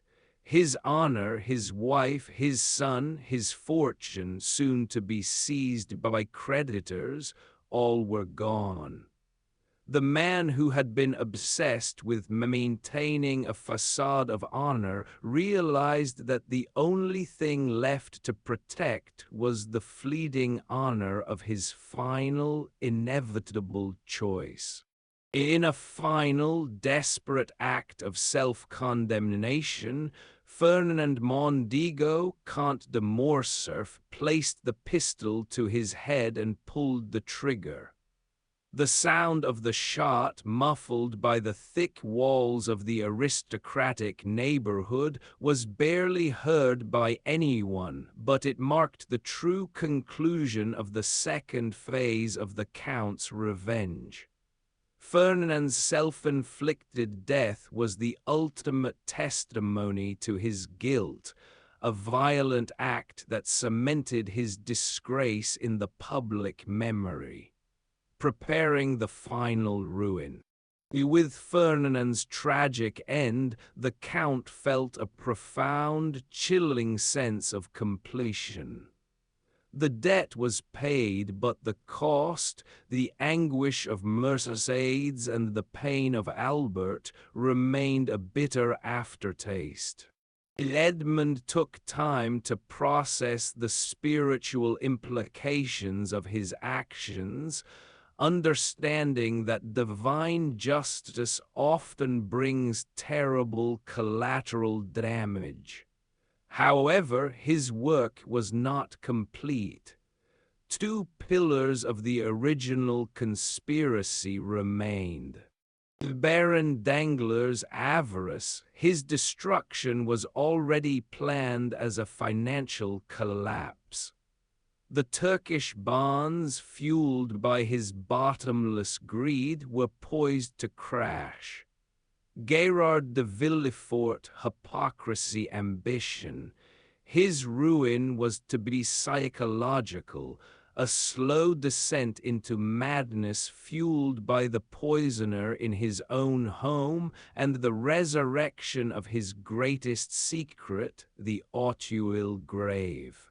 The Count, having survived the duel and secured the redemption of Mercédès and Albert, left Paris. He instructed his agents to execute the final, prearranged maneuvers. He needed to distance himself from the immediate final collapses, allowing the mechanisms of fate he had set in motion to complete their destined course. The final, terrifying curtain was about to fall on Danglars and Villefort. Chapter 28, The Banker in the Cave. With the fate of Morcerf sealed by suicide, the Count of Monte Cristo turned his attention fully to the second remaining conspirator, Baron Danglars, the embodiment of avarice. Unlike Fernand, whose ruin was public and honorable, Danglars' destruction was to be purely financial. A swift, catastrophic evaporation of his entire existence, proving that the foundation of greed is the most fragile of all. The mechanism of Danglars' doom had been set in motion weeks earlier, built upon the foundation of the massive, high-interest loan to the Turkish Empire, a venture Danglars had eagerly undertaken, using not only the Count's credit but the entire liquidity of his bank. The financial collapse. Though the catastrophe was initiated by two calculated global movements executed by the Count's agents. Though the Turkish loan default, using his ubiquitous network, including his connections in Constantinople, the Count orchestrated a political collapse of the Turkish faction responsible for guaranteeing the loan. The news, carefully leaked, caused the Turkish bonds to crash instantly to zero across European markets. Though the run on the bank, simultaneously, the Count's agents across Europe, acting on specific instructions, began demanding immediate withdrawal of the enormous credit the Count had deposited with Danglars' bank. the original 6 million francs. Danglars, who had leveraged the Count's 6 million into 20 million worth of risky ventures, was suddenly facing a double liquidity crisis. Though the capital he had relied upon was instantly recalled, and the high-yield investment he had championed had become worthless paper. The news hit the Parisian bourse like a thunderclap. Panic erupted. Danglars' creditors, sensing the imminent failure, joined the Count's agents in a frantic run on the bank. They stood in line, frantic and furious, demanding their funds. Baron Danglars, once the king of finance, could only watch, numb with horror, as his empire dissolved around him. He paced his opulent office, his face slick with sweat, the columns of numbers in his ledgers screaming insolvency. The man who lived and breathed calculations could not calculate a way out of this mathematical hell. His ruin was total. Not only was the bank bankrupt, but due to his reckless speculation with client money, he was also facing criminal charges for fraud and embezzlement. Though the only thing left to him was his family, the flight and final betrayal. The Danglars attempted to cling to the last threads of his life. He found Madame Danglars packing furiously, not in despair, but in preparation for escape. She had learned of the bank run and, remembering her past affair with Villefort and her own private fortune, decided her husband was a lost cause. "We must flee, Danglars," she cried, rushing past him. "Then take what cash is left and let us go." The Danglars stared at her, then delivered a final, bitter truth. "Flee? With what? Every franc, every asset is gone, except perhaps your own fortune." Madame Danglars froze. She had secretly moved her private funds into an account separate from the bank's assets. But Danglars, the master financier, knew where every last franc was hidden.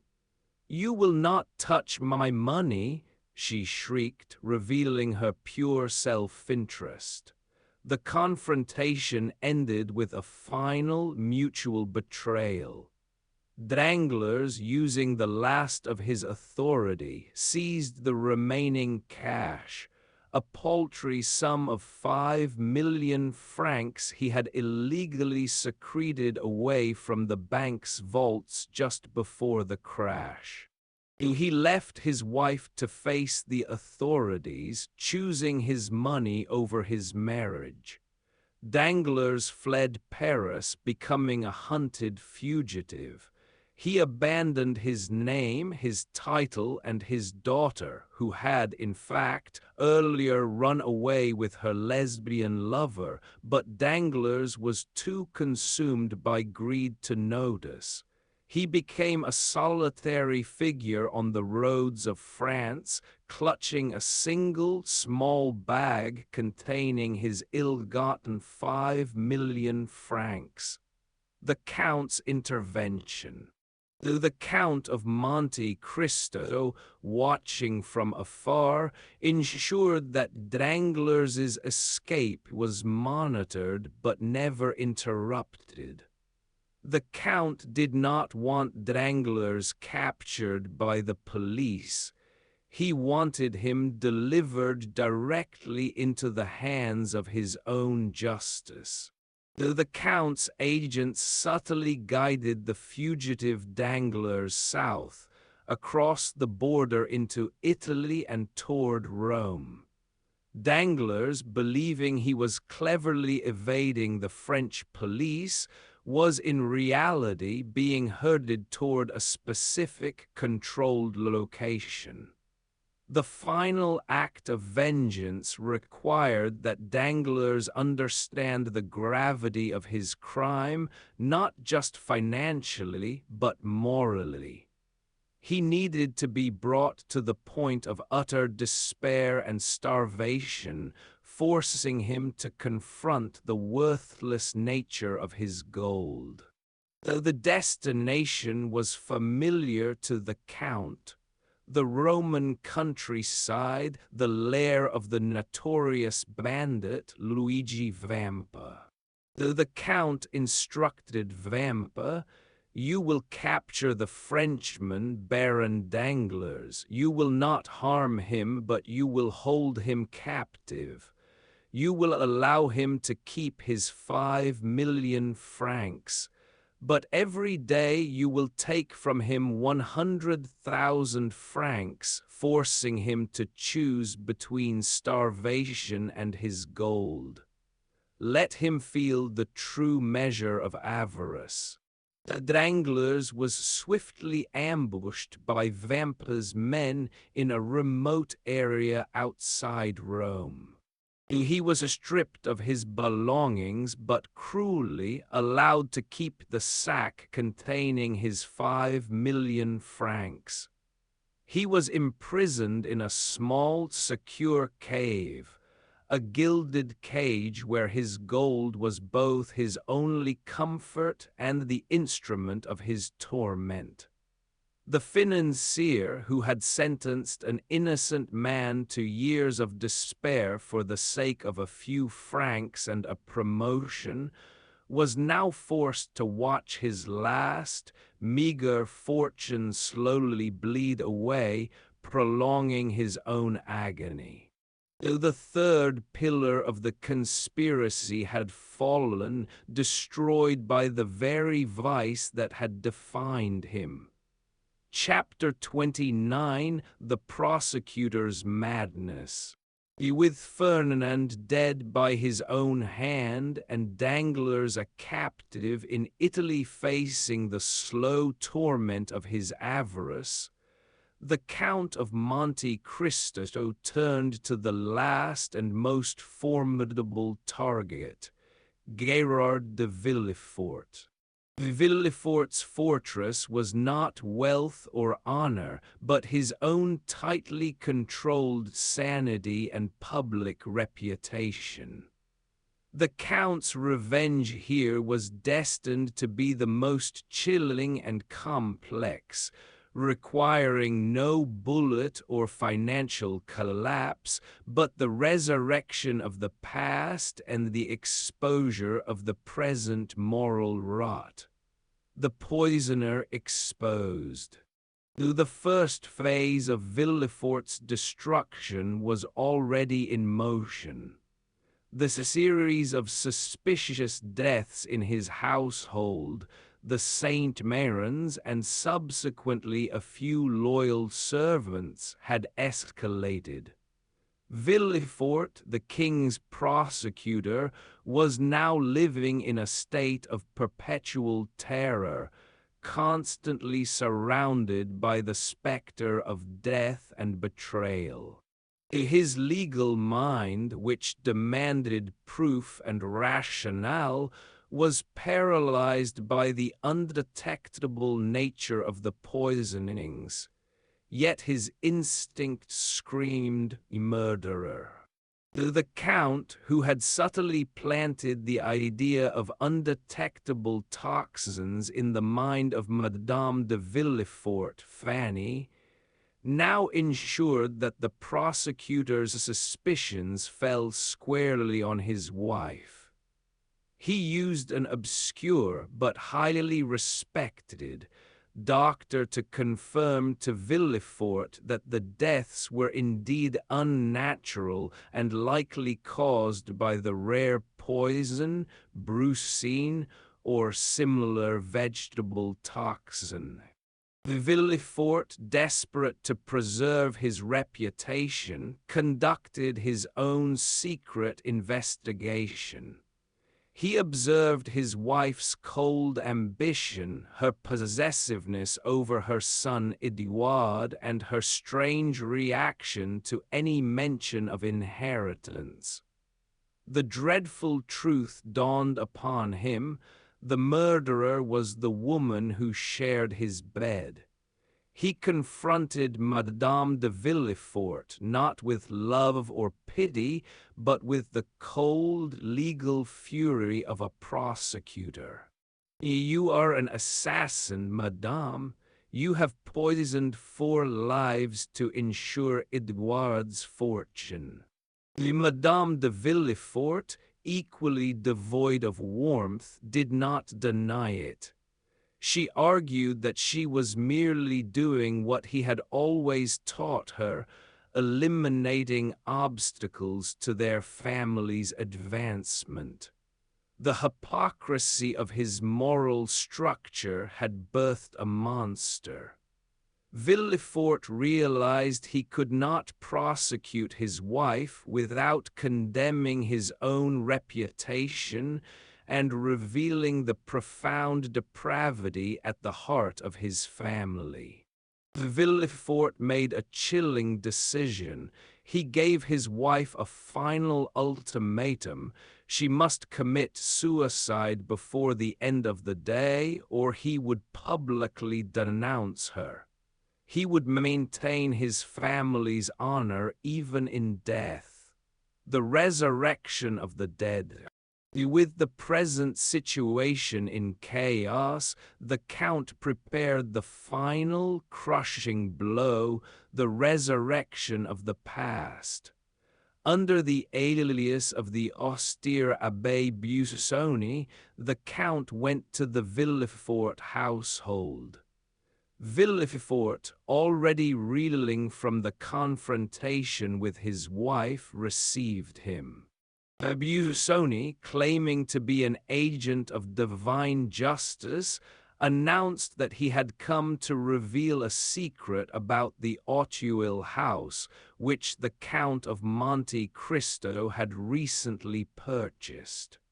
He then, with surgical precision, began to recount the story that Bertuccio had told him years earlier. The secret affair between Villefort and Madame Danglars, the birth of the child in the Auteuil garden, and Villefort's attempted infanticide and burial of the infant. Villefort listened, his face turning to chalk. He had believed this secret was safely buried forever. "I know the man you stabbed that night, Monsieur le Procureur," Busoni stated gravely. "It was you, and I know the crime you sought to hide." Busoni then dropped the final, horrifying revelation. "But, monsieur, you failed. The child did not die. He was rescued, nursed back to health, and adopted by a kindly soul. He is alive, Monsieur de Villefort. He is the living symbol of your greatest sin." Busoni then called forth a final figure. A handsome, dark-haired young man dressed impeccably entered the room. "This is Benedetto, monsieur, the abandoned son of Gérard de Villefort." Benedetto, whom the Count had carefully groomed as a tool of revenge, was an existing criminal who had been subtly introduced into Parisian society. He was, in truth, the true son of Villefort and Madame Danglars, the final sentence. The simultaneous revelation of a living criminal son and a murderous wife, the immediate consequences of his youthful ambition, broke Villefort's fiercely held control. The entire public structure of his life was destroyed in a single hour. Busoni, the Count, pressed his attack. He demanded that Villefort, as the king's prosecutor, preside over the trial of the criminal Benedetto.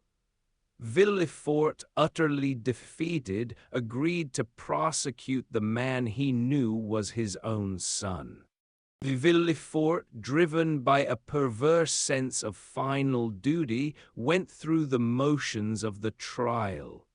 During the proceedings, Benedetto was manipulated by the Count's agents to publicly confess the truth of his parentage, naming Gérard de Villefort as the father who had attempted to bury him alive. The public scandal was colossal. The king's prosecutor was revealed as an infanticide and an adulterer whose own life was built on crimes he had sent others to the scaffold for. The court collapsed into chaos. Villefort rushed home, stripped of his office, his honor, and his sanity. He found his house silent. His servants led him to a closed room where the final horrific scene of his domestic tragedy awaited. Madame de Villefort had obeyed his order. She lay dead, having poisoned herself. But in a final, terrible act of revenge against her husband, she had taken one last life. Edouard, their innocent son, lay dead beside her. Villefort, the man who wanted to be the ultimate controller of life and death, stared at the two corpses. His wife had not merely died, she had destroyed the very object of her ambition and his future. The sight of his dead wife and son, the innocent victim of his wife's ambition and the innocent victim of his own moral ultimatum, shattered his mind. The once proud prosecutor collapsed, his reason irrevocably broken. He wandered through the silent house, clutching his dead son, screaming madly for the graves to open and yield their dead. The Count's revenge was complete. The three enemies were destroyed, Fernand by the sword of honor, Danglars by the fire of avarice, and Villefort by the cold hammer of madness. Chapter 30, Weight and Hope. The destruction of the three primary conspirators was complete. Fernand lay dead by his own hand. Villefort was confined to the abyss of madness, and Danglars was a captive in the desolate Roman countryside, enduring the agony of enforced starvation and the slow, agonizing loss of his last 5 million francs. The Count of Monte Cristo, having completed his work in Paris, now traveled to Italy not to witness the collapse of his enemy, but to oversee his final spiritual sentencing and perhaps his own spiritual release.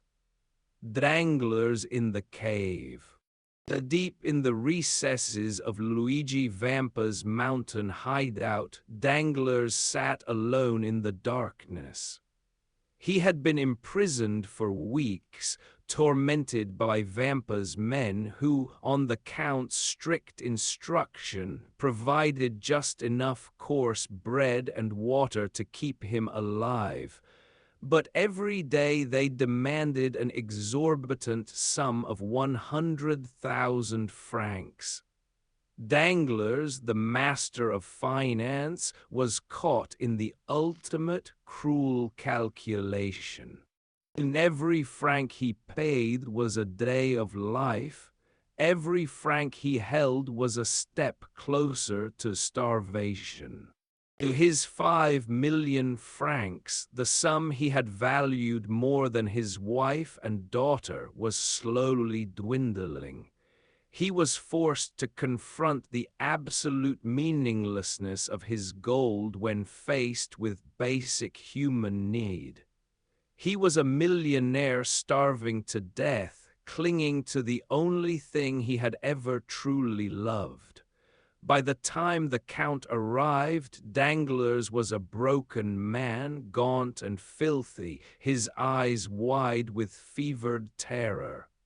Only a pitiful sum, 50,000 francs, remained in his bag. Though the Count entered the cave not as the majestic Monte Cristo, but as the Abbé Busoni, the gentle priest who ministered to the dying. "Who are you?" Danglars cried, recognizing the cold, commanding figure despite his disguise. "Have you come to torture me further?" "I have come to grant you grace," the Count replied, his voice soft, yet resonating with an authority greater than any earthly judge. "You are Baron Danglars, a man who condemned an innocent sailor to a living hell to satisfy your envy and greed." Danglars, desperate, finally confessed his sin, his avarice momentarily eclipsed by the terror of death. "Have pity. I beg for mercy. Do not let me starve with my gold." Though the act of forgiveness. Though the Count watched him, the memory of his own 20 years of suffering flooding back, yet tempered by the recent pain of Mercédès and the redemption of Albert. He had promised himself vengeance, not murder. "Danglars," the Count said, "I am not here to condemn you to death. I am here to tell you that you are forgiven." The Danglars stared, unable to comprehend. The Count then performed his final act of calculated justice and mercy. He revealed his true identity. "Do you recall the name Edmond Dantès, the man whose life you stole with a letter? I am he. I have given you the pain I suffered, the loss of freedom, the loss of fortune, the loss of hope. Your 5 million francs have been used to purchase your life." Though the Count revealed a written receipt, the 100,000 francs per day had been paid directly to Vampa, not as ransom, but as a symbolic transaction. The entire stolen sum had been used to buy back the life he had earned. The Count then did the unthinkable. He gave Danglars the remaining 50,000 francs and ordered Vampa to release him instantly. "Go, Danglars," the Count commanded. "Go and live. You are free, but you are a poor man stripped of your vice. Live in the shadow of the man you wronged. May your remaining days be dedicated to repentance." Danglars stumbled out of the cave, stunned. He had lost everything except his life and a small, bitter sum. He was physically and spiritually broken, but he was free. The vengeance against avarice was complete, the return to the source. The Count, having now witnessed the destruction and subsequent release of all three enemies, felt a profound emptiness. He was victorious, yet profoundly unhappy. The wealth, the power, and the successful completion of his plan had not restored the joy that had been stolen from the young Edmond Dantès. Seeking a final spiritual cleansing, the Count decided to return to the source of his suffering, Marseilles and the Château d'If. He sailed his yacht, the Parisian, renamed, back to the familiar harbor. He visited the desolate cottage where his father had starved himself to death. He then paid a final visit to the prison, the dark, silent tomb that had contained him for 20 years.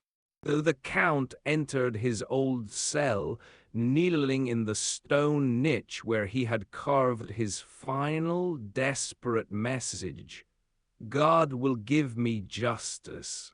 He was no longer Edmond Dantès, the betrayed sailor, nor was he the relentless executioner, the Count of Monte Cristo.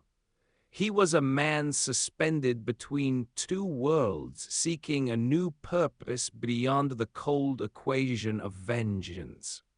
He realized the lessons learned from his ordeal, the limits of human power, the nature of true love as shown by Mercédès and Albert, and the necessity of hope. He remembered Abbé Faria's final message: wait and hope. With his heart finally unburdened by the need for revenge, the Count looked to the future, realizing that his immense power and fortune must now be dedicated to creation and compassion, not destruction. He found solace in knowing that his life had inadvertently created good: Albert's redemption, Mercédès' peace, and the restoration of Maximilian Morel's happiness, a task he had undertaken years earlier to repay old debts. The stage was set for the Count to embrace his new life, a life dedicated to kindness, guided by Haydée, the last living link to his old suffering, and the promise of a future defined by hope. In Chapter 31, The Principle of Hope. Having knelt in the damp cell of the Château d'If and finally wept for the loss of Edmond Dantès, the Count of Monte Cristo completed his transformation. The terrible debt was paid, and the ledger of revenge was closed. Now the overwhelming power he possessed had to be repurposed for creation, to mend the collateral damage caused by the necessary destruction. The final act of his Paris administration was one of quiet, profound beneficence, focused on the two young souls who had been tragically caught in the inferno of the Villefort house: Maximilian Morel and Valentine Villefort. Maximilian, the noble son of the man who had saved Edmond's father, had fallen into an inconsolable despair following the apparent death of his beloved Valentine. He was convinced that Valentine had succumbed to the poison that ravaged the Villefort household. The Count, bound by a debt of honor to the Morel family, had secretly intervened, preventing Maximilian from taking his own life. The miracle of Valentine. The Count had not only saved Maximilian, but had performed his most difficult miracle. He had saved Valentine. During the height of the poisonings orchestrated by Madame de Villefort, the Count, disguised as the Abbé Busoni and using his profound knowledge of poisons and antidotes, had carefully monitored Valentine. He allowed her to appear to die, giving her a potent, undetectable sleeping potion, a variant of his own life-saving elixir that perfectly mimicked death. He did this to both expose the final villain, Madame de Villefort, and to save Valentine from the continuing threat in the toxic household. Valentine had been spirited away in a coffin, a fake funeral arranged with the help of the physician Dr. d'Avrigny, who was sworn to secrecy and believed her recovery was miraculous, and taken to the Count's isolated estate. Maximilian, believing his beloved was lost forever, was consumed by grief. Though the Count decided to administer the final necessary lesson, the importance of hope. He promised Maximilian that if he could wait for 1 month, he would receive absolute confirmation of Valentine's fate. Maximilian, exhausted but trusting the mysterious figure of the Count, agreed to the pact. The restoration of hope. As the month passed, the Count organized the reconciliation. He transported Maximilian to his private island, an oasis of peace far from the ruin of Paris. Maximilian found himself in a beautiful, secluded garden, unable to comprehend the opulent, yet strangely desolate, beauty of the place. He was then brought to a small marble temple where a woman was waiting. It was Valentine. She was pale but radiant with renewed life and love. The shock of recognition, the sudden reversal of profound grief, overwhelmed Maximilian. The lovers were reunited in an explosive moment of joy that broke through the cold shell of the Count's detached existence. The Count watched the scene from a distance, feeling a sensation he had not known in 20 years, pure, unadulterated joy, joy that was not his own, but a reflection of the happiness he had created. He realized that this was the true power of his fortune, to resurrect not vengeance but happiness. He endowed Valentine with her entire inheritance, a vast fortune that had been saved from the collapse of her family, and blessed their union. The wealth, once a source of poison and murder, was now the foundation of a new, honest life. The final departure. With the last threads of his earthly duties cut, the guilty punished, the innocent redeemed, and his debt to the moral family paid, the Count prepared for his final departure. He left his immense Parisian properties and all his affairs in the trusted hands of Maximilian Morel, whom he now viewed as a spiritual son. He then sought out Haydée, the beautiful Greek princess whose testimony had been the key to Ferdinand's ruin. Haydée had watched the Count's transformation, seeing the ice around his heart melt away with each act of beneficence. Her love for him was deep, tragic, and utterly unconditional. The Count, stripped of his identity as the ultimate avenger, finally admitted his own vulnerability. "Heyday," he said, taking her hand. "I am no longer the Count of Monte Cristo, the Avenger. I am merely Edmond Dantès, a man who has found a new solitude. I am too old, too wounded to seek love." Heyday looked into his eyes, understanding the deep sadness that still lingered. "You are wounded, my lord," she replied softly, "but I too am wounded. You said you are neither old nor young, neither French nor Italian. You are simply the man who saved me. And if you are still seeking happiness, I will teach you that the heart that has suffered much has the right to feel joy again. I love you, Edmond." Her pure, unblemished love offered the redemption he had denied himself. He realized that only by accepting her love could he truly forgive himself and complete his transition from the dead to the living.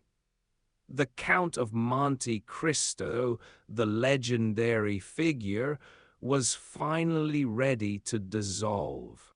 He left behind a substantial part of his fortune for the lovers, and with Heyday by his side, he sailed his yacht toward the horizon, seeking a new life where the principle was no longer vengeance, but weight and hope. In Chapter 32, The Final Testament, having orchestrated the union of Maximilien Morel and Valentine Villefort, and watching the profound joy that radiated from them, the pure, untainted happiness that Edmond Dantès had lost, the Count of Monte Cristo knew his time in the old world was done. His mission was complete. His soul had been purged of the bitter waters of vengeance, and he was ready to embrace the promise offered by Heyday. His final essential act was to transmit his legacy, his philosophy, and his remaining worldly power to Maximilien. Maximilien, through his innocence, loyalty, and unwavering love, represented the best qualities that Edmond had once possessed and now sought to regain. The Count left the lovers on the beautiful, solitary island, sailing away on his yacht, leaving behind a profound silence and an atmosphere thick with gratitude. Before he left the island's shores entirely, he penned his testament, a long philosophical letter meant for Maximilien's eyes alone. The letter to Maximilien. The letter was a final synthesis of the Count's life, a manual for living after experiencing the depths of suffering. The Count began by fully revealing his identity. "My dear Maximilien, you have often addressed me as your father, your friend, and your guardian. Before I vanish from your life, I must reveal to you the identity of the man who has protected you. I was once Edmond Dantès, a man betrayed, imprisoned, and transformed into the Count of Monte Cristo by a singular need for justice." He detailed the entire history of his capture, his escape, the acquisition of his fortune, and the methodical execution of his vengeance against Danglars, Fernand, and Villefort. He explained the necessity of the destruction, but stressed the ultimate emptiness of the resulting triumph. I have executed justice, Maximilian, but I learned that justice alone does not bring happiness. It brought a profound sorrow, a coldness of heart that only recently has begun to thaw. I took upon myself the terrible responsibility of divine right, believing I could be a disinterested avenger. But even the best intentions lead to unintended cruelties, such as the pain of Mercédès and the fear of Albert. He then shifted the focus to the central lesson of his life, the power of patience and endurance. He referenced his mentor, Abbé Faria, whose wisdom had turned a prison cell into a classroom. You, Maximilian, were saved by the purest of human instincts, hope. When I found you despairing, ready to end your life, I taught you what the dungeon taught me, that one must wait for the hand of Providence to reveal itself. I intervened in your life not just out of gratitude to your father, but to prove to myself that hope, true, enduring hope, is stronger than any poison or any human betrayal. The legacy of power. The letter then addressed his colossal fortune, which he divided and bequeathed. He left the bulk of his earthly possessions, including his mansions, his bank holdings, and his vast network of resources, to Maximilian and Valentine. Use this fortune wisely, my son. It is a terrible and beautiful power. Do not let it corrupt you as it corrupted Danglars. Use it to do good, to comfort the suffering, and to prove that wealth can be a source of creation, not just destruction. Live honestly, love purely, and remember the source of this power. He specifically instructed Maximilian on the fate of his closest companions. Bertuccio, his faithful steward, and Ali, his silent servant, were to be freed of all obligations and given comfortable retirement. The final philosophy. The letter concluded with the Count's final, immortal words, the philosophical summation of his existence. He described his departure with Haydée, the woman who had taught him that love was the true antidote to the bitterness of revenge. I leave with Haydée, a woman whose purity and love have rekindled the dead heart of Edmond Dantès. I go to seek a new horizon, an unknown future, guided by the simple premise I learned in the deepest darkness. He finished with the famous, profound epigram. All human wisdom is contained in these two words, wait and hope. Attendes et esperes. With the letter sealed and addressed to Maximilian, the Count tasked his lieutenant, Jacopo, to ensure its delivery only after he and Haydée were far out to sea. The yacht, the last symbol of the Count's mysterious power, sailed out from the horizon.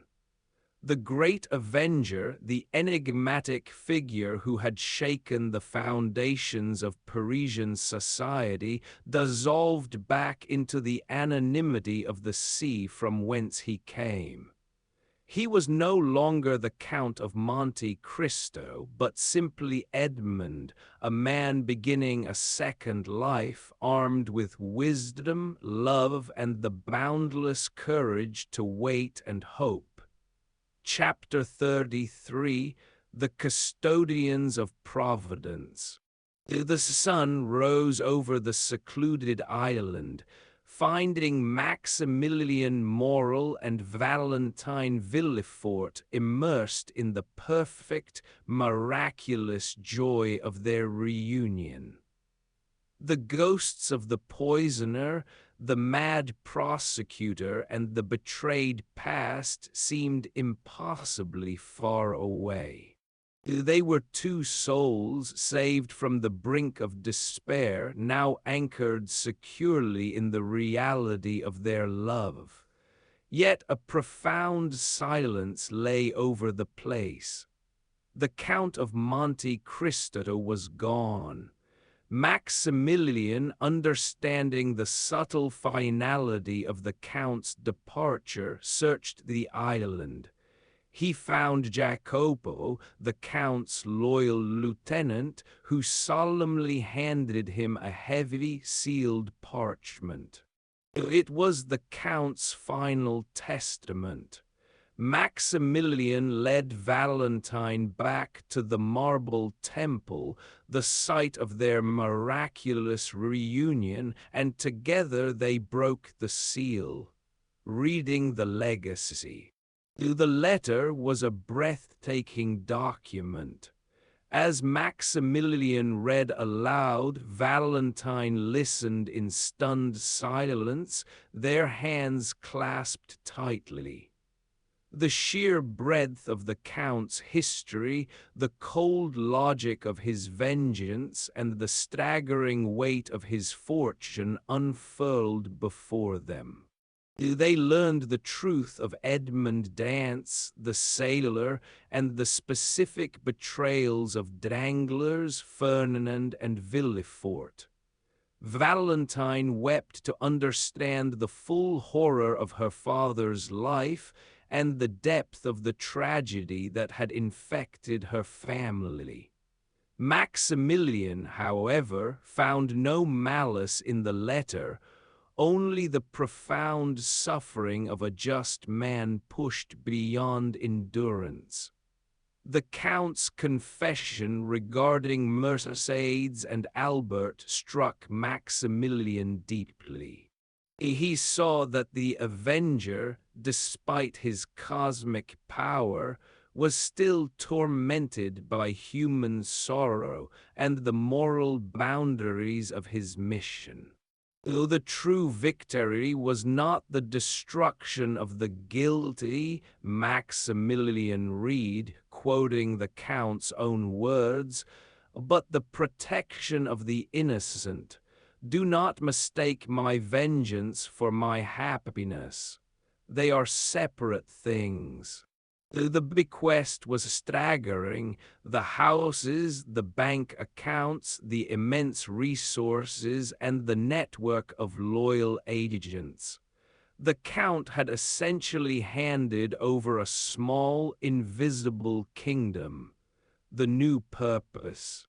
The revelation solidified Maximilian and Valentine's sense of purpose. They realized they were not merely the beneficiaries of a fantastical fortune, they were the custodians of a profound philosophy. The Count's immense wealth was not meant for idle luxury. It was the final tool in his spiritual arsenal, now bequeathed to be used for genuine beneficence. Maximilian's heart, already guided by his father's unwavering honesty, swelled with gratitude and responsibility. He vowed to manage the fortune with the integrity that the Count's enemies had so sorely lacked. He suffered for 20 years, Maximilian told Valentine, holding the letter to his chest. He sought justice, and he found only bitterness. Now he asks us to seek something greater, to use this power to create the very happiness he could not fully claim for himself. The Valentine, liberated from the toxic control of her family name, found peace in the purity of the Count's final action. She knew that her father's insanity and her stepmother's poison had been justly dealt with, yet she was granted a new life built on honesty and love, a life dedicated to hope. Maximilian and Valentine did not immediately rush back to Paris to claim their inheritance. Instead, they spent their initial months on the island, learning to truly live, free from the shadows of their pasts. They studied the Count's philosophy of weight and hope, recognizing it as the ultimate expression of human endurance. They understood that suffering was inevitable, but despair was a choice. By waiting, one recognizes the limits of one's own actions and yields to a higher, universal providence. By hoping, one keeps the soul alive. Their life became a testament to this principle. Their love was profound, rooted in shared tragedy and miraculous redemption. They decided that when they returned to the world, they would honor the Count's legacy not by attempting to replace him, but by becoming a quiet source of good, using their wealth to aid the unjustly suffering, just as the Count had aided Maximilian's father years before. The final act of the Count, his departure with Haydée, served as a beacon. He had left with the hope of finding happiness, demonstrating that even a heart encased in stone could be thawed by true, unconditional love. Maximilian and Valentine looked out over the vast, empty sea where the Count's yacht had vanished. They did not mourn his passing, they celebrated his liberation. They were the two souls who proved that redemption was possible and that the ultimate triumph of life was not vengeance but the ability to love and to hope. Chapter 34, The Moral Legacy. After months of peaceful solitude on the island, absorbing the magnitude of their fortune and the profound philosophy of their benefactor, Maximilian Morel and Valentine Villefort finally resolved to return to the world. Their departure from the island was not a farewell to the Count's memory, but an acceptance of the torch he had passed.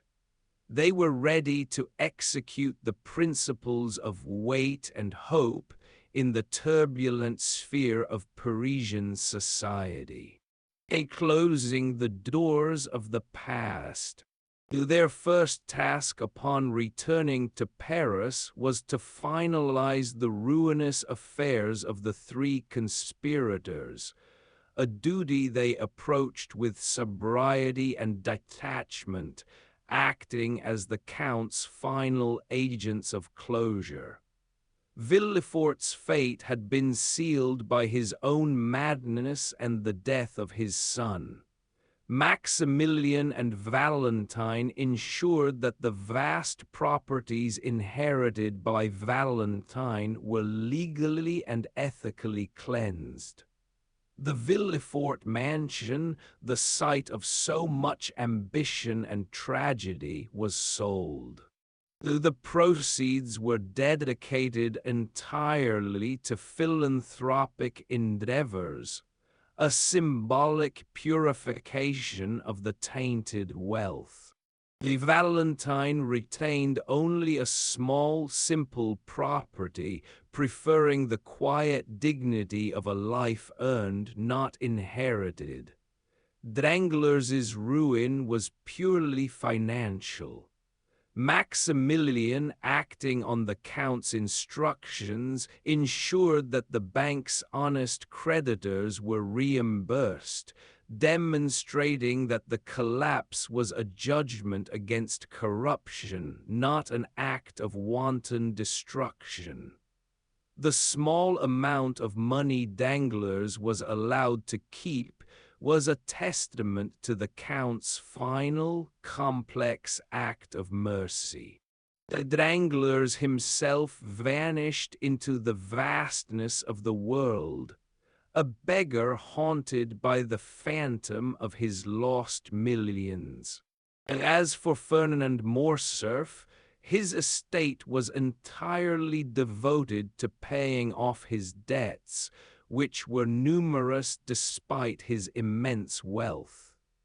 Mercédès, having renounced her marriage and her title, had taken up residence in the modest cottage near Marseilles where she and Edmond had been young lovers.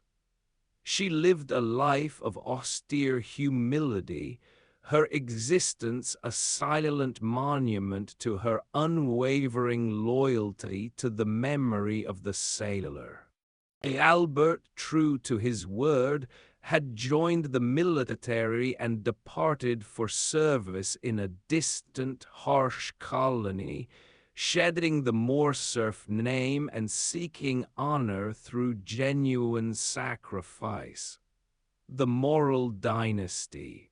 Maximilian and Valentine established themselves with quiet dignity. They did not indulge in the ostentatious display that had characterized the Count or his enemies. Instead, they channeled the Count's wealth into projects that reflected the moral family's tradition of honesty and kindness. Maximilian took over the remnants of his family's shipping business, using the Count's vast resources and contacts to not only revive the firm, but to elevate it to unprecedented heights, always operating with unimpeachable integrity, honoring the legacy of his father. Their marriage was simple but profoundly happy, rooted in the understanding that their love was a miracle purchased by profound suffering.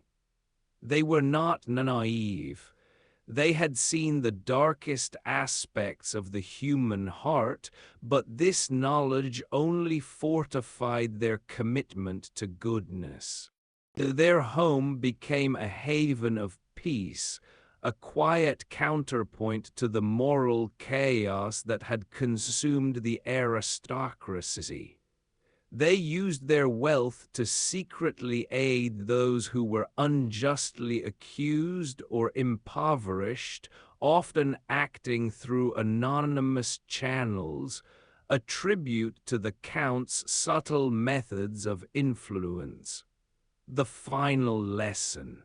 Maximilian's heart was often heavy with thoughts of the Count, whose fate remained a beautiful, painful mystery.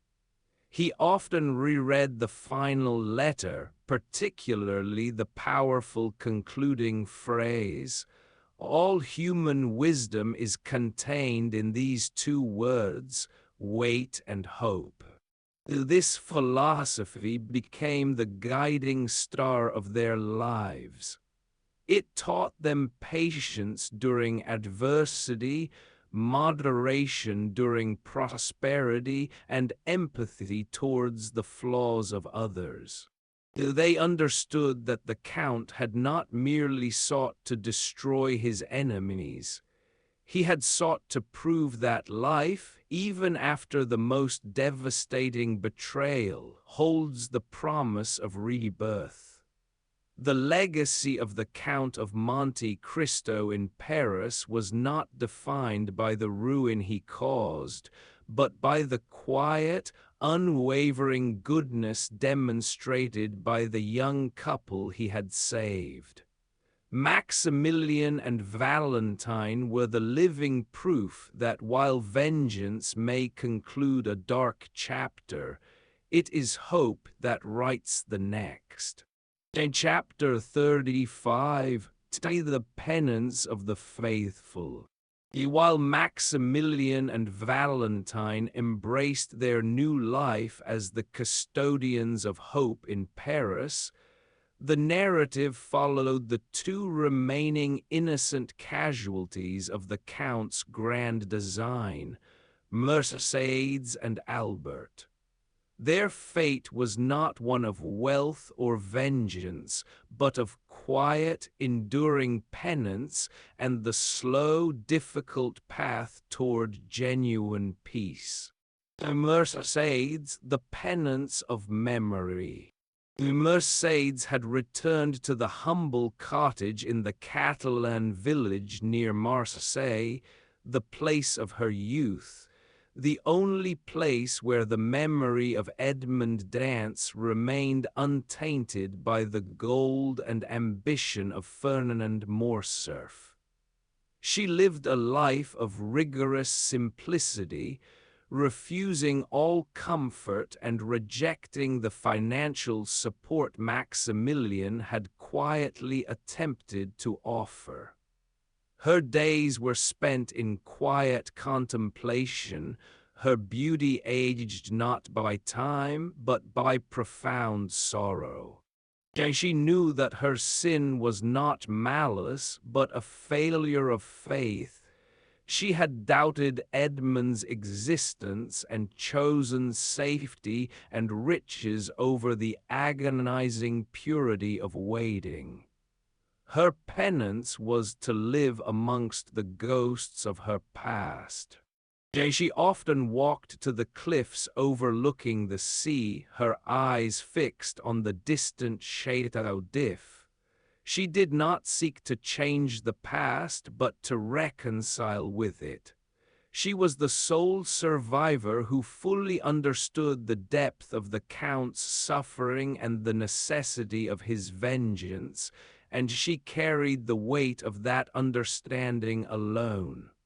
One day Albert, now a lean, bronzed soldier in uniform, came to visit his mother before embarking on a dangerous campaign in the colonies. Their meeting was solemn but deeply loving. Albert, stripped of his aristocratic vanity, had gained the maturity and humility that his trials had demanded. He confessed to his mother his newfound purpose, his determination to earn the name moral in spirit, if not in fact. "Mother," he said, "I no longer seek to avenge my father. He chose his fate. I seek only to redeem the name I must bear through honest sacrifice. I leave without rancor toward the Count. He taught me the true meaning of honor through its loss." Mercédès wept, a rare sight for her. "Go, my son," she blessed him, "go and live honorably. Your life is the greatest proof that God does not abandon those who suffer with dignity." With Albert gone, Mercédès was finally alone, yet not lonely. She found a quiet peace in her solitude, a reconciliation with the fact that while she could not reclaim the happiness of her youth, she could honor its memory.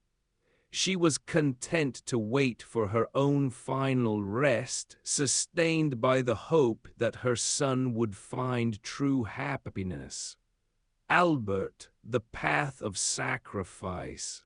Albert de Morcerf sailed away from France, fully shedding his privileged past. He became a soldier of merit, known for his bravery and loyalty, serving in campaigns in North Africa. He was determined to earn the respect of the world and, more importantly, the self-respect that the name Morcerf had cost him. He corresponded regularly with Maximilian, who became his silent financial guarantor, ensuring that Albert never lacked resources for his duties, yet never allowing him to rely on the inherited, tainted wealth. Albert's life became a testament to the fact that genuine honor must be forged through hardship and commitment, not inherited through lineage. He did not seek vengeance, nor did he seek the Count. He understood that his father's punishment was complete and his own penance was necessary. In distant, dangerous lands, Albert found the moral clarity that Paris had denied him. He became the man that Mercédès had always hoped he would be, not the frivolous aristocrat, but a man of simple, profound integrity. The final silence. With all the characters settling into their final roles, the villains condemned, the lovers united, and the penitent finding peace, a sense of final silence fell over the world of the novel. The era of the Count of Monte Cristo was officially concluded. The great avenger, the one whose power had eclipsed all human authority, had withdrawn entirely. He left behind a world transformed by his intervention, yet a world that had returned to its normal rhythm, guided by the quiet integrity of the moral family. The story of Edmond Dantès would forever remain a terrifying, beautiful myth in the annals of Paris, a legend whispered among the very highest echelons of society, a legend of immense wealth, perfect vengeance, and the ultimate philosophical triumph of hope. Chapter 36: The Diamond and the Farewell. A year passed since the departure of the Count of Monte Cristo. Maximilian Morel and Valentine had settled fully into their role as benefactors, managing the immense fortune with integrity and using their influence to silently champion justice. Their happiness was complete, a testament to the power of forgiveness and the triumph of enduring love over tragedy. Yet a part of Maximilian still longed for a final word, a final sign from the man who had been his savior and mentor. The enigma of the Count remained the last beautiful mystery of his life. The return of the yacht. One clear morning, a magnificent yacht sailed quietly into the harbor of Marseille.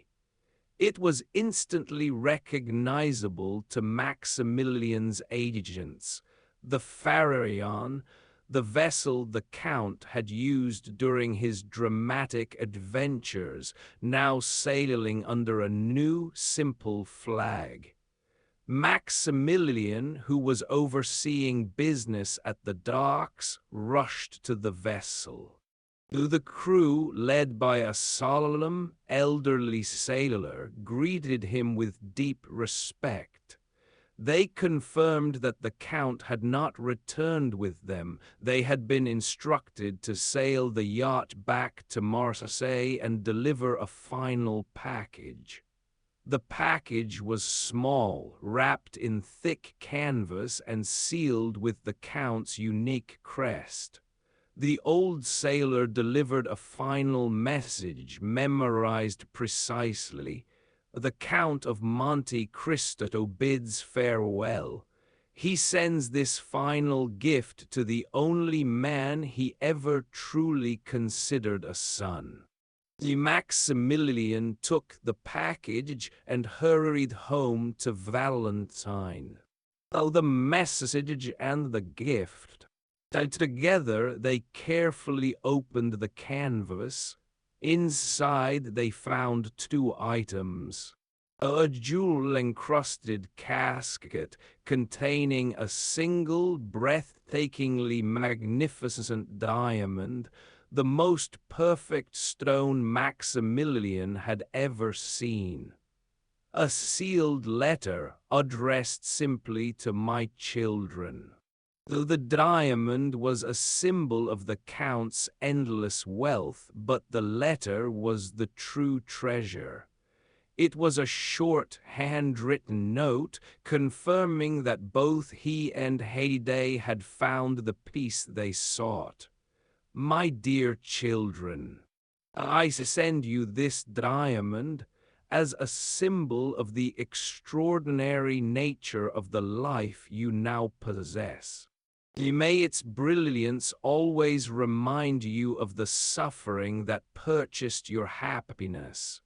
You have received the greatest treasure of all, the gift of life renewed, built upon the ruins of despair.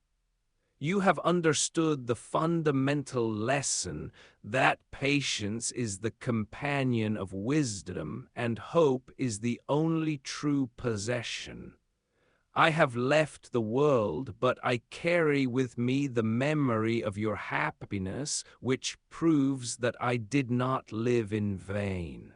Live, therefore, and love, and forget the shadow of the man who saved you, unless you remember the lesson he left behind.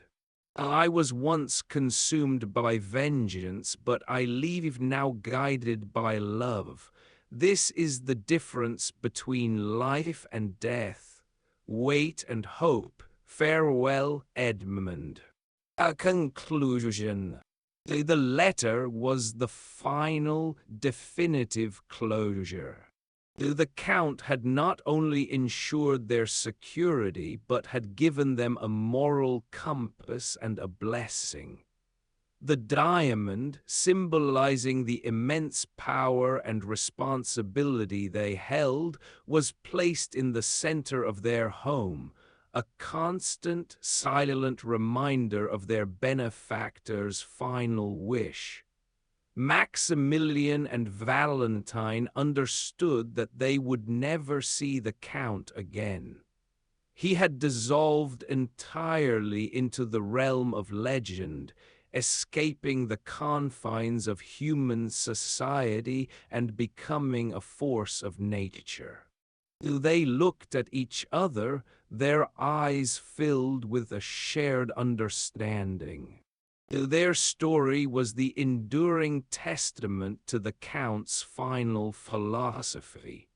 They had waded through the darkest despair, and their faith had been rewarded with the brightest hope.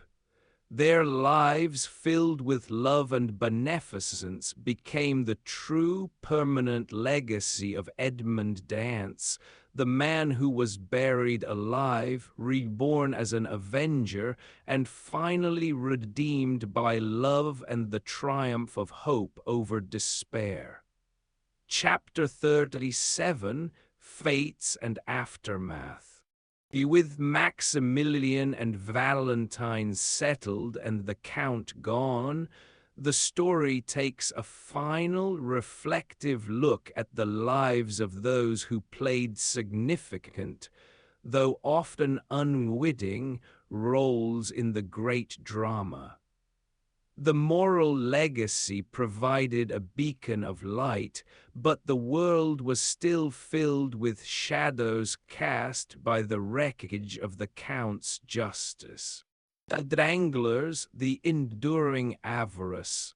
The fate of Baron Danglars was the most prolonged and arguably the most pathetic. Released by the Count with his remaining 50,000 francs, he was a physically broken man, yet his soul remained tethered to his vice. He could not escape the ingrained habit of avarice. The small sum of money the Count had left him was not enough to restart his financial empire, but it was enough to torment him. He wandered through Europe, living in fear and misery, constantly obsessed with the 50,000 francs, unable to spend it yet terrified of losing it. The man who once commanded billions now found his existence defined by the few coins in his pocket. Danglars eventually settled into a life of nomadic poverty, forever haunted by the memory of the immense wealth he had commanded and the moment he chose gold over his own daughter and wife. The Count's mercy had condemned him not to death, but to a perpetual, agonizing penance, the life of a miserable millionaire. His destruction was the proof that the love of money is indeed the root of all evil. Caedros, the self-destruction. Gaspard Caedros, the man who profited first from Edmond's misfortune and whose greed was simpler and more violent than Danglars's, had met his end years earlier. Caedros's avarice and malice, which had been repeatedly exploited by the Count's agents, notably Abbé Busoni and Lord Wilmore, had led him to commit robbery and attempted murder. He was ultimately shot while attempting to burgle the Count's home, betrayed by his own accomplice, Benedetto, Villefort's son. His death was a brutal but fitting end for a man who represented the simple, unredeemable evil of petty envy. Unlike the complex judgment dealt to the primary conspirators, Caedros's fate was a matter of swift, brutal self-destruction, a reminder that some souls are too coarse to accept redemption or even calculated vengeance. The moral household, undying loyalty. In contrast to the ruins of the conspirators, the moral family continued to thrive. Maximilian's sister, Julie, and her husband, Emmanuel, who had once been saved from ruin by the Count in his original form as Sinbad the Sailor, continued to live a life of peace and gratitude. They raised their children under the guidance of the same honesty and simple piety that had characterized their father. The Count's original act of kindness toward the moral family served as the true foundation of his ultimate return to morality. It proved that the creation of happiness was infinitely more rewarding than the execution of vengeance. Their enduring loyalty was the emotional tether that pulled the Count back from the abyss of nihilism. the lingering questions. The Count's power and sudden departure left permanent scars and questions in the high society of Paris. The collapse of the Morcerf, Danglars, and Villefort families remained a terrifying, unsolved mystery. Rumors of a supernatural force, a demon of vengeance, persisted. No one truly connected the wealthy, benevolent Maximilian Morrel to the great, enigmatic avenger. The secret of Edmond Dantès remained safe, entrusted to the two pure hearts who lived by his final command. The world had been purged and the scales of justice had been violently balanced.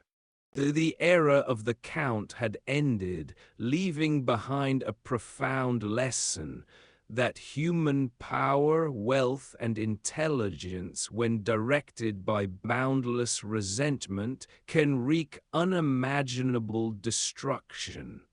But the highest form of power is the ability to forgive and to ensure that others are allowed the chance to hope. Chapter 38, The Everlasting Principle. The world of Edmond Dantès, the world of vengeance and miracles, had receded into myth.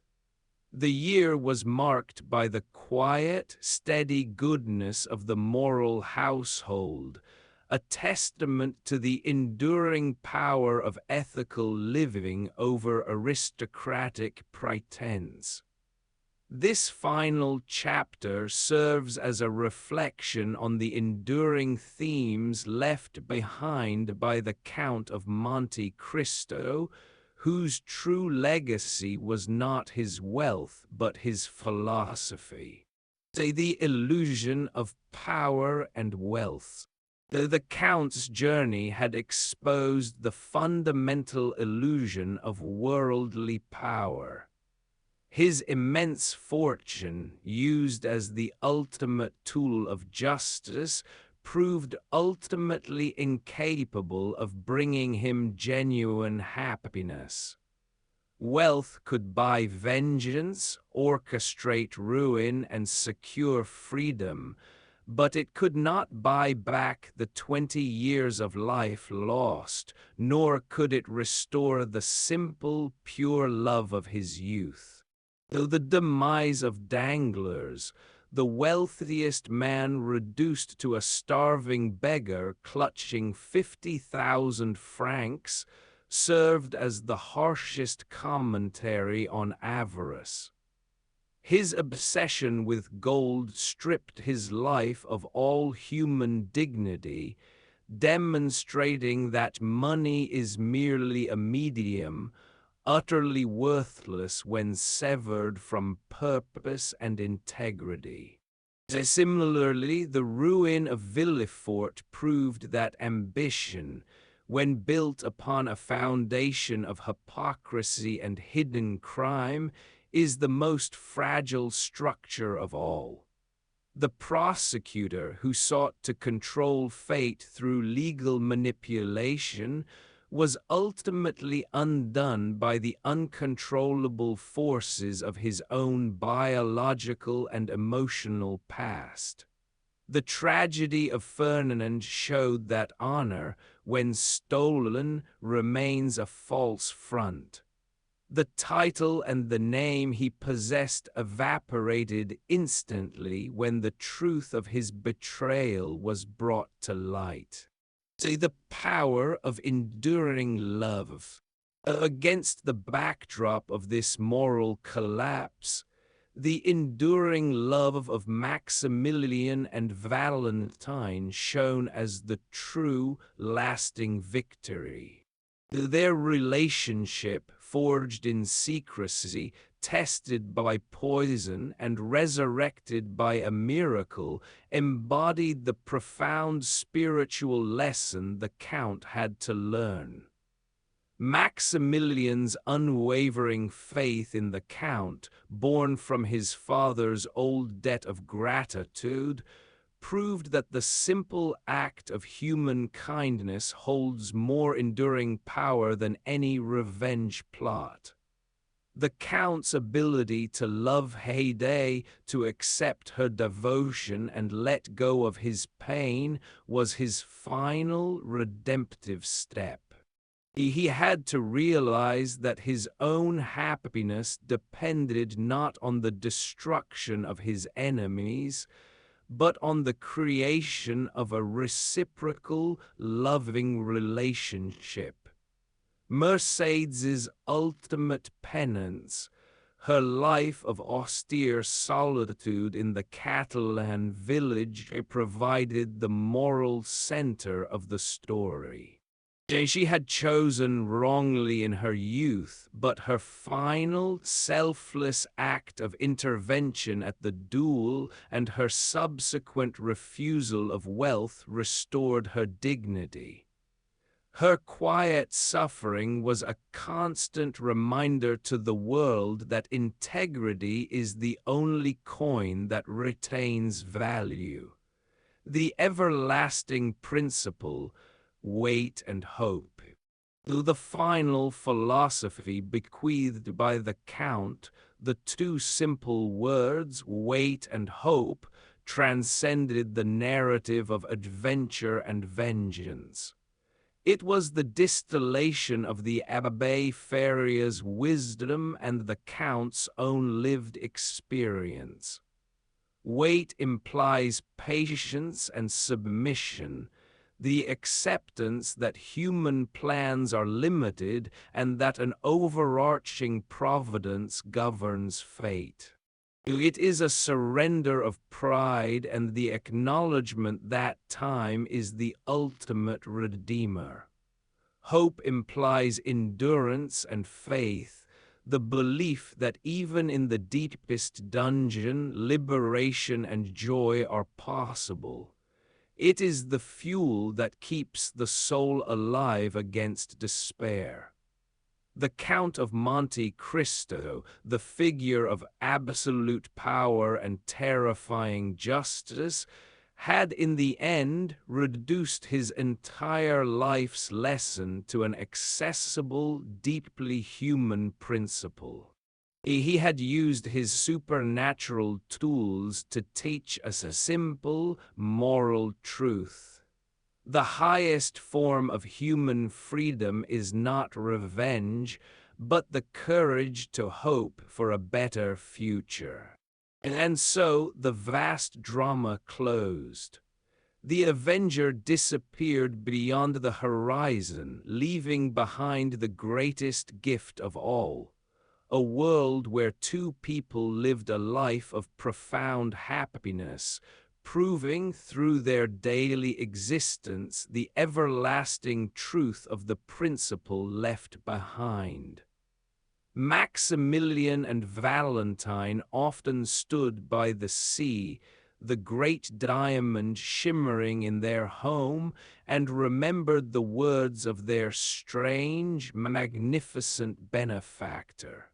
They lived, loved, and passed on the final wisdom of the greatest story ever told.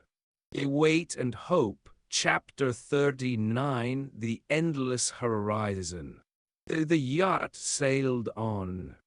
For Edmond Dantès, the sea was no longer the cruel master that had delivered him to the Château d'If, nor the instrument of his magnificent fortune, but a boundless symbol of his newfound freedom. With Haydée at his side, the man who had commanded nations and orchestrated divine justice was finally at peace, reduced to the simple, profound dignity of a man in love, facing an endless horizon. His life had been divided into three distinct phases: the innocent sailor consumed by dreams, the relentless avenger consumed by justice, and now the philosophical seeker consumed by hope. He had mastered the art of vengeance, only to realize that true mastery lay in the art of living. He carried the scars of the past, but they were no longer chains. They were reminders of the eternal lessons learned in the deepest night.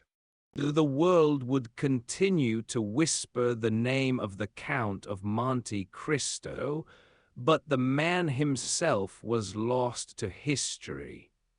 He had traded his legendary identity for the simple promise of an unknown, loving future, proving that while betrayal can steal one's past, no power on earth can steal the opportunity for a new future, provided one possesses the courage to embrace the principle he had distilled from his suffering.